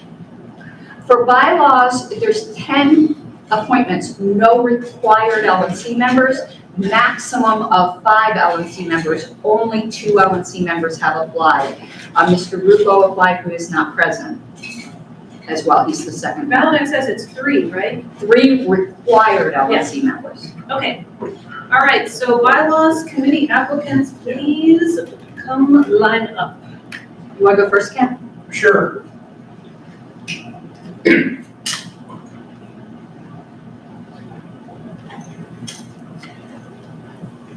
Get a minute, right? Just one way to get there. Yeah. All right, so long story short, I was on the committee last term. Last term's bylaws committee report didn't get heard at convention. I do think that those proposals were not perfect. Everything is a product of the entire body, the committee.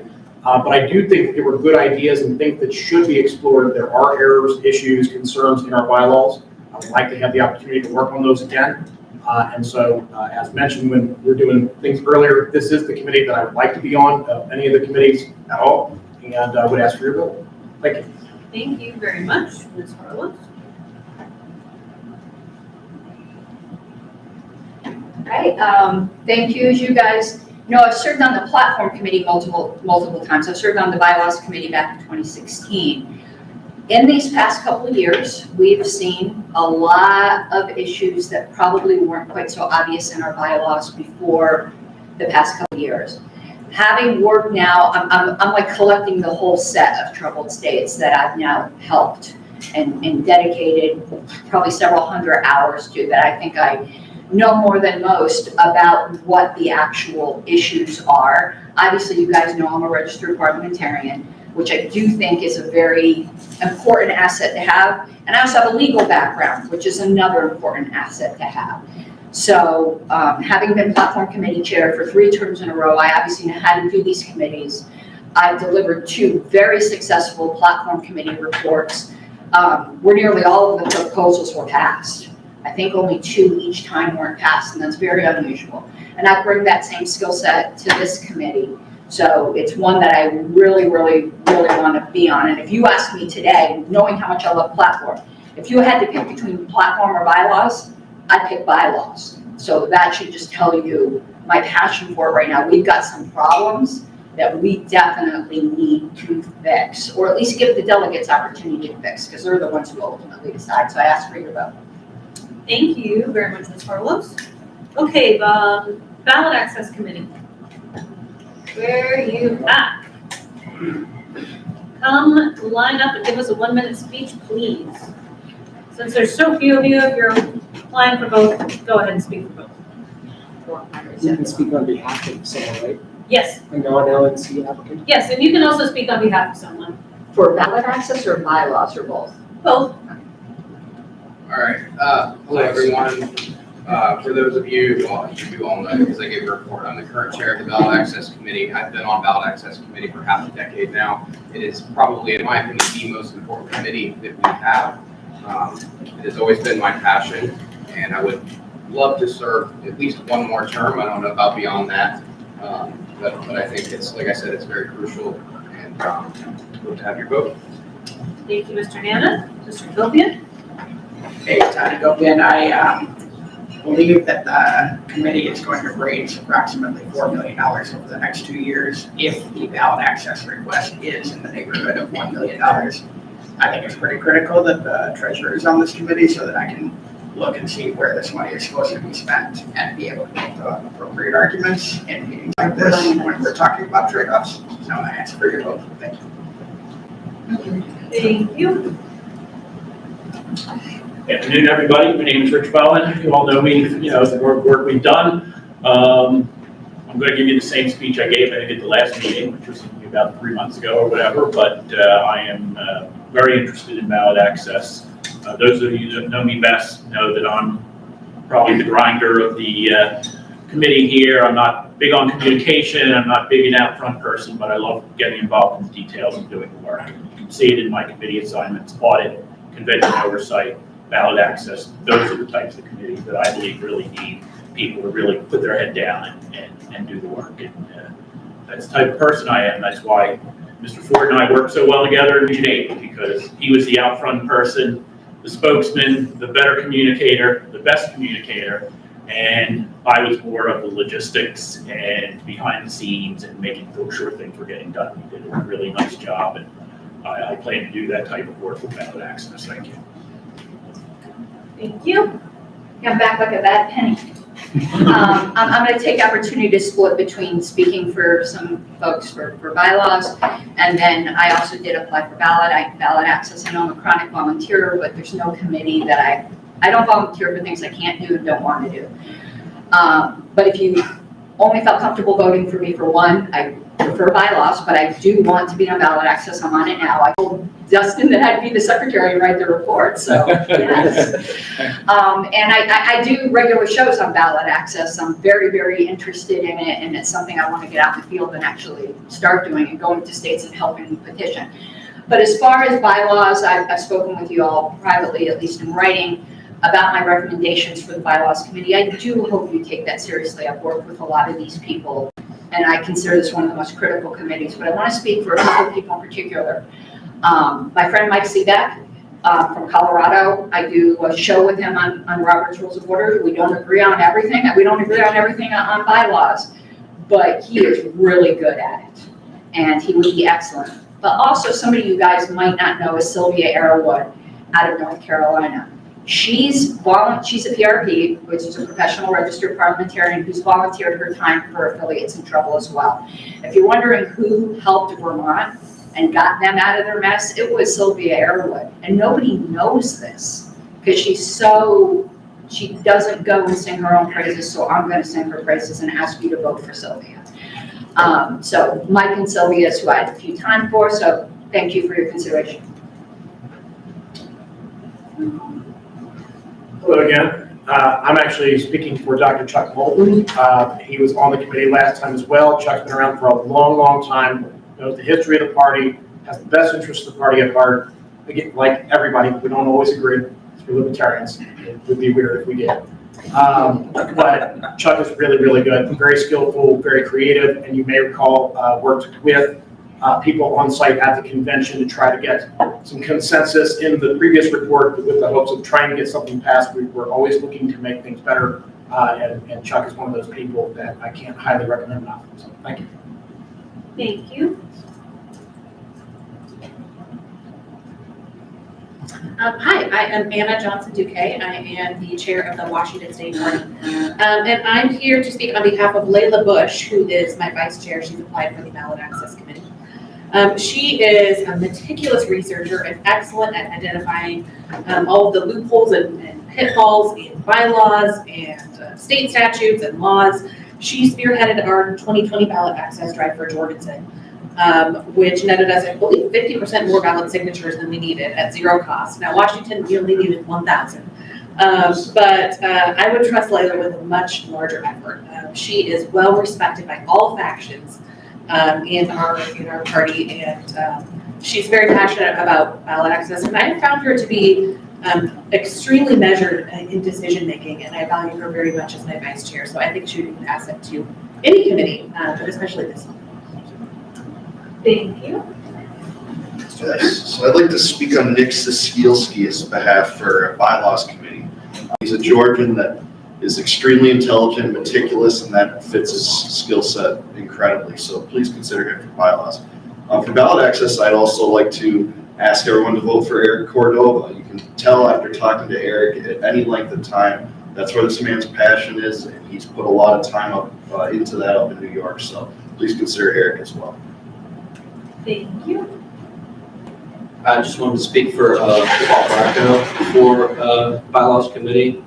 Over the past couple of years, he's been very involved in the state party of Virginia and proposing edits to the Constitution, and he authored most of, I think, if not all of the amendments that are going to be up for vote at our next convention coming up. But he also went through proposed amendments that was supposed to be our special convention for constitutional amendments, but also the convention previously. He went through, there was a lot of proposed amendments. He went through all of those, and he gave his opinions on them and sent them to various members of all sides in the state party. But he's very good at this kind of thing, very smart, knows Roberts, and I think he'd be a good addition. Thank you. Madam Chair, Yes. in regards to ballot access, it's actually no less than 3 members, seeing as how 4 of us are interested. I say we would put all 4 on. If that's acceptable to the body, because it's no less than 3. Yeah, It doesn't have to be 3. You say that, but do you move that? I would move that we appoint the 4 interested LNC members to the ballot access committee as the LNC portion of the committee. Second. Okay, for ballot access committee LNC members, can you please rise to make sure everybody clarifies, make sure they know who you are before we go to the vote. Look right there, 1, 2, 3, 4. Okay, moved and seconded. Any discussion? Should we go to a roll call vote on this? It can be done by acclamation but if there's an objection, we need to go to a roll call. Do we have any objections? Not a single one. Unity. Fantastic. Okay, hearing none, congratulations, you are all elected to that committee.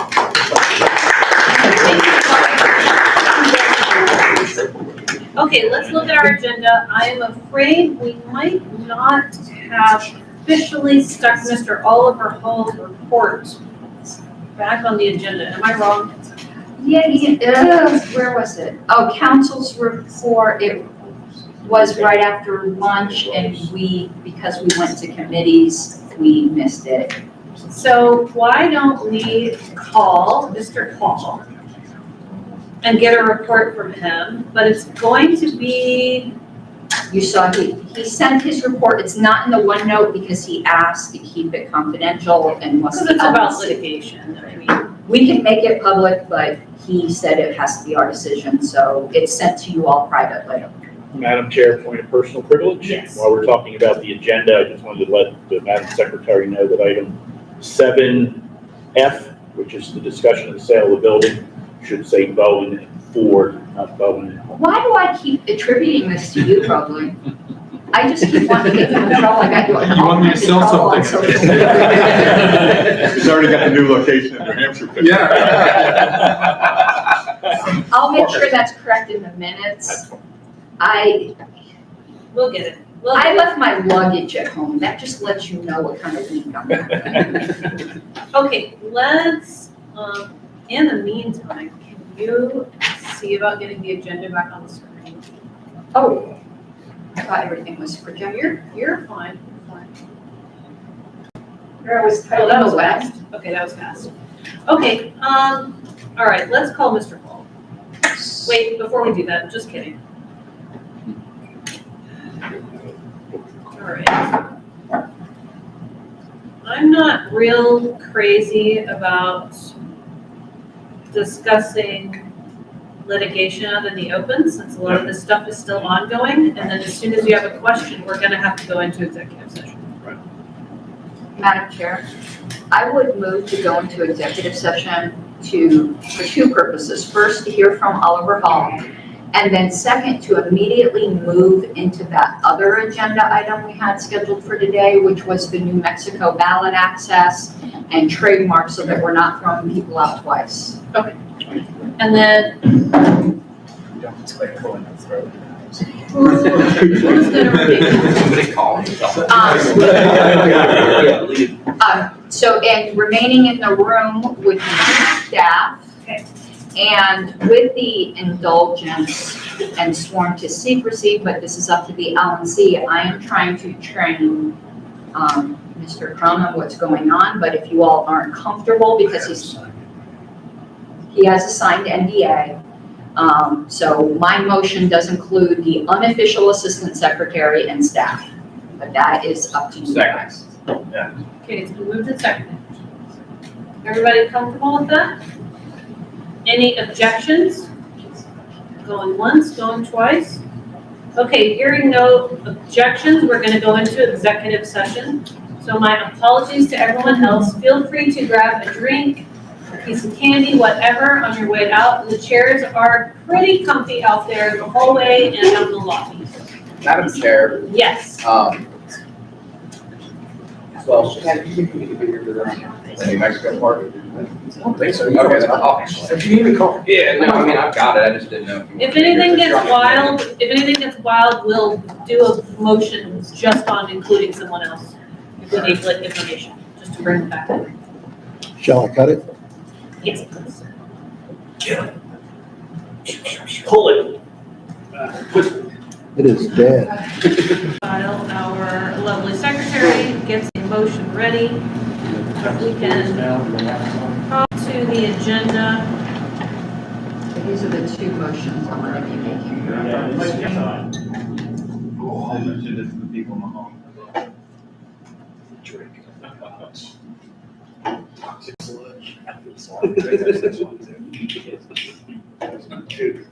Alright, you just let me know. Yeah, I got them both on the screen, the two of them. Move to ratify the use of executive session to discuss committee applications. I'm gonna put the prior use. And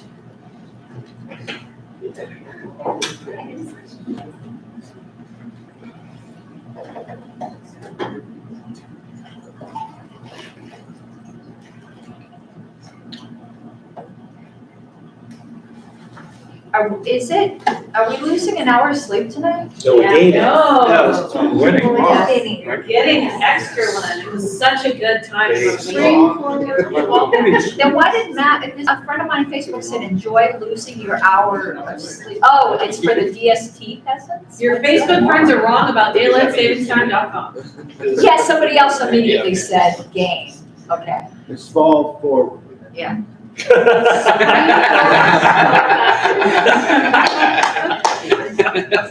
So we're gaining sleep, that's nice. I mean, if you go here from the West Coast, does it even matter? Well, you gotta show up on time for the meeting, that's all. Whatever it is, it's just artificial statecraft BS. You're here. Yeah, man. Welcome back, everyone, Messing up to our everything. rant about daylight savings time. It's our. I believe our secretary has a motion she'd like to make. Yeah, several, my first motion would be to move to ratify the prior use of executive session to discuss committee applicants. Second. All right, it's been moved and seconded to ratify prior use of executive session to discuss committee applicants. Do we have any objections or discussion? Not that we can discuss it because we took a blood oath. Going once, going twice, hearing no objection.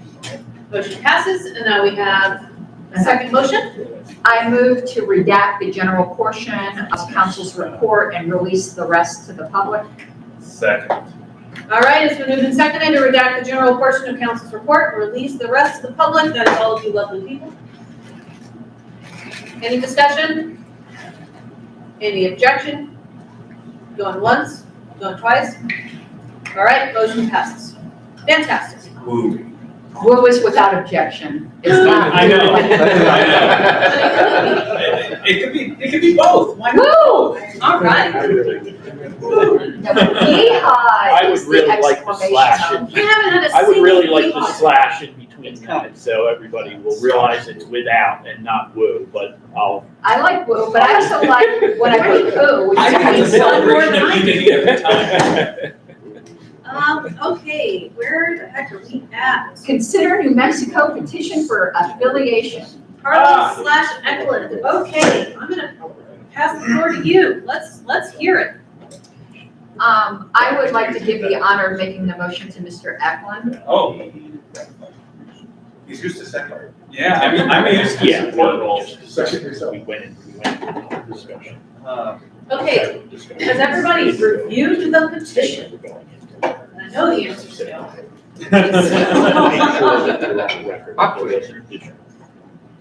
Let's get a copy of that petition. It's under new business with, Prior notice. Okay, your beautiful little orange tab. There. Yeah.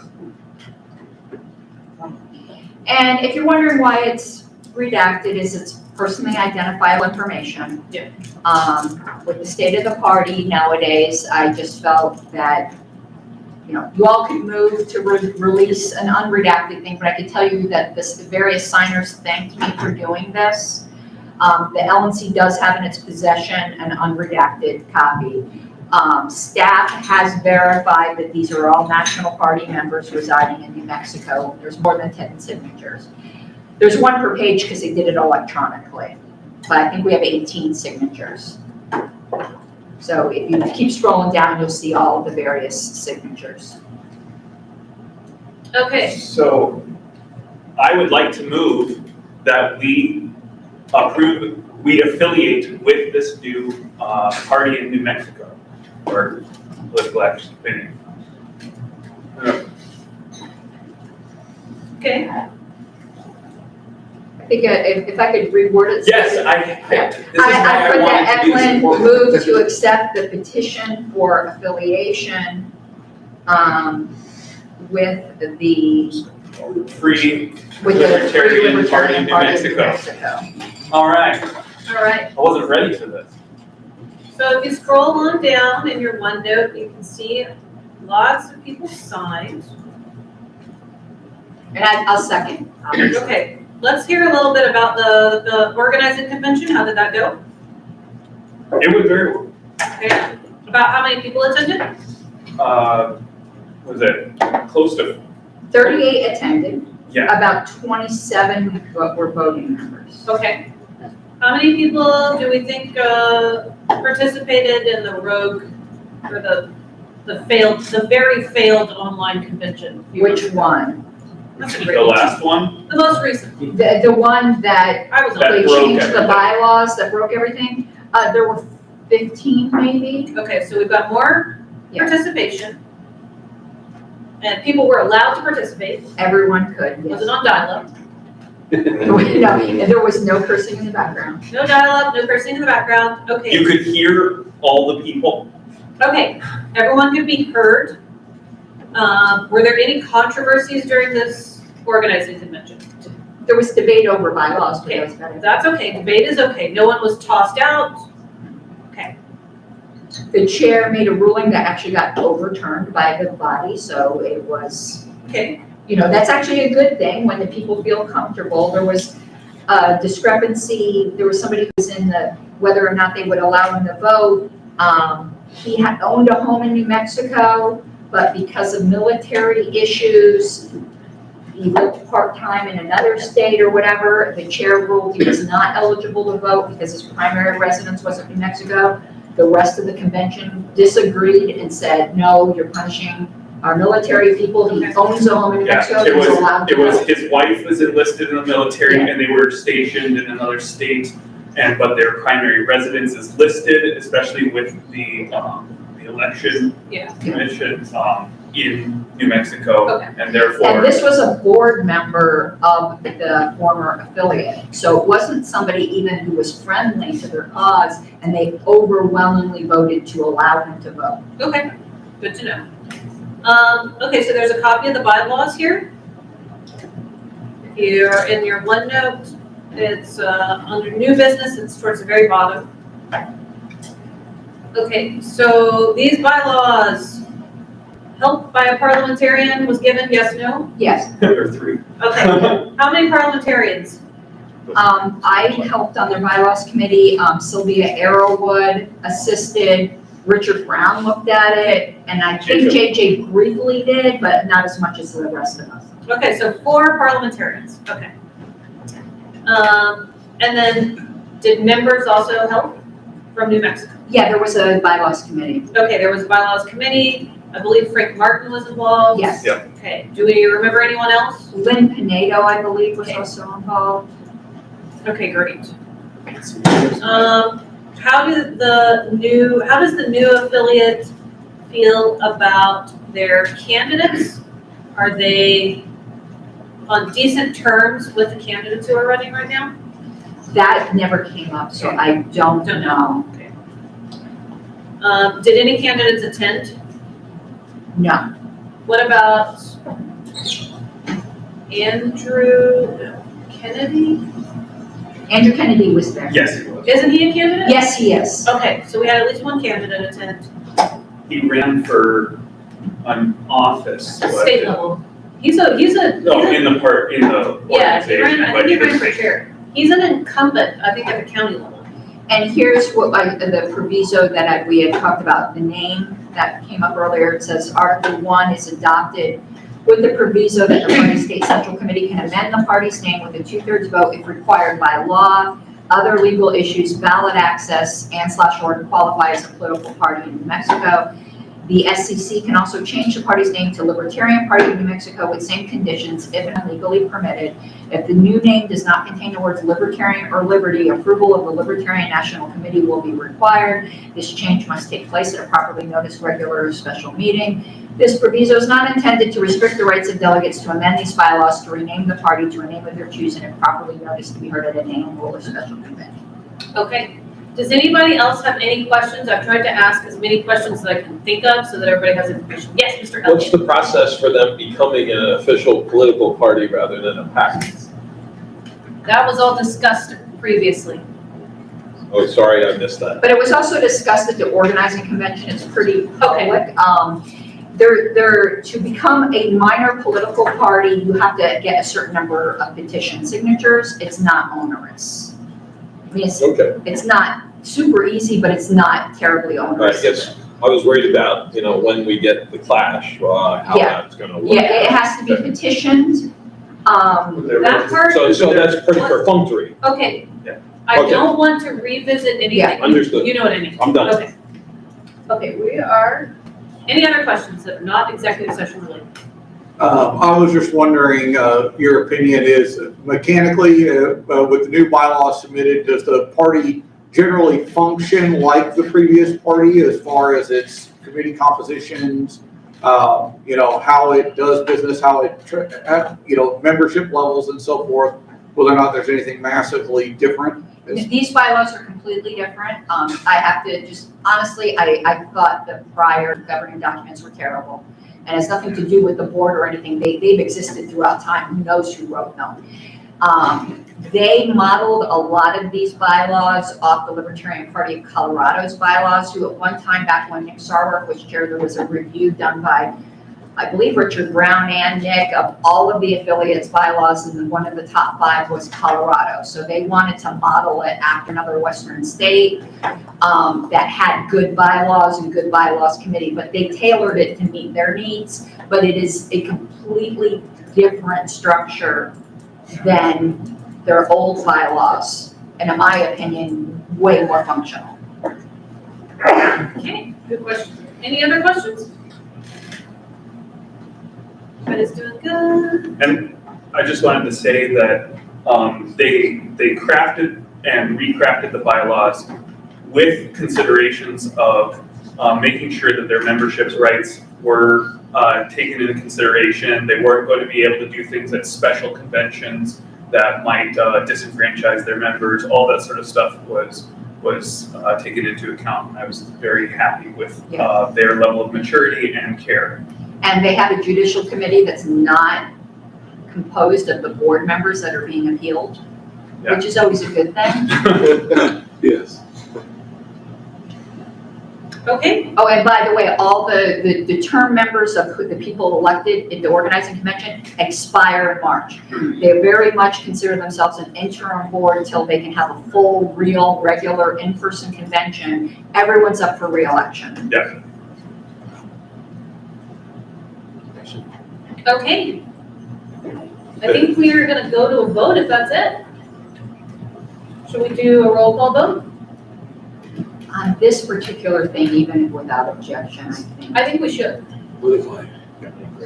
One second, I got a copy over the motion. Yeah.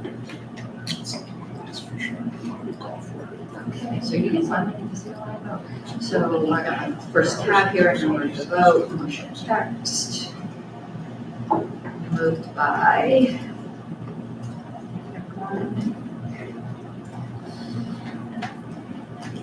Mr. Benner, Yes. Mr. Bowen, Yes. Mr. Duque, Yes. Mr. Eklund, Most enthusiastically, yes. Ms. Eiler, Yes. Mr. Ford, Yes. Mr. Elliott, well, I got Ford, Mr. Elliott, Yes. Ms. Gabbard, Yes. Mr. Hagopian, Yes. I will vote yes, Mr. Nana, Yes. Mr. Nikela, Yes. Mr. Watkins. Yep. Did I miss anybody? Except for you. It looks like if I vote yes, it'll be unanimous, so I'm gonna vote yes.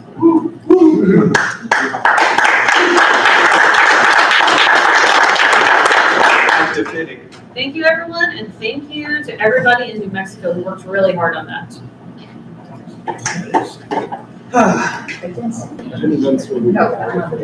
No.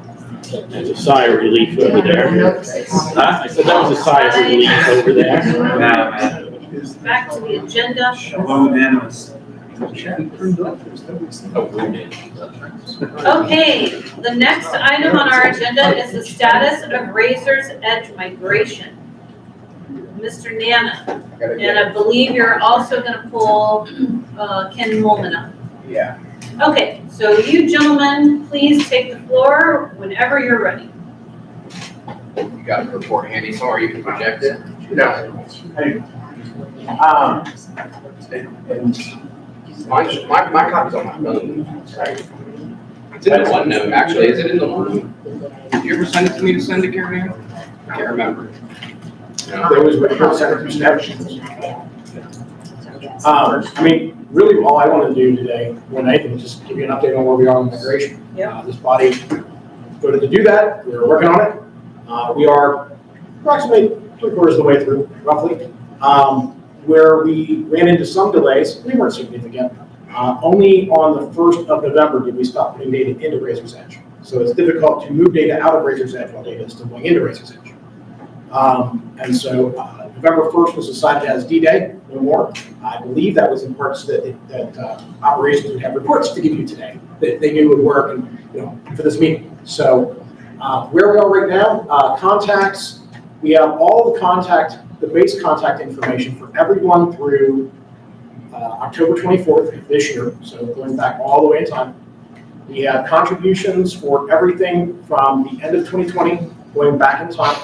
There are a handful of discrepancies that we're plowing through. They require manual intervention. Unfortunately, Mr. Kraus is the lovely, lovely person that gets that lovely job. He is a great person. He gets that lovely job to validate what the hell is going on. Because we have about 550 transactions that don't make sense. So we're getting those fixed. And then from there, there's been several reports already built. So Andy's been working with the development team and the operations team to build the reports that they need. There are still more reports, and I suspect that'll be an ongoing thing, right? There's always a new way to look at the data. So we know some reports that need to be done. We know some reports that need to keep going. Otherwise, though, we're on track. We're on track to finish. The deadline that we had intended was December 1st. Then, we thought we'd be reporting at an in-person meeting in early December, like, hey, we're done. But then later in that meeting, we moved the meeting to now for reasons, but that's why this is not a, hey, we're done. It's a, we're well on our way and moving along. So we've been able to do a lot of data cleanup. There will be more data cleanup to do afterward. So essentially, by moving the meeting to here, phase 1 originally was just going to be move all the data in. Phase 2 is cleanup and verification. We took phase 1, broke it into 2 pieces. We've got to now. We're roughly, 8/24 was the original date we got everything out. And then phase 2 will be getting everything, so everything we don't have. Phase 3 now is the cleanup phase, which will be basically ongoing through December. The date is in there, but we do have duplicates now as a result, where, for instance, if Bob Smith and Robert Smith, right, we have means of deduplicating that, but we don't want to do that while we're still bringing the data attached to Robert Smith and separately data attached to Bob Smith until we get all the data in, and then we can collapse the records together and merge that data together so that we have a complete set of transactions for that person. That's where it's at. I'm open to questions. I got 30 minutes, like 25 minutes to answer any question you want. Is somebody gonna cancel the contract with them, you know, so the licensing fee stops? I don't believe we've done that yet, Robert. So, sorry, the contract ends December 31st, and we are on track to do that. We will do that as long as we're good to get there, yes. We give them whatever notice is required. And Robert, can you confirm the exact date that we're supposed to give notice by? Yeah, I'm waiting till after this meeting. We have to give notice by the 15th of November. Hence the first. And I would just say, as someone who's run these projects before, I'd wait till the last minute, honestly. Just in case something, I don't foresee any issues, but why not? You don't want to miss the deadline. You don't want to make a mistake and miss the deadline. Yes, and when I say wait till the deadline, 1 day before the deadline. What is the amount of, what's at risk monetary? Monthly fee, 30,000 a year? Next year is 34.5, I think. So this year was 31 and change, and next year is 34.5. So that's just the license cost. And Ken, can I ask a follow-up question for this here? Would you say that you're feeling confident that even if the not everything was ingested into Civi, we now have enough backups that we can do that sort of offline and additional programs and put it in? So we're in the clear in terms of, setting enough rates, that's correct? Yes, so we've been focusing on what we call MVP. What's the most important information to get in, right? So obviously the people, then how much they've given us are the two most important things. We still have things like what activities have happened. So people have called people in the past and log, some former development director called this person 10 years ago. We're going to bring that in, but it's not MVP to know that some person that doesn't work here anymore called some person who's not a donor anymore 10 years ago. But we're going to keep it because it's information. And we are going to get a final dump from Razor's Edge. So we will have the complete SQL database from their system prior to cutting it all off. So we'll have a final that we can bring online and search manually the hard way if we have to. Once we bring everything over and the migration is complete, is there anything we're going to need to do past the end of the year with that data? Do we need to do data cleanup, not just fixing duplicates, but actual data cleanup? There are many options that we can have. We have states right now that are queued up to get updates to their Secretary of State data. And the blame on that backup falls squarely on me. The process is brutal to bring those states in and to do them one at a time is a nightmare. There's a data transformation that happens every single time we do it. I think you guys appointed Eric Fowler to the IS committee, or you did? Yes. Excellent. Eric Fowler has been helping us by writing a process to actually streamline that. And that will be huge for us. Number one, I didn't have to write it. And number two, somebody else has taken the lead on that. We got it mapped out. So the SOS imports in the long term will go well. We can always improve our data. There are data sources to buy additional data, demographic data, donor data. You can get data on what other organizations someone contributes to. This is all good points of information because we find out what drives people. One of the things that Dave Schrader has found in his work is that a lot of libertarians, registered Ls, are actually single-issue voters. They're not very high on the Nolan chart, but they're single-issue voters, which means, number one, we should talk to them about that issue, get them to become a member, and then number two, help them along their journey, help them become more us. But that starts with knowing where they're at. We don't know where these people are. We just have a guy or a girl who is registered libertarian in a state. We don't even know what their interests are. So we've used a vendor in the past to get some of this information. Can't hear you. We've used a vendor in the past to get some of this information. Do we still use them? We have in the past, we started out using Aristotle. Later we used one called L2. That is who we've used recently. There are multiple vendors out there. It's whoever we want to buy from. It's not really necessarily my choice on that, but it's demographic data, right? Right. So I guess the follow-up being, I think that's something we need to do after a big migration. Probably should try to clean up the data a little bit. And I would That's personally. gonna depend. Yeah, it's something I'd like to address there. I know we've got lots of exciting budget conversations tomorrow, and any kind of data purchase, it's right there in the name, has purchase, so we'll want to weigh, costs and benefits of things.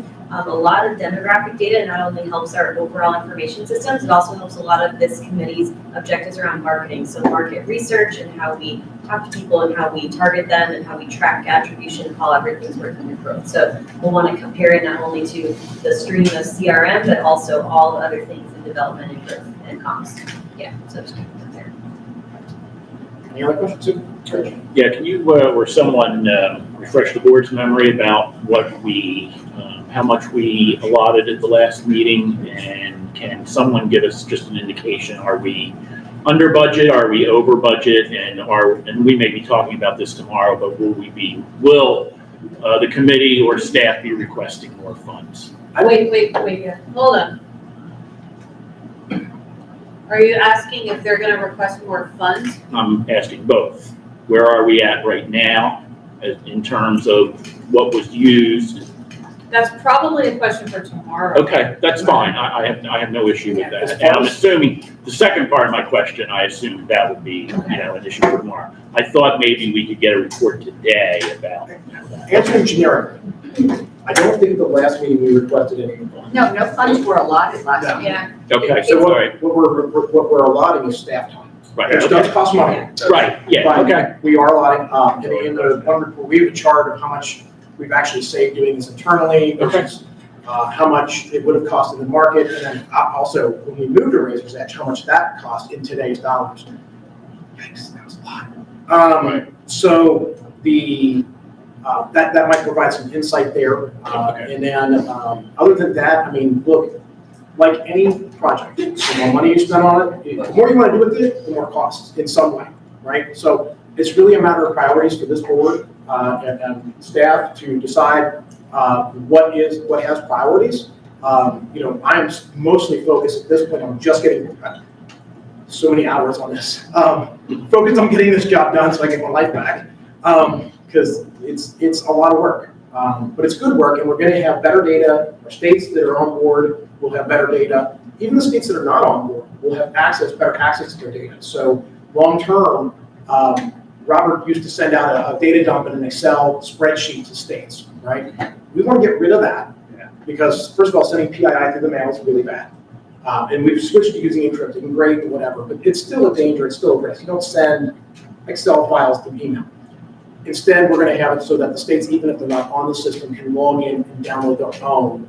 The people that have signed the NDA, which is still required right now in the policy manual, can log in and for both, actually. Even the dumps require the NDA. If that's what you're going to ask. No. Okay. You mentioned some kind of chart or whatever, then you said it's in the, and then you trailed off. Oh, sorry. Is there something I'm supposed to have in the window for you?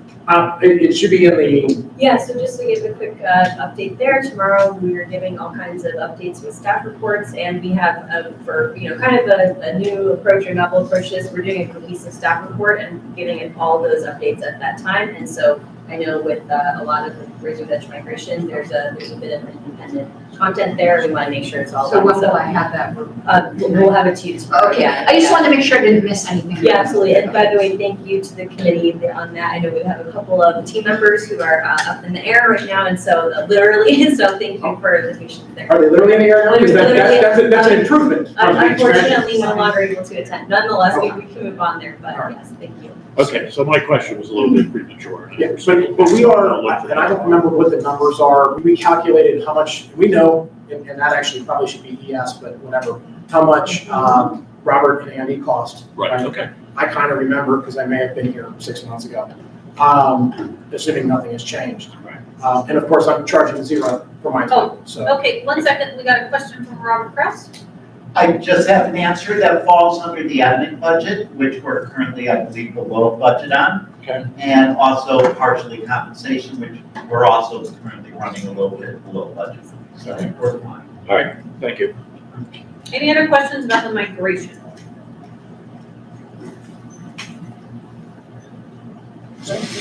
Cool. All right. I'm happy to see more time back to y'all. Well, delightful. and, get back on this project. Thanks for Thank you. migrating. If you have any questions, you can reach out, and obviously, go through Laney, because that's kind of the chain of command thing. So I'm a volunteer, I work under staff now, it's kind of weird, like I used to be here and now I'm under here, but I'm around and I'm here to help, but, filter through the chain of command, please, don't all hit us with. Levels, like Kramer. Yeah, but it's more about like, I can deal with like one person or two people asking questions, but 20-something or 30-something or 100-something will be like that. Yeah. So. You're talking about a hierarchy? Oh, right. Thank you, guys. Okay, so the next agenda item is Give or Give program by Ms. Harless. Probably not gonna have, I might make a motion tomorrow. Maybe I'll make it now, I don't know. Let me, I don't know, just open with discussion if that's okay, Sure. Madam Chair. Past LNCs, if you don't know what a Give or Get program is where you make a commitment, there's no teeth to it, like you can't get thrown off the LNC or punished, but it's just a gentleman's agreement that over the course of the next year, each LNC member will say, I am either going to give a certain amount or get it. So you're like saying, I'll commit to, say, $1,000 a year. I'm either gonna fundraise that myself, or I'm gonna give it myself. And that then gets factored into the budget under LNC fundraising. If there's 25 members of the LNC, that's $25,000 that is put into our expected fundraising budget. I would hope that we would do that tomorrow. I don't really even care what the amount is, but I do think the board, we all need to be fundraisers. I actually do think $1,000 is a reasonable amount, but it's been lower in the past. It was $500 one year. But tomorrow in our budget discussion, I hope we all can commit to a give or get. And that's all I really want to do today. I want to save it for budget and have everyone think about it. There's been people objecting to it in the past, but I think it's a no-brainer personally. All right. Any discussion? We can save it for tomorrow as well. Okay, good. Okay, next agenda item is first quarter 2023 meeting location and dates. So I believe our secretary has a chart and I also have a chart. So when you are ready. Let me find it. I didn't include January in the chart. I did. You did? Are we Sure. thinking of having an in-person meeting in January? Preferably not, but I included it since people put some dates in. I did not include the first week because I was like, okay. I didn't include January because I didn't think that was, and you're gonna have a. Yeah, I know. Yeah.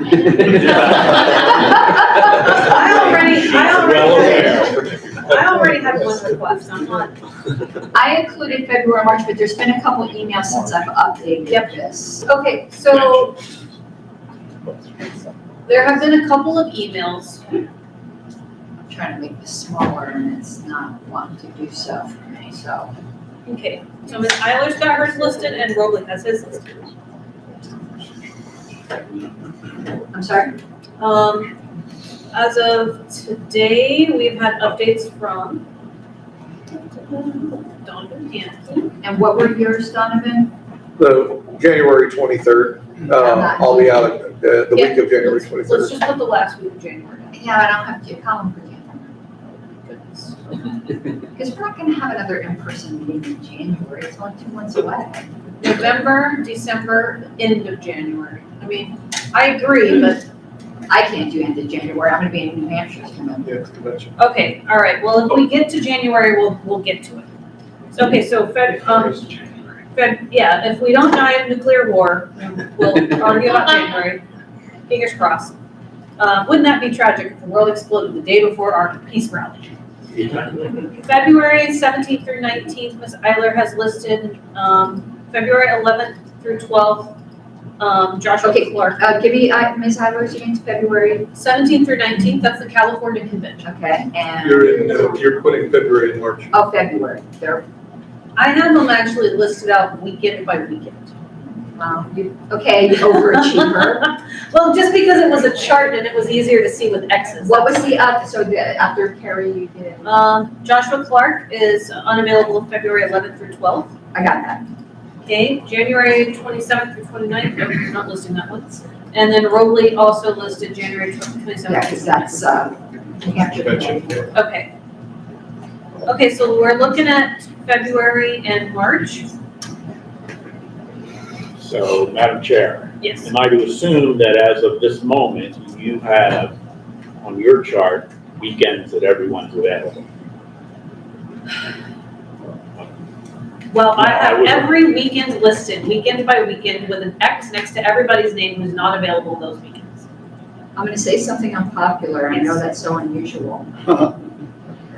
In the past, for the first quarter, the LNC has often opted for Easter weekend because no conventions happen on Easter weekend, and we started late on Sunday to allow people to go to a local church. When is Easter weekend? The Easter weekend is the 8th and 9th, but I'm not coming on Easter, I'm sorry. Got kids. Okay, I'm just saying, you know it's happened before. Oh, absolutely, and I think it was a mistake. How about, I mean, it looks like the middle of March is clear, there's 2 Yeah. weekends. Well, that's what I was getting to, was that somewhere, now that we have all the information, we should know which weekends we're all available. So I don't have any St. Patty's. conflicts listed out, I don't think, past March 3rd through 5th. Okay. Do you? Yeah, April, Oh, there's Yeah, Miguel, Miguel. 25th, that's Okay. the Washington State. So the middle of March looks pretty clear, so St. let me see. Patty's Day, 17th. Let's do it. 17th. And I don't have any Fun conventions, fundraiser. at least I don't have any convention invites. Yeah, Boston. I would prefer not. It's my birthday. Savannah, Georgia. I can't do Savannah anymore. Okay, so I have a question here. We're looking at a couple of weekends in March right now. We're looking at the 10th through the 12th and the 17th through the 19th. What is spring break in Florida like around that time? Good question. Yeah, it's a busy month. Robert probably knows since he's down in Florida at that time, but it depends, right? Because different weekends, different colleges get out. So Do we know if the costs skyrocket during spring break weekend? Yeah. Well, you got spring training. Mr. Kraus? Okay, so talking to my hotel friends in Miami. Yes. Mind you, if you pick another weekend, we can look at different places in Florida if Florida is what's chosen. But in Miami, the best weekends are, in terms of expense, 3, 4, and 5, followed by 2, 4, and 5, followed by 128 to 129. Okay. So can we, do you think that the 10th through the 12th and the 17th through the 19th are just like exorbitantly expensive, or are they just not Yeah, pricey? it's definitely, it's definitely, key spring break time, so. And also, it's also spring training. So Okay. March is probably the most popular month for rentals for the year in Florida. Okay. Because of spring break, spring training, And the snowbirds, and the weather. Yeah. They jack up Spring flight break costs to period. more places in March. Also, hotel availability. Mr. Nana? Is there a particular reason why we're trying to do it at Florida? Like, is it like do we need to be in Florida? Is there a reason, or was that just like an idea? It was a It's suggestion. warm. Nice. It will be warm. What if we do like, we've seen cheaper hotels in the Atlanta area. What if we do like Atlanta? I'm totally open to that. I'm just trying to accommodate Florida. I'm just being like, someone threw out a suggestion and I was like, okay. But we can go there next time when it's not spring break season. Could I ask a quick question, development related? Part of the reason we'll be able to do so well with the fundraiser is Austin is becoming a hub for influencers, and a lot of people are excited about, the libertarian movement. I know Miami or Florida is big for Bitcoin, big for crypto. I don't know if that is a consideration. That's also so- part of it. Yeah, but there's plenty of other considerations, so, yeah. Well, I'm not going to suggest Rhode Island, but perhaps. All right, LA will. You don't get to skip ahead of me, Mr. Ford. Okay, 2026. Savannah, by the way, Savannah, Georgia, or somewhere in Georgia. Georgia's a great party, and, I think we should be supporting them by our presence. So, okay, hold on, let's go. We got Ms. Harlow's, and then Ms. Eiler, and I'll just say, Georgia sounds really great, unless our candidates, spoil the election, and then we're gonna have garbage thrown at us. But, otherwise, go ahead. Okay, we go to the East Coast a ton. That's it. So like, I would Because like to two-thirds of be the country. considering further west, and I'm actually going to suggest New Mexico. I would show support for our new affiliate. Yeah. I like this. I I love hope that. them fundraise and get off the ground. What's the hub? Florida's although Okay, for the Libertarians. We've never had an LNC meeting in New Mexico, by the way, ever in the history of this party. okay, how expensive is it to fly in and out of New Mexico? Let's look it up. I have no idea. I'll do it. We're Googling it right now. Depending on where we go, you can fly to You're El going Paso through if you're going to somewhere southern else. New Mexico. It's as bad or worse than Reno when we looked at Albuquerque. What's the airport code? Anybody? Is there any hub? Is there any hub? Albuquerque is No, None whatsoever. it's worse than Reno. Albuquerque's a hub for Southwest, I heard. Yeah, like I said, you can get there from somewhere else, usually Denver. So let's assume we do March 17th through the 19th. I'm gonna say I'm flying out on that Friday, flying back in on, say, Monday. Let's see what this looks like. From Columbus, Ohio, it is. It'll probably be more expensive. $773. Yeah, there's no way. To go to Albuquerque? To go to Albuquerque, New Mexico from Columbus, Ohio on those days. Okay, so maybe Well, I could tell you when we go to Maybe Virginia Florida. and Check then the go there Florida once rate. every term, it costs me $750 and nobody cares. Check Orlando. Well, I never knew that. You're Oh. gonna- you're gonna No, start I say it every area. time, going to the East Coast for some reason from, not Florida, Florida's actually pretty cheap, but it'll probably still be about $600. okay, all right. Throw out some more locations. Colorado. Atlanta or, We don't want cold. I think Atlanta, if we can get. Hey, there's a Motorama exhibit in Chicago. Okay, so I'm looking at flight costs on Hawaii. Google for Orlando, and I'm looking at March 10th through 12th. And it's like $400-something right now From where? San Francisco. from here. But anybody else, weigh in. Atlanta's gonna be cheaper. So if we were to pick March in Florida, we were to not be so close to South, everything is close to Miami. But if we were to go a little bit more towards the center of Miami, or even the west of the airport, we could probably get a better price. According to Robert, we might be able to find something that's less Yeah, I expensive. think I can get us in that weekend, 310. But for the record, we just did Miami. Yeah, we just don't have ocean. Okay, I'm looking at Orlando now. We've been there plenty of times. Orlando that weekend from Austin is $500-something for a flight. I just don't know if we're gonna get cheap flights. Atlanta will be the cheapest airport. Yes. Atlanta's the biggest hub in the Any south. state in the world, Atlanta's gonna be. Atlanta? Right. If you were to do Miami. Maybe we should just Atlanta do is, March. Atlanta's 4 to 5 days. Is March too far away? Right, You know, I mean, I think it's a really great idea to go to Miami, big pockets there, but not in March. So if you're gonna do that in June or whatever, you don't wanna go to Atlanta. Okay, that's a very good point. So if we do want to revisit Miami, we should bump right above it to Atlanta. Oh, my goodness. So it's actually just everything is expensive in the middle of March, even in Atlanta. It's $500 to fly. Why are we, March is a terrible month. What isn't the traditionally black card? I don't know, they typically have, they went with the free cuts or something. Can we share this? Sure was. The document that I shared with you? I want people to actually take a look and see. How about Vegas? That's Always cheap. Well, for this date range, I bet, if everything else is good. Let's look it up. Okay, here's our availability spreadsheet. It's the end of January through the beginning of March.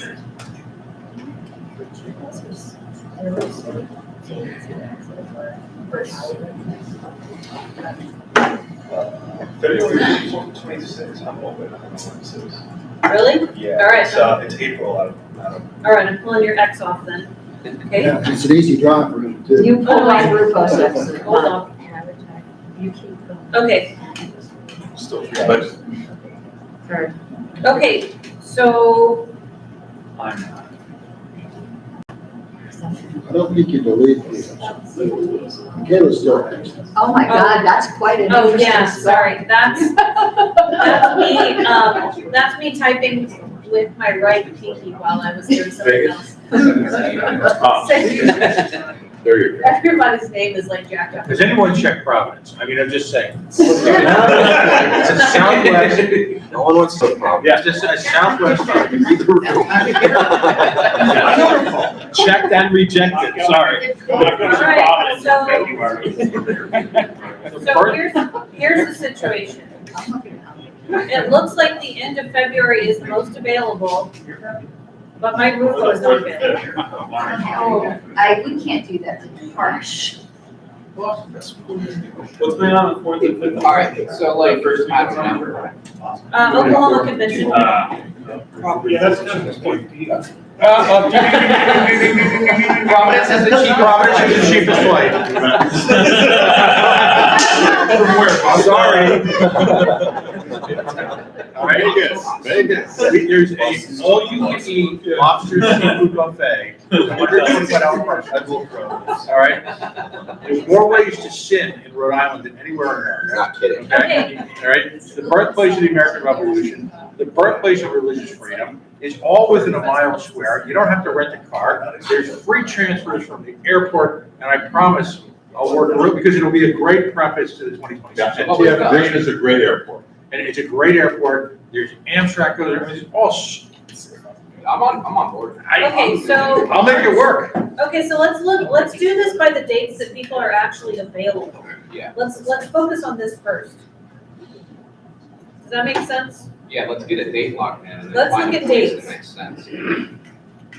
What Lady's about, doing a little bit of editing for us right now. so the beginning of March is free? No, Tyhagopian's not, there's the The Oklahoma. last week in February is good, right? Except for one person. There's one person who can't attend. I probably shouldn't. I have it in XCOM, but I can. All right. You could do it remotely. XCOM remotely.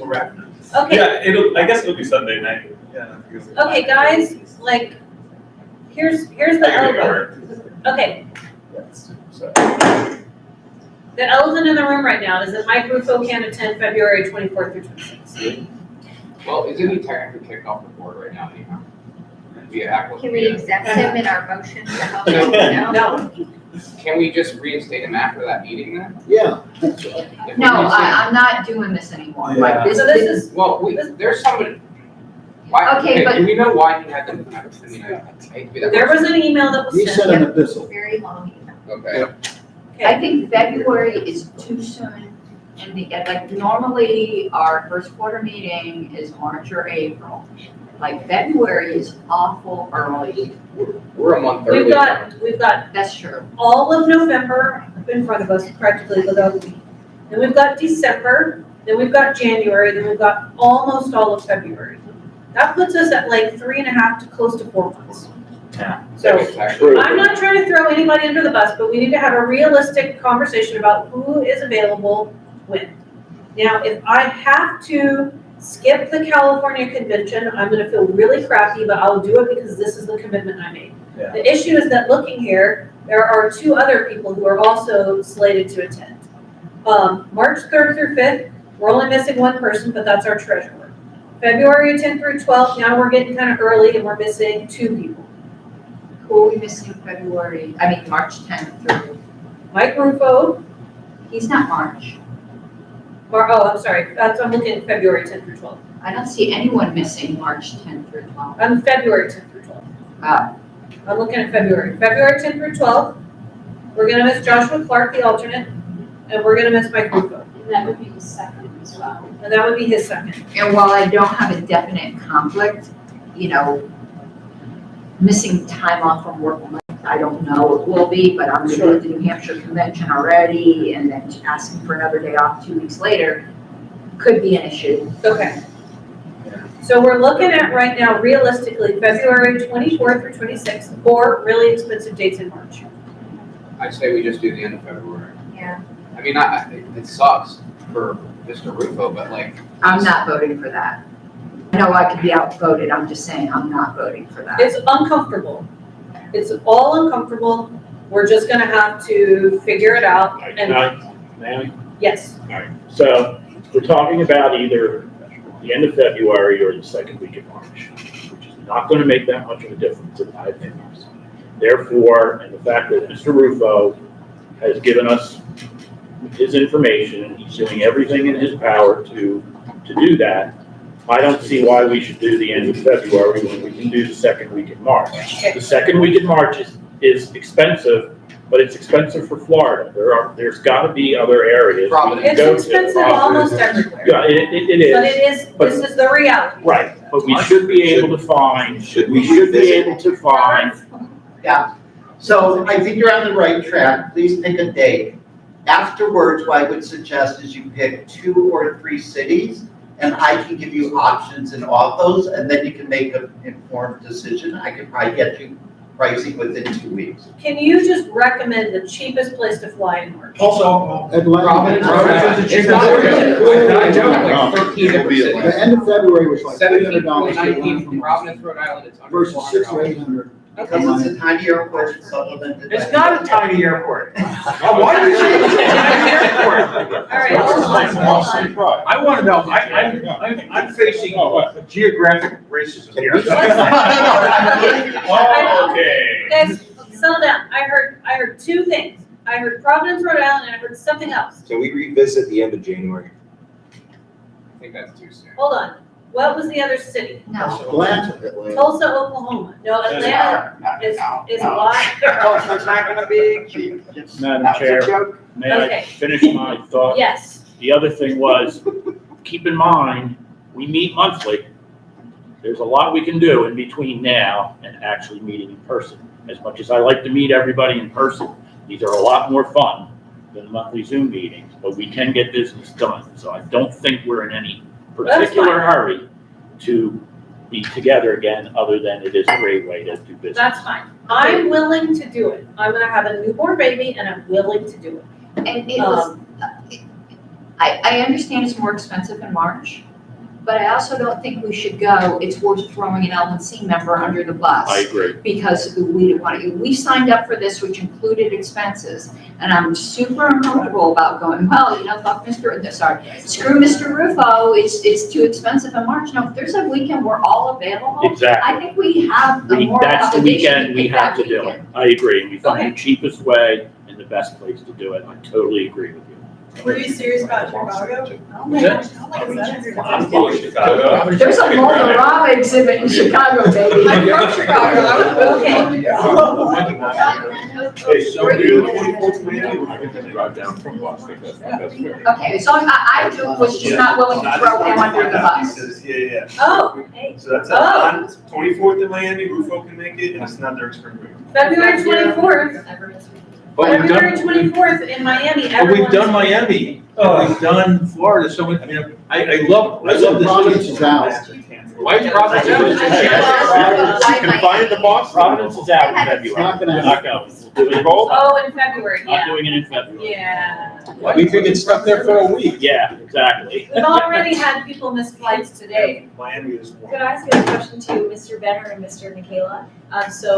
Development is very important with these LNC meetings, so I want everyone to keep in mind, we're talking a lot about cost today. I want us to also think about revenue. I know a lot of rich people. Okay, I was gonna say, like, what is the pool of people that we'd be able to tap into? Okay, amazing. And so, again, I know that's your region, and I also welcome anyone else who's a region rep or thinks there's a really active community around the country. We'd really love to help us fundraise and do that too, because that's the other half of this as well.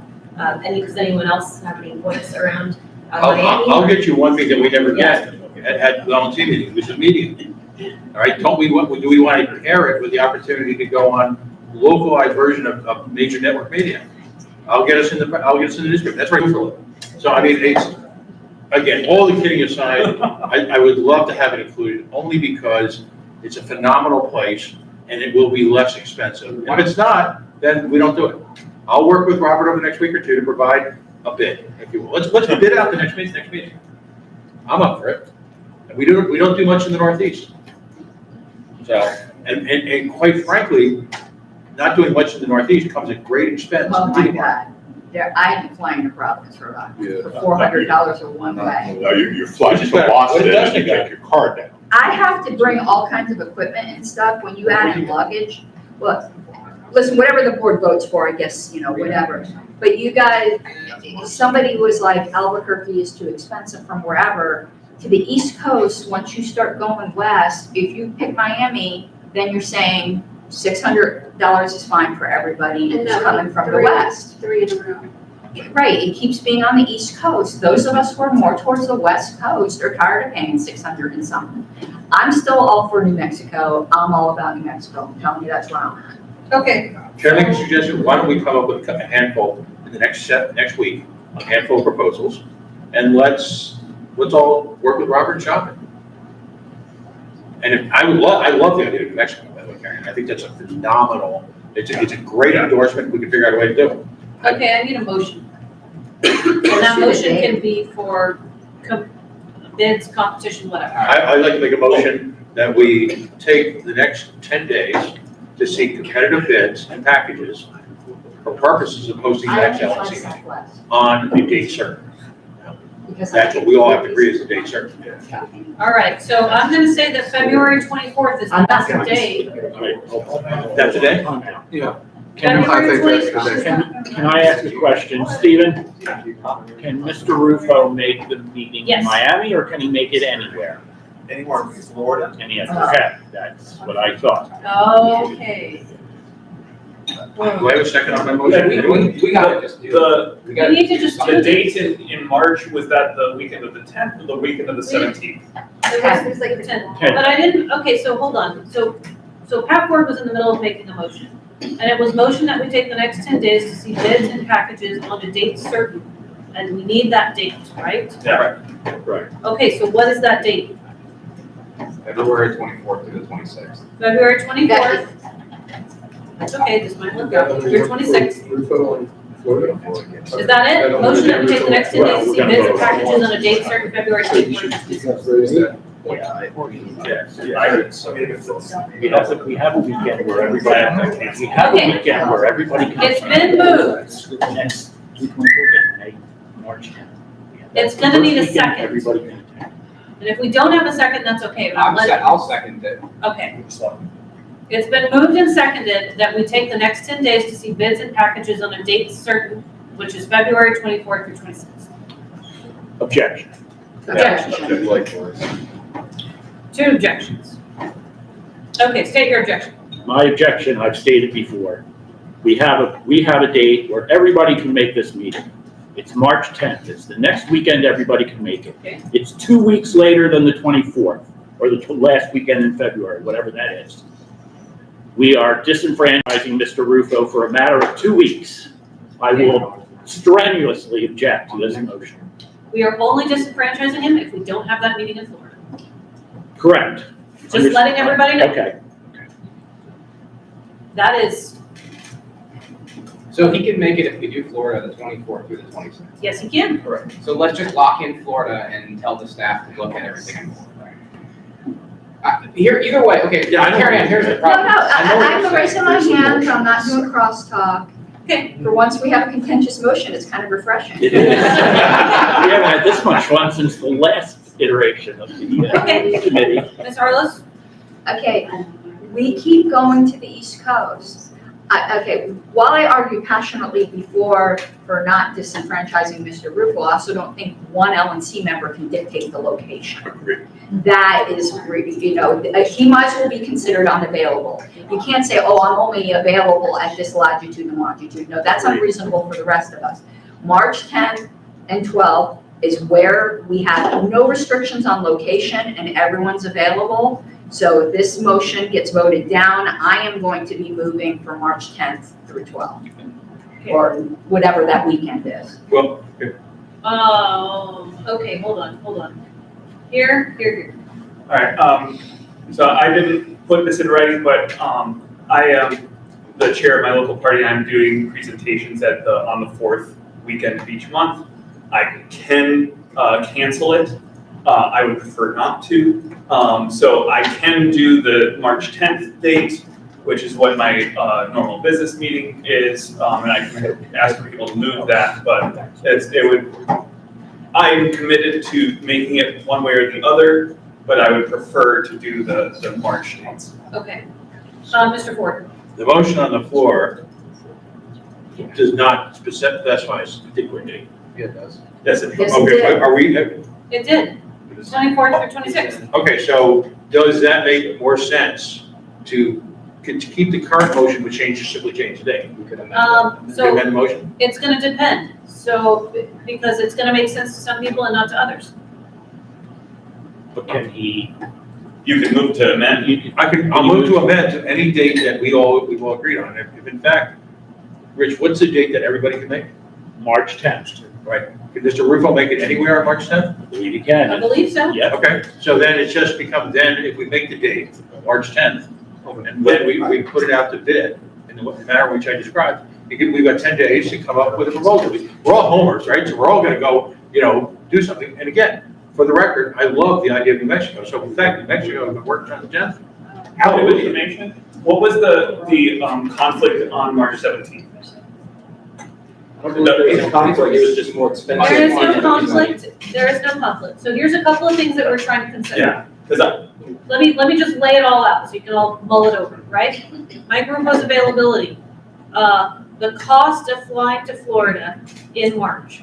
The ability to fundraise with millionaires for the party in Florida, which would be great, but preferably February 24th through 26th for our flight costs. The fact that people in other parts of the country don't want to fly to the East Coast over and over again. So those are the competing interests right now. Now, who's next? Mr. Nana and then Mr. Elliott. Point of order, was there a motion to amend it then? I made Did you amend it? amend the motion to the date. And it says we've got two issues here. We have to set the date. I'm so sorry. Okay, okay, so your amendment is, To set the date to, what's the date that everybody's available? March 10th. okay, To set the date to March 10th. Second. okay, so moving to second, desire. March 10th through the 12th. Object, and I'd like to give a reason why. Okay, I did a price comparison between the 10th in February and the 10th, just given Atlanta, which everybody said was the cheapest place to fly regardless. And the difference in price was $300 for those of you who haven't looked it up. So that 1 month, same destination, $300 different, just More advice. more. More in March. Okay. okay, Well, you so- got the point, oh, sorry. all right, so So go ahead. the amount of money I will save going to Florida if we do it in February, I will literally pay for part of your flight and still have money left over myself. Like if we go to March, it's like out of the question. Yeah. Insane. Okay, One over. I think I need by a show of hands, who is on the fence about not attending in March because of costs? On the fence. I can't see Depends on if where you we just go. go like that. Depends on where we go. But Yeah. Yeah, it certainly does. On the fence. On the fence, I need to see. I mean, I don't know, like, If it costs you an additional $200 to $300, if your flight is like over $500, are you on the fence attending? It's over $500 no matter what. I need to see. Because we need to make it Flights have been informed. over $500 for a month series. Look on Skyscanner, it'll give you the lowest. Okay. how much you can donate instead. That's another thing to think of too, is like, I donated, like, I know there's expenses involved, we all know that, I've had that conversation, but there's gonna be significantly more of what we can donate and do, or what we're wasting on flights. So it's kind of like, I do think that expenses matter, but it's also like the weight between, like, where do we really want to put our money? I'm not trying to screw anyone over. I'm gonna show up wherever I gotta show up, but I need to know, you all need to know so that you make an informed decision. What, is there a motion? Yeah, there's a motion to amend. And the motion to amend was to change the date from February 24th and 26th to March 10th through 12th, which is why I'm asking about costs. Mr. Eklund? So I'm gonna speak basically refuting my own objection to the. Well, it's like, you know, I'm convinced, like, the money is important. I like the idea of doing the Florida thing. I think that's probably good, and I'll make it work for my local, you know, party, so. Mr. Bowe? This may be an unpopular opinion, but my opinion is that if there's that much money in Miami, then we should be doing a fundraiser there, whether we're having a meeting or not. To try and accommodate Mr. Rufo and spend an extra $500 to me is a moot point. Sorry, that's what I feel. Contribution, Okay. right? Tomorrow's contribution. To follow some two good points there, it just occurred to me as well, we don't always have to do fundraisers the same time LNC meetings happen. It is very possible for staff to work with Michaela and just have a fundraiser there, and it's totally separated, so just throwing it out there. Good to know. National Yeah. fundraiser in Yeah, Miami. we can do that, yeah. Something on the water. Okay, so that's doable. Mr. Nana? I call the question. Thank you. Okay, motion. It's to amend Mr. Ford's motion. Actually, what you heard me say was, I call all questions. Okay, so no debate. We're gonna do the amendment, then we're gonna go straight to the main motion. The motion as it's amended right now, the amendment is to replace the language of February 24th through 26th with March 10th through 12th. Madam Chair, calling the question doesn't automatically call the question. We have to see if there's objection to Oh, calling I'm the so question. sorry. No one objected. Do we have objections to calling the question? This one needs to be right. That's totally fine. Nope, none? Okay, questions called. Okay, so we're gonna go to a vote on the amendment. And we're gonna do it by roll call. Woo, whenever you are ready. Sport is so fun. It's so fun. The language Most was- serious question we have is. Okay, so the original motion, we're voting on the amendment. The original motion was move that we take the next 10 days to see bids and packages on holding our next meeting, February 24th through 26th. So the part we're swapping out, the amendment is March 10th through 12th. So 10 days to see bids and packages on any location, March 10th through 12th. That's what we're voting on. You want 10th or 12th to replace February 24th through 26th. Now we will go to our vote. Does everyone, Mr. Benner, Yes. Mr. Bowen, Yes. Mr. Duque, Yes. Mr. Eklund, No. Ms. Eiler, No. Mr. Elliott. Yes. Was that a yes? Yes. Mr. Ford, Yes. Ms. Gabbard, Yes. Mr. Hagopian. Yes. I'm gonna vote yes. Mr. Nana, No. Mr. Michaela, No. I can hear you. No. Mr. Watkins, Abstain. Not voting. are you here? You're saying- Not voting. So, Madam Chair, it's a yes or no. Okay, so it passes. All right, we're gonna go to a vote on the main motion. And that is now, move that we take the next 10 days to see bids and packages on holding a convention March 10th through 12th. Meeting? Convention, yes, convention, yes. LNC meeting, Yeah, please. Anywhere in the country. anywhere. Bids and packages from anywhere. I'm gonna throw me a birthday. Now that I've butchered this a few times. Yeah. Are we all clear? Could be anywhere in the country. Yes. Okay, we're gonna do a roll call vote whenever you're ready. Mr. Benner, I'm gonna pass. Mr. Bowen, Yes. Mr. Duque, Yes. Mr. Eklund, Yes. Ms. Eiler, Ms. Allen? Yes. Mr. Elliott, Yes. Mr. Ford, Yes. Ms. Gabbard, Yes. Mr. Hagopian. Yes. I will vote yes. Mr. Nana, Yes. Mr. Michaela, Yes. Mr. Watkins, Abstain. Mr. Benner? Yes. Madam Chair? It's 12-0. Okay, now, I hope I don't piss you off too much. That motion was to take bids and packages. And nowhere in that motion did we say we would accept. Of course. Yeah, well, that's fair. That's fair. Okay, Make history or be history. I want you to understand that we could potentially still not have a date.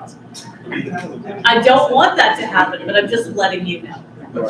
Okay, then I will make a follow-up motion that we set the date for the next LNC meeting for those dates, and the location to be determined via the process that we just described. I will second that. Okay, hold on. It's okay. It would have been explosive. Okay, repeat it one more time. I move to set the date of the next in-person LNC meeting to, what was it, March 10th through the 12th? At a location to be determined via the bid process decided upon earlier. Or actually, I guess it's gonna be a subsequent motion probably. They decide the location. Just to be. Unless we're just letting the staff just decide. To be. Hold on. Mr. Danner, what I actually think you're doing, if we could, I can't hear myself talk. Go ahead. I think you're moving to amend something previously adopted, and your motion would be to amend the motion we just passed, which would be move to set the next LNC meeting for March 10th through 12th and to take bids for the next 10 days. Okay, we're gonna need a subsequent motion though to actually decide the location when we get the bids in though, right? Yeah, Yeah, one way or the other. we're gonna have to vote on it. I think it's kind of assumed, like we do this all the Well, time. I'm just saying, we don't need to waste time amending this motion. If we're gonna get bids and we're gonna have a vote, we can just set the date definitively at that time. We could. Okay, so what do we want to do? Here's what I don't want to happen, but it could happen, whatever. We get bids in and everyone hates them. And then we're right back at square one. So if we can avoid that, I'd like to, but I am not gonna force you to do that. I'm just making you aware of this potential situation. So you're saying you want to set the date? You want it. I have zero, I don't care. I'm gonna show up wherever. Mr. Kraus? Yes, perhaps I can make a suggestion. Thank you. I heard Atlanta, Albuquerque, Providence, Rhode Island, and possibly South Florida. And Chicago, somebody said. What I can do is provide you the 3 best bids for each of those locations. And maybe you allow the chair to narrow that down to like the top 3 to present to the LNC for. Did you have Chicago on your list? Or San Diego. Or American snow.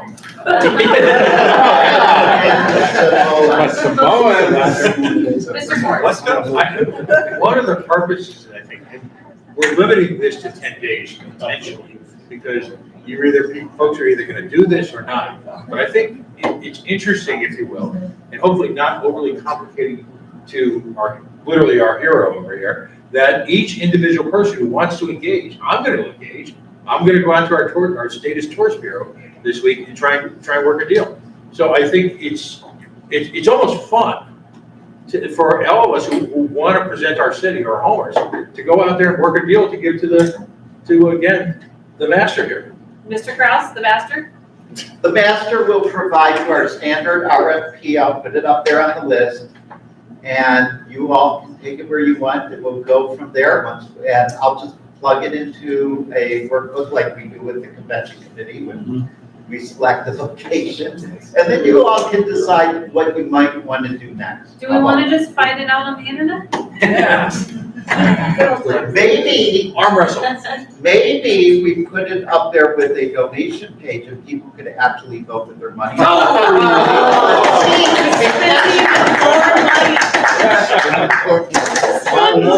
Which is why I gave them that. I think Happy's a great point, and if people are making pitches, considering the cost is great, if you also want to talk to local chapters in an area, I'm sure lots of people would say, we'd love to have you, and be really enthusiastic about coming out to events and doing things, so that's another great way you can meet everybody You want else. to blow my mind? Pigeon Airline, get us a discount. Yeah. Mr. Hagopi. In all seriousness, if we do what Pat Sandwich I like, it would help to know what airport everyone's flying out. If we're gonna go and look at different options, we can scan real quick. So like a lot of my flights were cheap when they were saying expensive and vice versa. It'd just be helpful to know where. All right, someone start a thread on my internet is down, so I'm not doing it, but someone start a thread. Airports are flying out of, just like the dates of unavailability, airports are flying out of for Q1 LNC meeting. It's totally up to you guys whether or not you use that, if you're coming up with bids, but then the information's there. Like our home airport is. Where we fly out of, yeah. Good idea. Anyone else tries to fly out of Jackson, Mississippi, you're off. You're off. You're fired. I love this group. You guys are great. Okay, I started. Okay, you're the best. All right, now we're all very weird and we hate each other. Oh, this was fun. Get a Snickers, which they're there. Click on Snickers. Oh, now I'm mad. You got. You're not getting there. There's a Twix. I'll have a Okay, we're gonna stand at ease for 5 minutes, and some of you are gonna go smoke a cigarette because you're mad. Yeah, right. Maybe you can take up smoking. All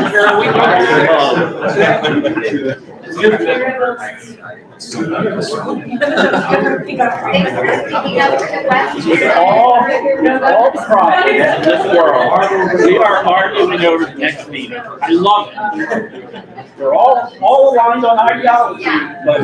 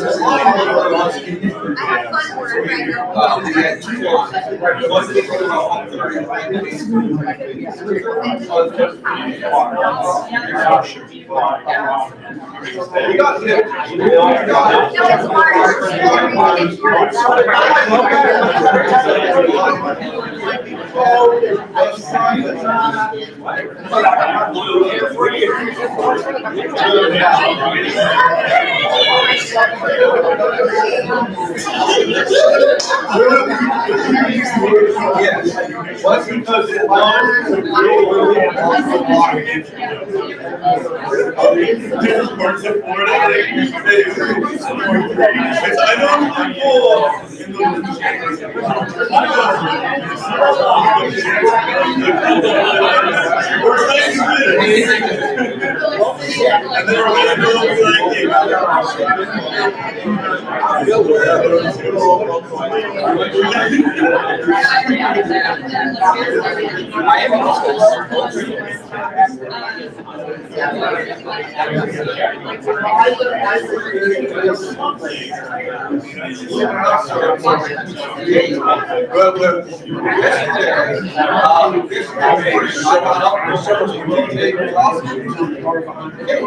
so that they can go to the court. And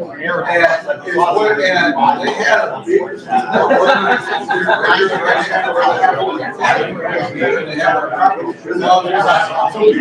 Just up there. You'll get it in, we'll get it in, and out. I'm looking on Weather Channel, Weather Channel, they're talking about.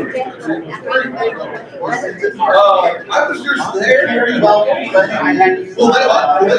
they're all in Europe now, so they it's kind of nuts.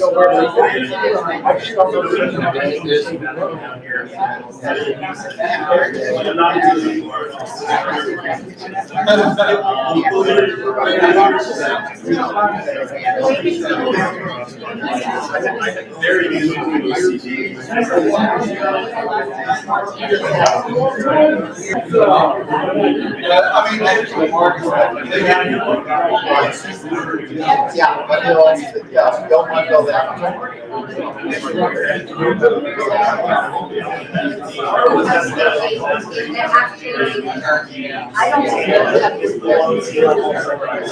I don't think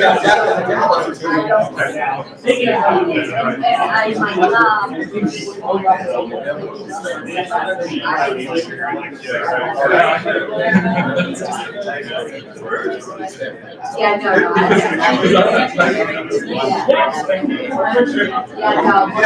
Well, yes.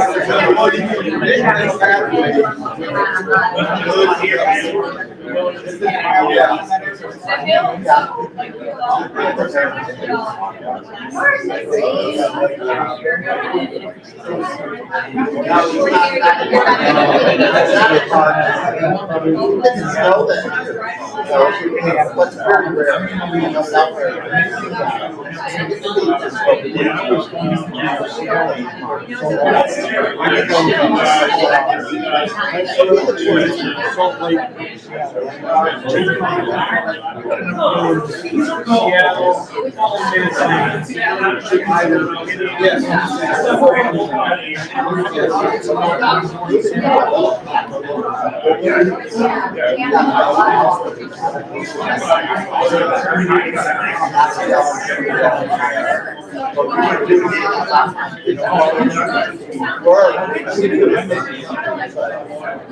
yeah, so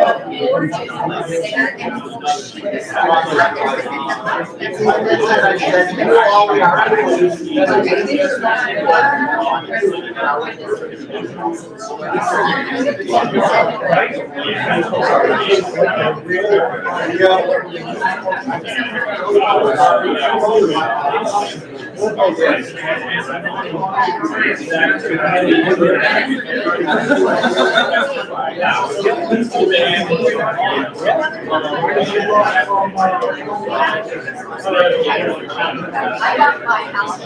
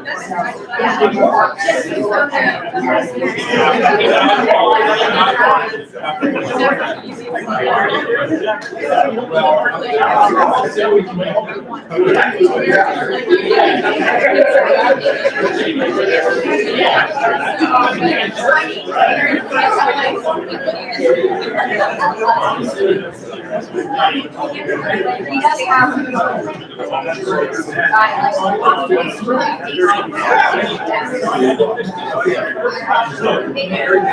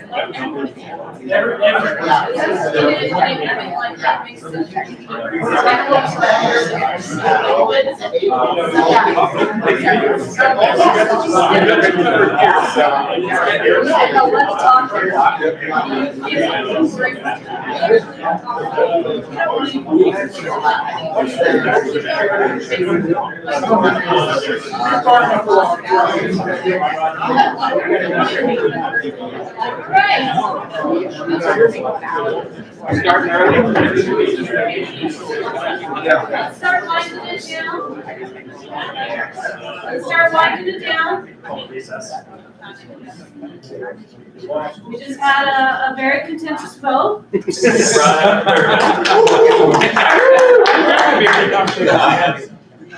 I'm gonna set this right back here. What's it? Yeah. It's bullet. It's bullet. That's good. That's just what I need. It's not good for the baby. Not recommended. It's not like the debate. Absolutely, this is not. Everyone's fine. Now we have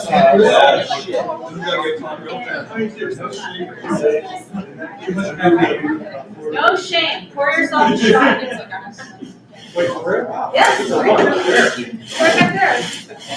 No, I'll see you in a minute. What is it? Oh, it's a bullet.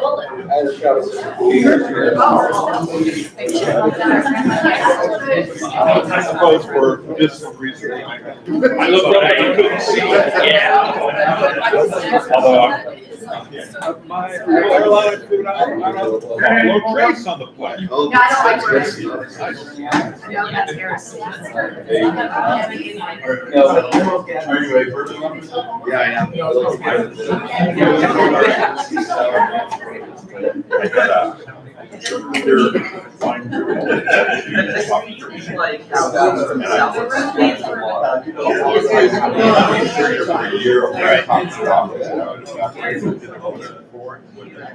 Oh, yeah.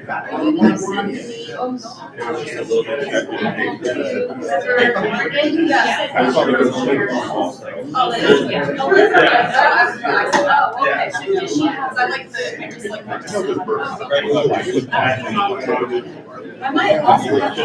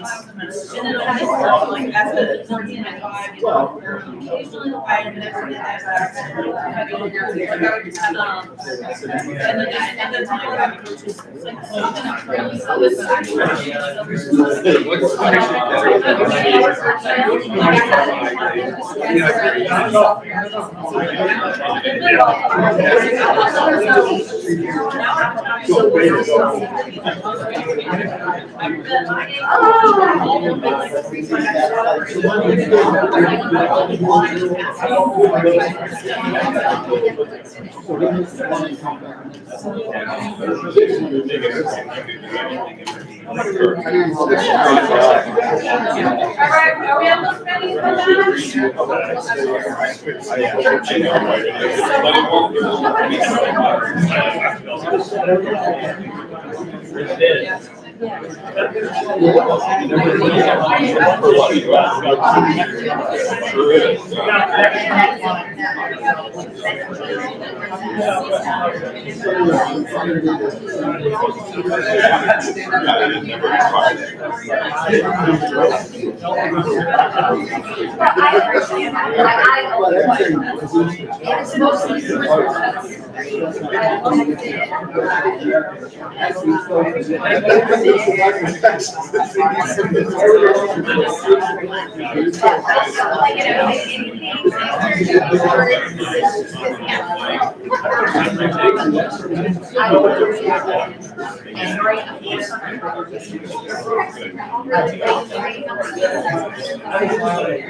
There's more else. Alright, everybody got their drink? Thank you for the You are welcome. That was fun, let's do another one. We are. We're about to do another one. We are. Just Just ready to go. appropriate. What are we gonna find? Tomorrow night, LNC and staff are invited to my house. For dinner. For dinner and a lot of alcohol. So I have a lot of alcohol in my house and I don't drink alcohol, so. What kind are you drinking? All kinds. Rum. Yeah, rum. Oh, I love rum. Oh, do you live here now? Yeah. This is. I live less. don't tell me nothing. You just lying with the baby boy about the. I would. I I would. I totally would, but the airline won't let me. You just say I'm not pregnant. They didn't say anything to me. I identify as not pregnant. I have a parasite. It's. That's terrible. It's one of the same things. I feel Okay, guys, we're about to come back into another agenda item. I guess so. All right. All right, are we ready? Okay, so it's 5:28. 5:28, we may not knock everything out on this agenda the rest of the day, but we're gonna get close. Oh my God. Are we ready? Okay, next item up is item F, discussion of sale of building presented by Not Mr. Hall. Rich Cohen and Pat Ford. It is not Mr. Hall. Robley Hall, and we apologize, and I hope that the live stream is on, and so everyone knows it was not Robley Hall. Sell it to stop it. Oh, never mind. Okay, Mr. Bowen, go right ahead. All right, thank you. Thank you, everyone. By the way, just want to thank everyone because, the last board that I was on, no one ever agreed with me about anything. So I really enjoyed the scrapping. We agree way too much. So I'm really happy, and I want to thank you all for letting me pick a fight over where we meet. I appreciate it. I feel much better. Very much, I'm ready to go. Thank you. So a couple weeks ago, I put on a discussion item on the agenda for discussion of the sale of the building. Some people have had, private discussions. We talked about it a little bit from the time that we were elected. I really thought it was about time that we had a public discussion of just what we feel. I just feel it's due diligence to consider some of the obstacles, if you will, the options, the good things too about, what we want in a headquarters, and if we do want it where we have it. So I'm not going to say too much more. Unfortunately, I think online people just automatically assume that because I posted the email, I was totally in favor of selling the building. People's hair were on fire about it. In some cases, that's fine. I'm not, I'm used to that. But I have to say, I'm actually undecided. There are things we need to discuss as a board as to what the best interest going down the road is for the party in having a headquarters, where and what type and so forth. So I will tell you some of my concerns, and then I'm going to turn it over to Mr. Ford to say a few words, and then Robert, Mr. Kraus has a few things to say too. And then I'd like to just hear kind of everybody's, we don't have to get into the weeds about it, but I'd like to hear, everybody's overall feeling about, where we're going. So I have a couple concerns. I have concerns about the layout and the location. Those are the two big things. I personally don't believe we need to be in the DC area. I know there are some that think we do, for media and for legislation and things like that. Honestly, I've seen no instance of it in the years that we've had it. I'm not sure that being there is gives us any value or any added value, I should say, to do what we need to do. One thing that has always bothered me about the headquarters is the layout. It is just not, in my opinion, not built for a party for what we need. I personally envision more of a campus environment in a headquarters. Somewhere where there's meetings rooms, somewhere where there's some educational things. Obviously, we want to have maybe a little better parking, maybe on one floor, all on one floor, those types of things. Those are the two main issues and why, in my mind, I think it's worth actually discussing whether we, should have. Now, some people I know have discussed whether we need a headquarters at all. Okay, I believe we should have a place to park our sign. I really do. But I envision something more maybe rural, suburban, a little more sprawling. Again, nice big meeting room, easy access, close to an airport, that type of thing. So there are a lot of issues, and I'm sure we're gonna hit a lot of them today. But let's just remember, unfortunately, we could probably speak 2 hours on this. But I'd like to hear what everybody's overall view is. I'd also want to make sure that staff is involved in the decision. I reached out via email just to make sure if anybody had any comments that they wanted to either say privately or to me or the EPCC or publicly. But let's keep in mind that staff has good input because they're the ones probably know more about the needs of a headquarters, an office, working remote, those types of things than you do. With that, I'm not going to answer any questions. I'm just going to refer to Mr. Ford, but I will. Sure. Okay. Okay. I'm yielding to Mr. Ford for now, so he can take over. Okay, so,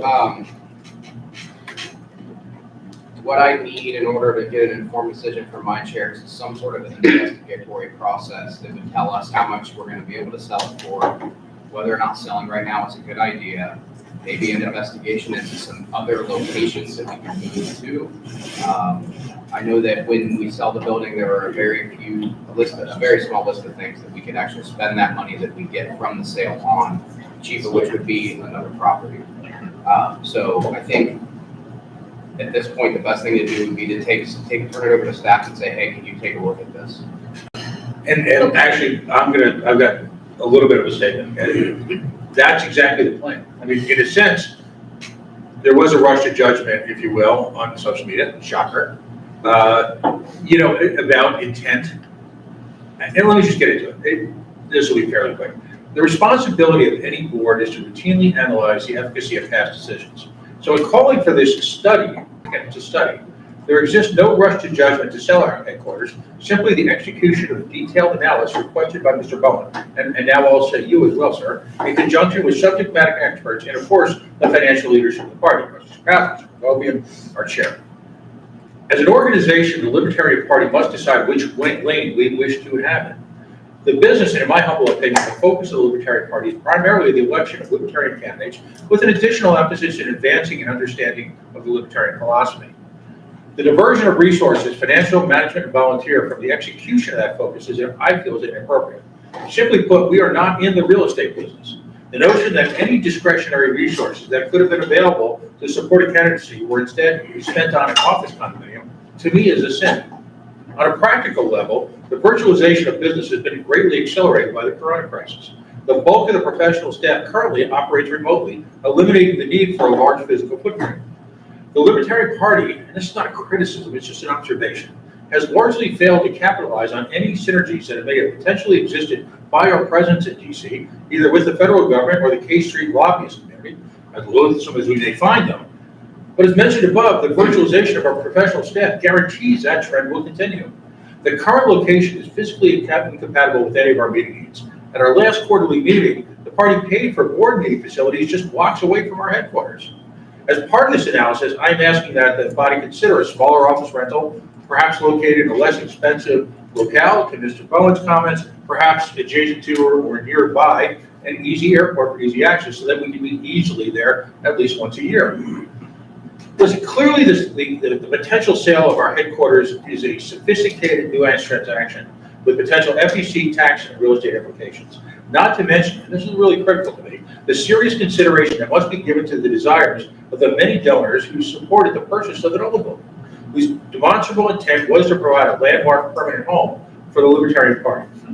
But finally, the combination of the changing nature of the American workplace, the evolution of political structures from static hierarchical structures to really project-oriented work groups, combined with the challenges that any grassroots organization is facing right now for resources, I think it practically screams, not for a rush, immediate decision, but the type of analysis that Mr. Nana spoke to and Mr. Bowen is asking for in his request.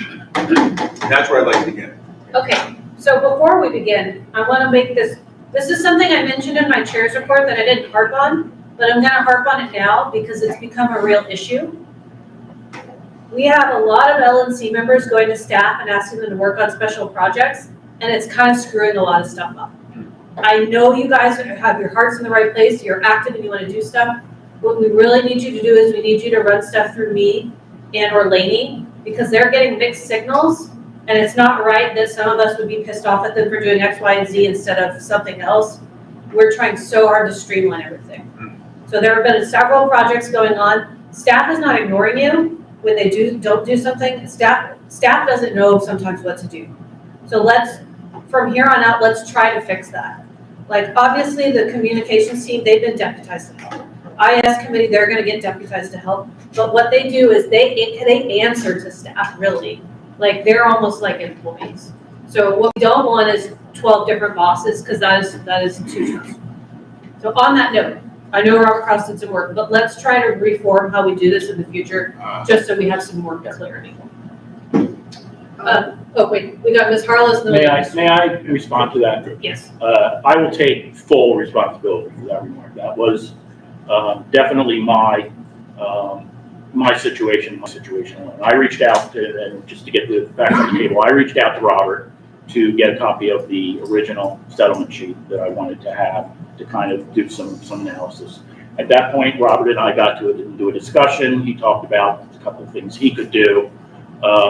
You know, he had more knowledge of it than I did, and I basically said okay. And when I said okay, I did not talk to Laney or our chair, and that's definitely on me. That's a mistake, and it's a mistake I won't make again. It's all good. And I apologize. It's okay. I appreciate it. You know what? I'm going to go ahead and throw the last LNC under the bus on this one, because you didn't always have leadership that would actually be responsive or respectful to your requests. And that's just the reality of it.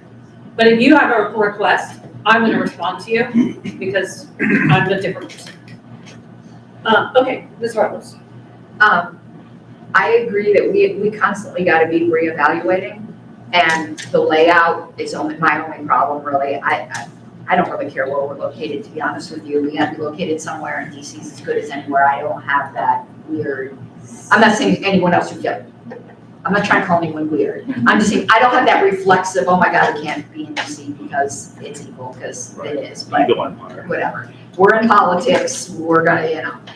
But the fact that we can't have an LNC meeting there is just insane, absolutely insane. But one thing I can tell you that I will never do, I'll never vote not to have a headquarters. I don't care how virtualized the world gets. A bunch of people gave money for us to have a building, and unless there was a resolution from a convention of delegates, they're the ones who have the authority to make a decision that we're not gonna have a headquarters. It's illegal for us, I'm sorry. Yeah. We have to. Yeah, but I'm just saying, I know people have talked about that. I just wanna say where I'm at.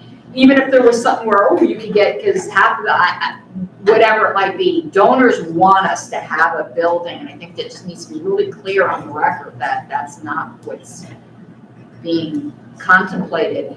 But I do think we need a building where we can have a meeting, and that headquarters just isn't working.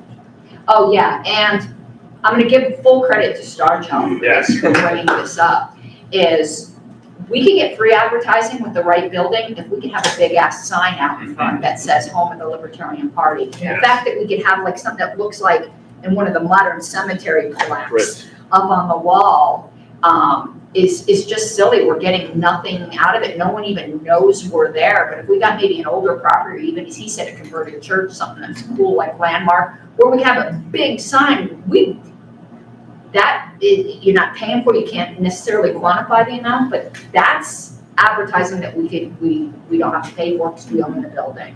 So, but I don't actually think staff should be tasked with it.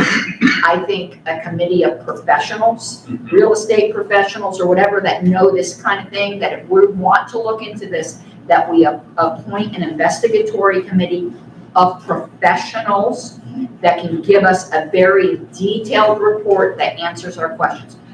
There might be some real estate professionals at this table, I don't know, but most of us are not qualified to deal with this. Okay, so we got an order here. We're gonna go next to Mr. Caleb. Yeah, the headquarters in DC is more like an embassy. It's an embassy for libertarians. There's obviously opportunity to make it more of into something that we can utilize as a home base in DC. And let's be clear, the headquarters has always been a point of pride for libertarians. Over the years, folks have donated. There's even rooms and parts of the headquarters. It's named after people that have put this together. So rightfully so, a lot of people want us to have a headquarters in DC. The biggest problem about having a headquarters in DC is that you have to have staff in DC, and you're going to pay them more money to live in DC. We also have been paying for many years the press club pass in DC, which we've never utilized. We've always floated the idea of having somebody to lobby in DC, lobby legislature, and actually do things in DC that make it valuable to be in DC. Otherwise, why not be in the middle of nowhere for pennies on the dollar? So what's really the net benefit? What do we want to get out of being there? And what I would like to encourage and invite us to do is try to at least attempt to maximize our presence in DC for something of value that we can actually use, because right now we're simply not utilizing it to its full potential. So before we have the conversation of, let's sell the building and move out of DC, let's talk about how we can actually extract the maximum value that we currently potentially get, and then make a decision. Maybe we have to move down the street to a different type of building. Maybe we need to get an architect to come in and redesign it so it suits us the most. But I think right now the way we're utilizing it is the conversation we need to have before we talk about moving it around anywhere else. Okay, so here's the order I've got right now. Gopian, Eklund, Laney, Houston, Ford, and Nan. Okay, so we're over to Todd now. All right, so 100% open to this conversation. I agree with a lot of what's said. However, in my opinion, nobody in this room should spend 5 minutes on this until after the election. So if we were to appoint somebody like Karen Ann's saying, an outside entity, they could potentially work before the election, but we need to be focused on ballot access and fundraising for the next 2 years.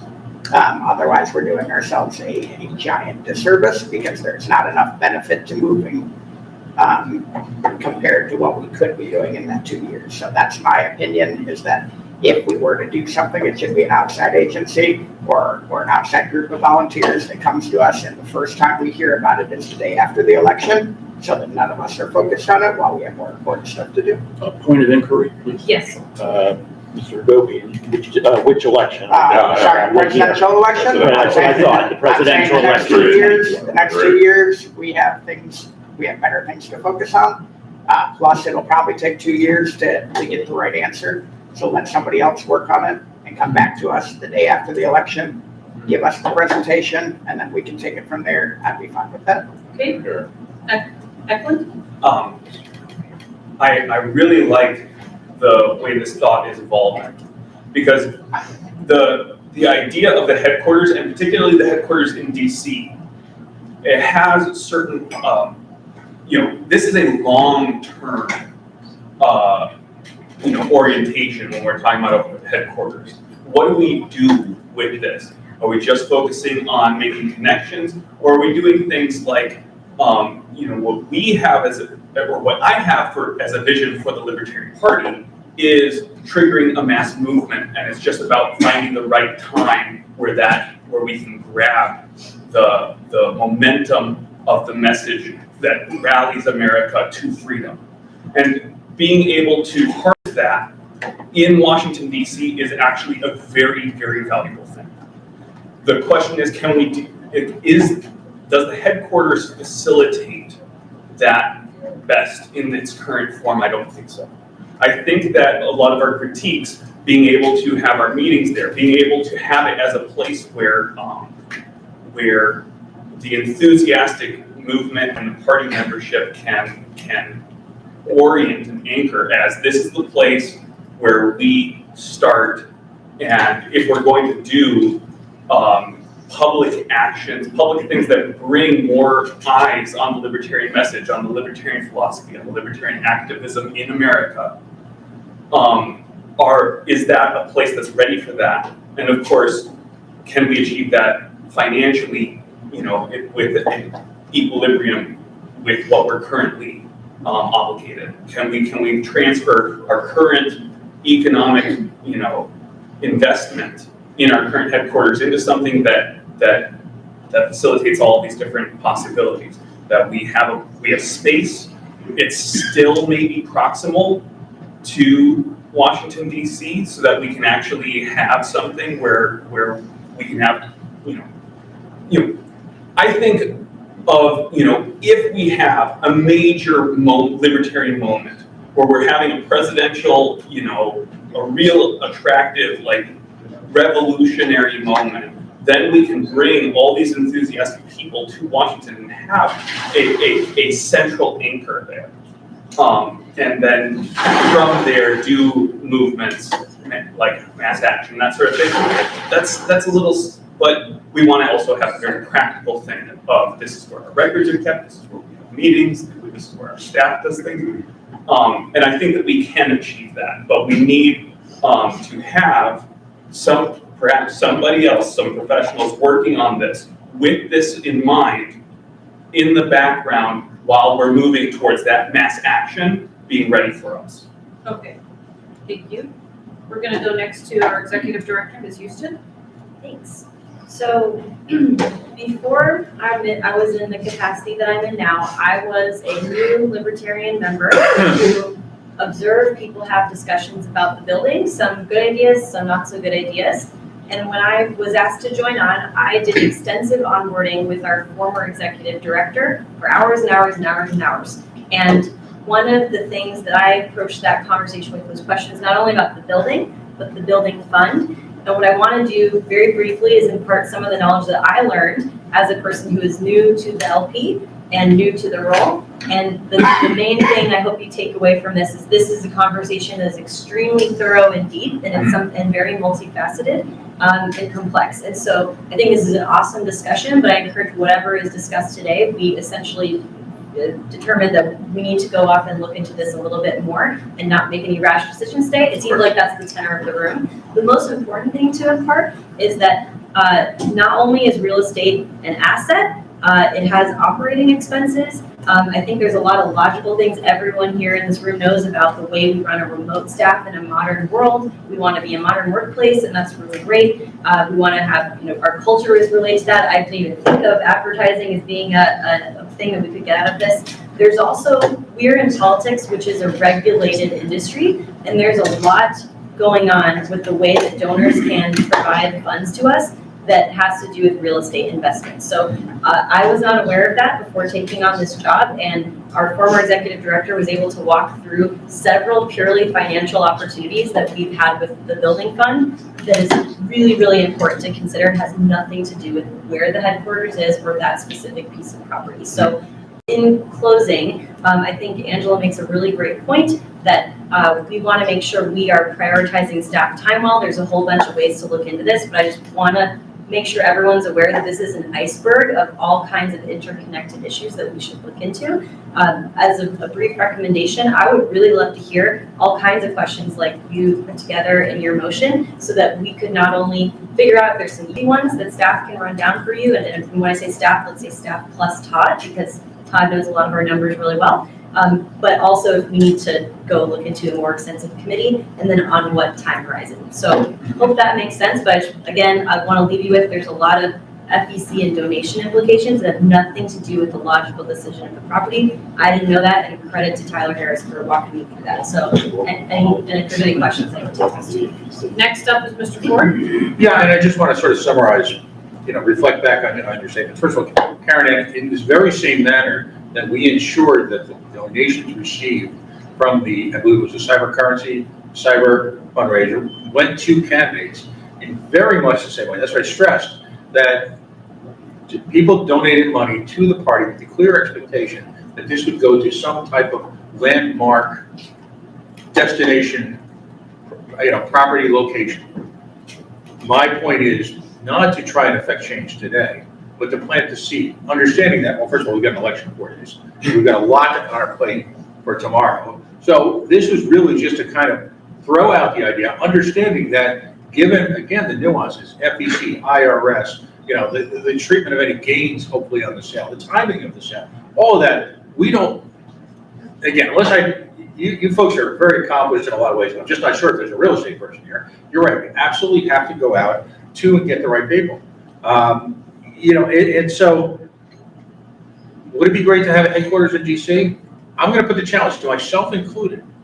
I haven't done anything about it. I haven't personally done anything to promote the outward-looking use of the facility, so I stand equally responsible. But I'll put the challenge out to all of us. While we have this building, and it looks like we'll probably have it for quite a while, while we're doing this analysis, let's as a group come together and try and figure out a couple of ways, whether it be advertising on the building, or an event, or a tax day protest, who knows? Have something there so that people understand that we are at the heart of arguably one of the most spiritually, politically intense, 2 or 3 square miles on the planet. And let's take advantage of that in the interim while we as a community come together and understand and respect the wishes of the donors, but at the same time, try and promote a headquarters that's useful to us. And that's really the whole point. Okay, up next is Mr. Nana, but he is out of the room. So then it was me. Okay, so I'm very wary of messing with the building fund. And I think we should all be very mindful of that. That's really important.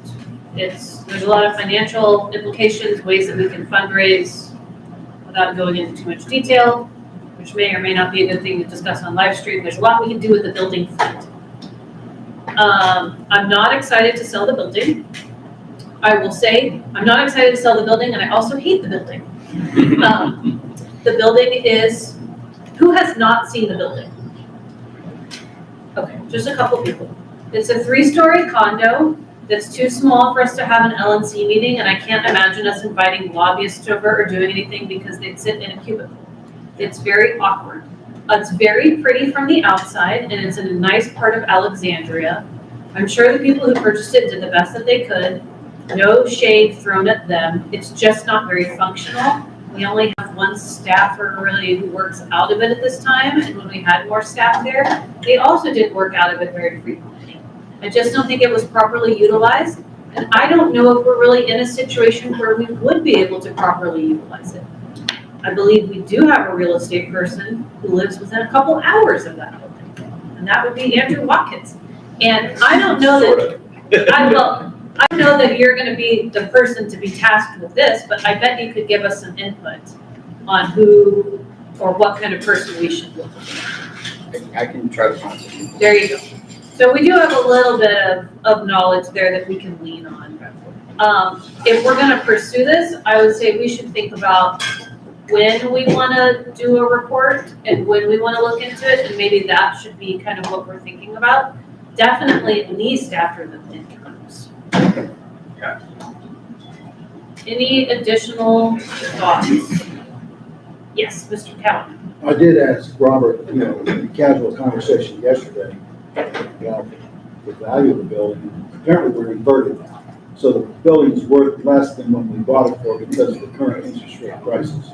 So we're not in a profit mode probably for 12 to 18 months. So if we want to make money on the project that is important to pay for, we're looking at 2 years. Did everybody hear that? Yeah. Okay, Mr. Kraus? Yeah, just because probably a half dozen of you have asked me questions. Maybe I should just share the answer with everyone. Yep. So here's just a tiny bit of background. First of all, the valuation. At a high, we were probably valued at 975-ish. Robert, could you We tell me? bought it at 825. Currently, we would probably get 725.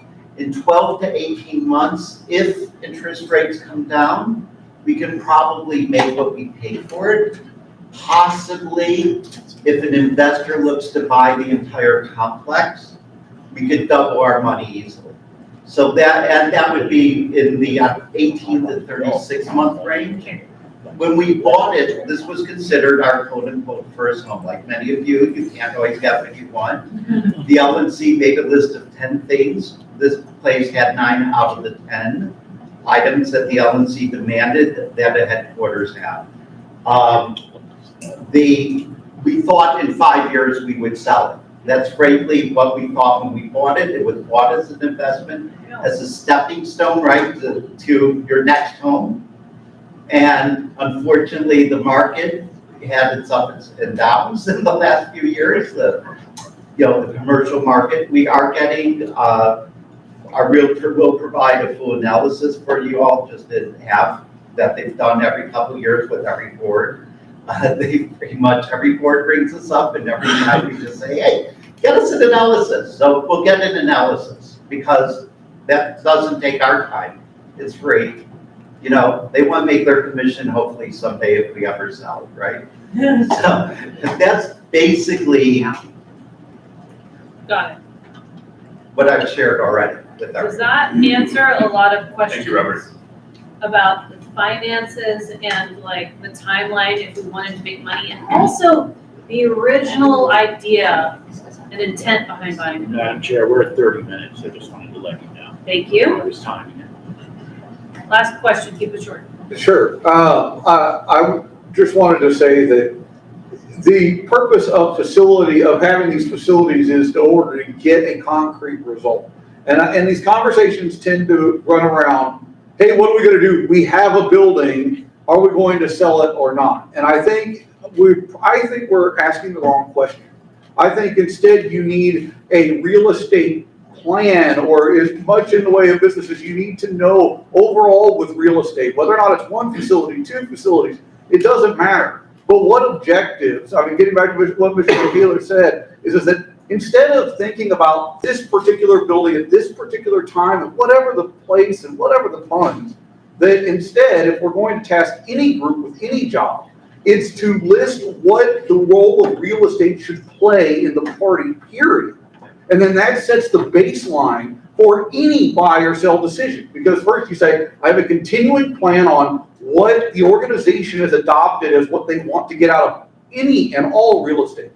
And then you can then begin to execute on it. So to a large degree, I think we need that and not put the cart before the horse and talking about particular transactions at any particular time.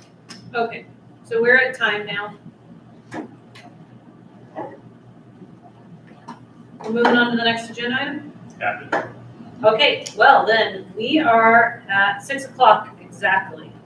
So, the Market Institute proposal was something I was going to actually ask that we move into tomorrow to discuss under the budget meeting. That was my intention, to put it with affiliate support committee budget presentations and candidate support committee budget presentations. Is there anything that we need to do today, right now, that cannot wait till tomorrow? Nope, we good? All right. So I think we should adjourn until 9 a.m. tomorrow morning. So moved. Second. Robert has his. Oh, Mr. Kraus. Just letting you know, I will make sure this room is locked up. They're only going to clean up, obviously, trash. And so any non-trash items will be left alone. So pretty much the room's going to be untouched until tomorrow morning, okay? Okay, thank you. Any objections to adjourning until 9 a.m. tomorrow morning? All right, hearing no objections, we're adjourned. Can we get a reminder from staff about what's going on tonight, what time and where the location is? Oh, sorry, 1 second. Yes, so let me just repeat that. This is all in your inboxes. You need to click Yelp link, but we're going to a location about 5 minutes from here called Central Machine Works. And it's going to be really fun time, indoor, outdoor. So I really want everyone to come down and meet some local members. We got a bunch of great people coming, and it should be a good opportunity to keep the fundraiser rolling as well. So anything else we should mention about coming tonight? It's 8 to 11 p.m. So hopefully that gives everyone enough time to grab some dinner and then enjoy yourselves. Yes, it's casual. Oh, it's a brewery. So yes. So we got some questions. Casual dress. Oh, casual, yes. I like that. Do they have food? Honestly, let me confirm, it's primarily a brewery. Yeah. Justin just said he. Well, you can announce. Did you? Yeah, pizza, oh, that's great. Pizza. So,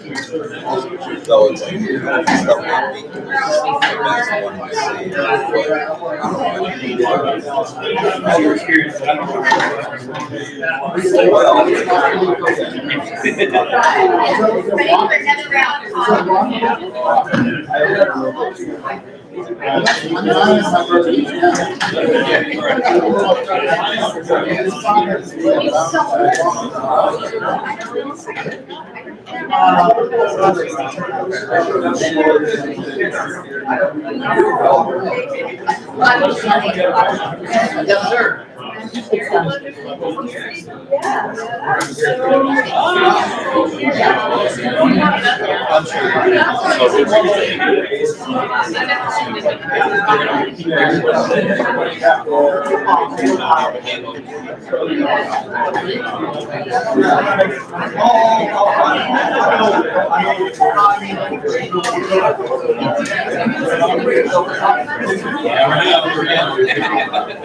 I've seen Robbie show. Yeah, oh, yeah.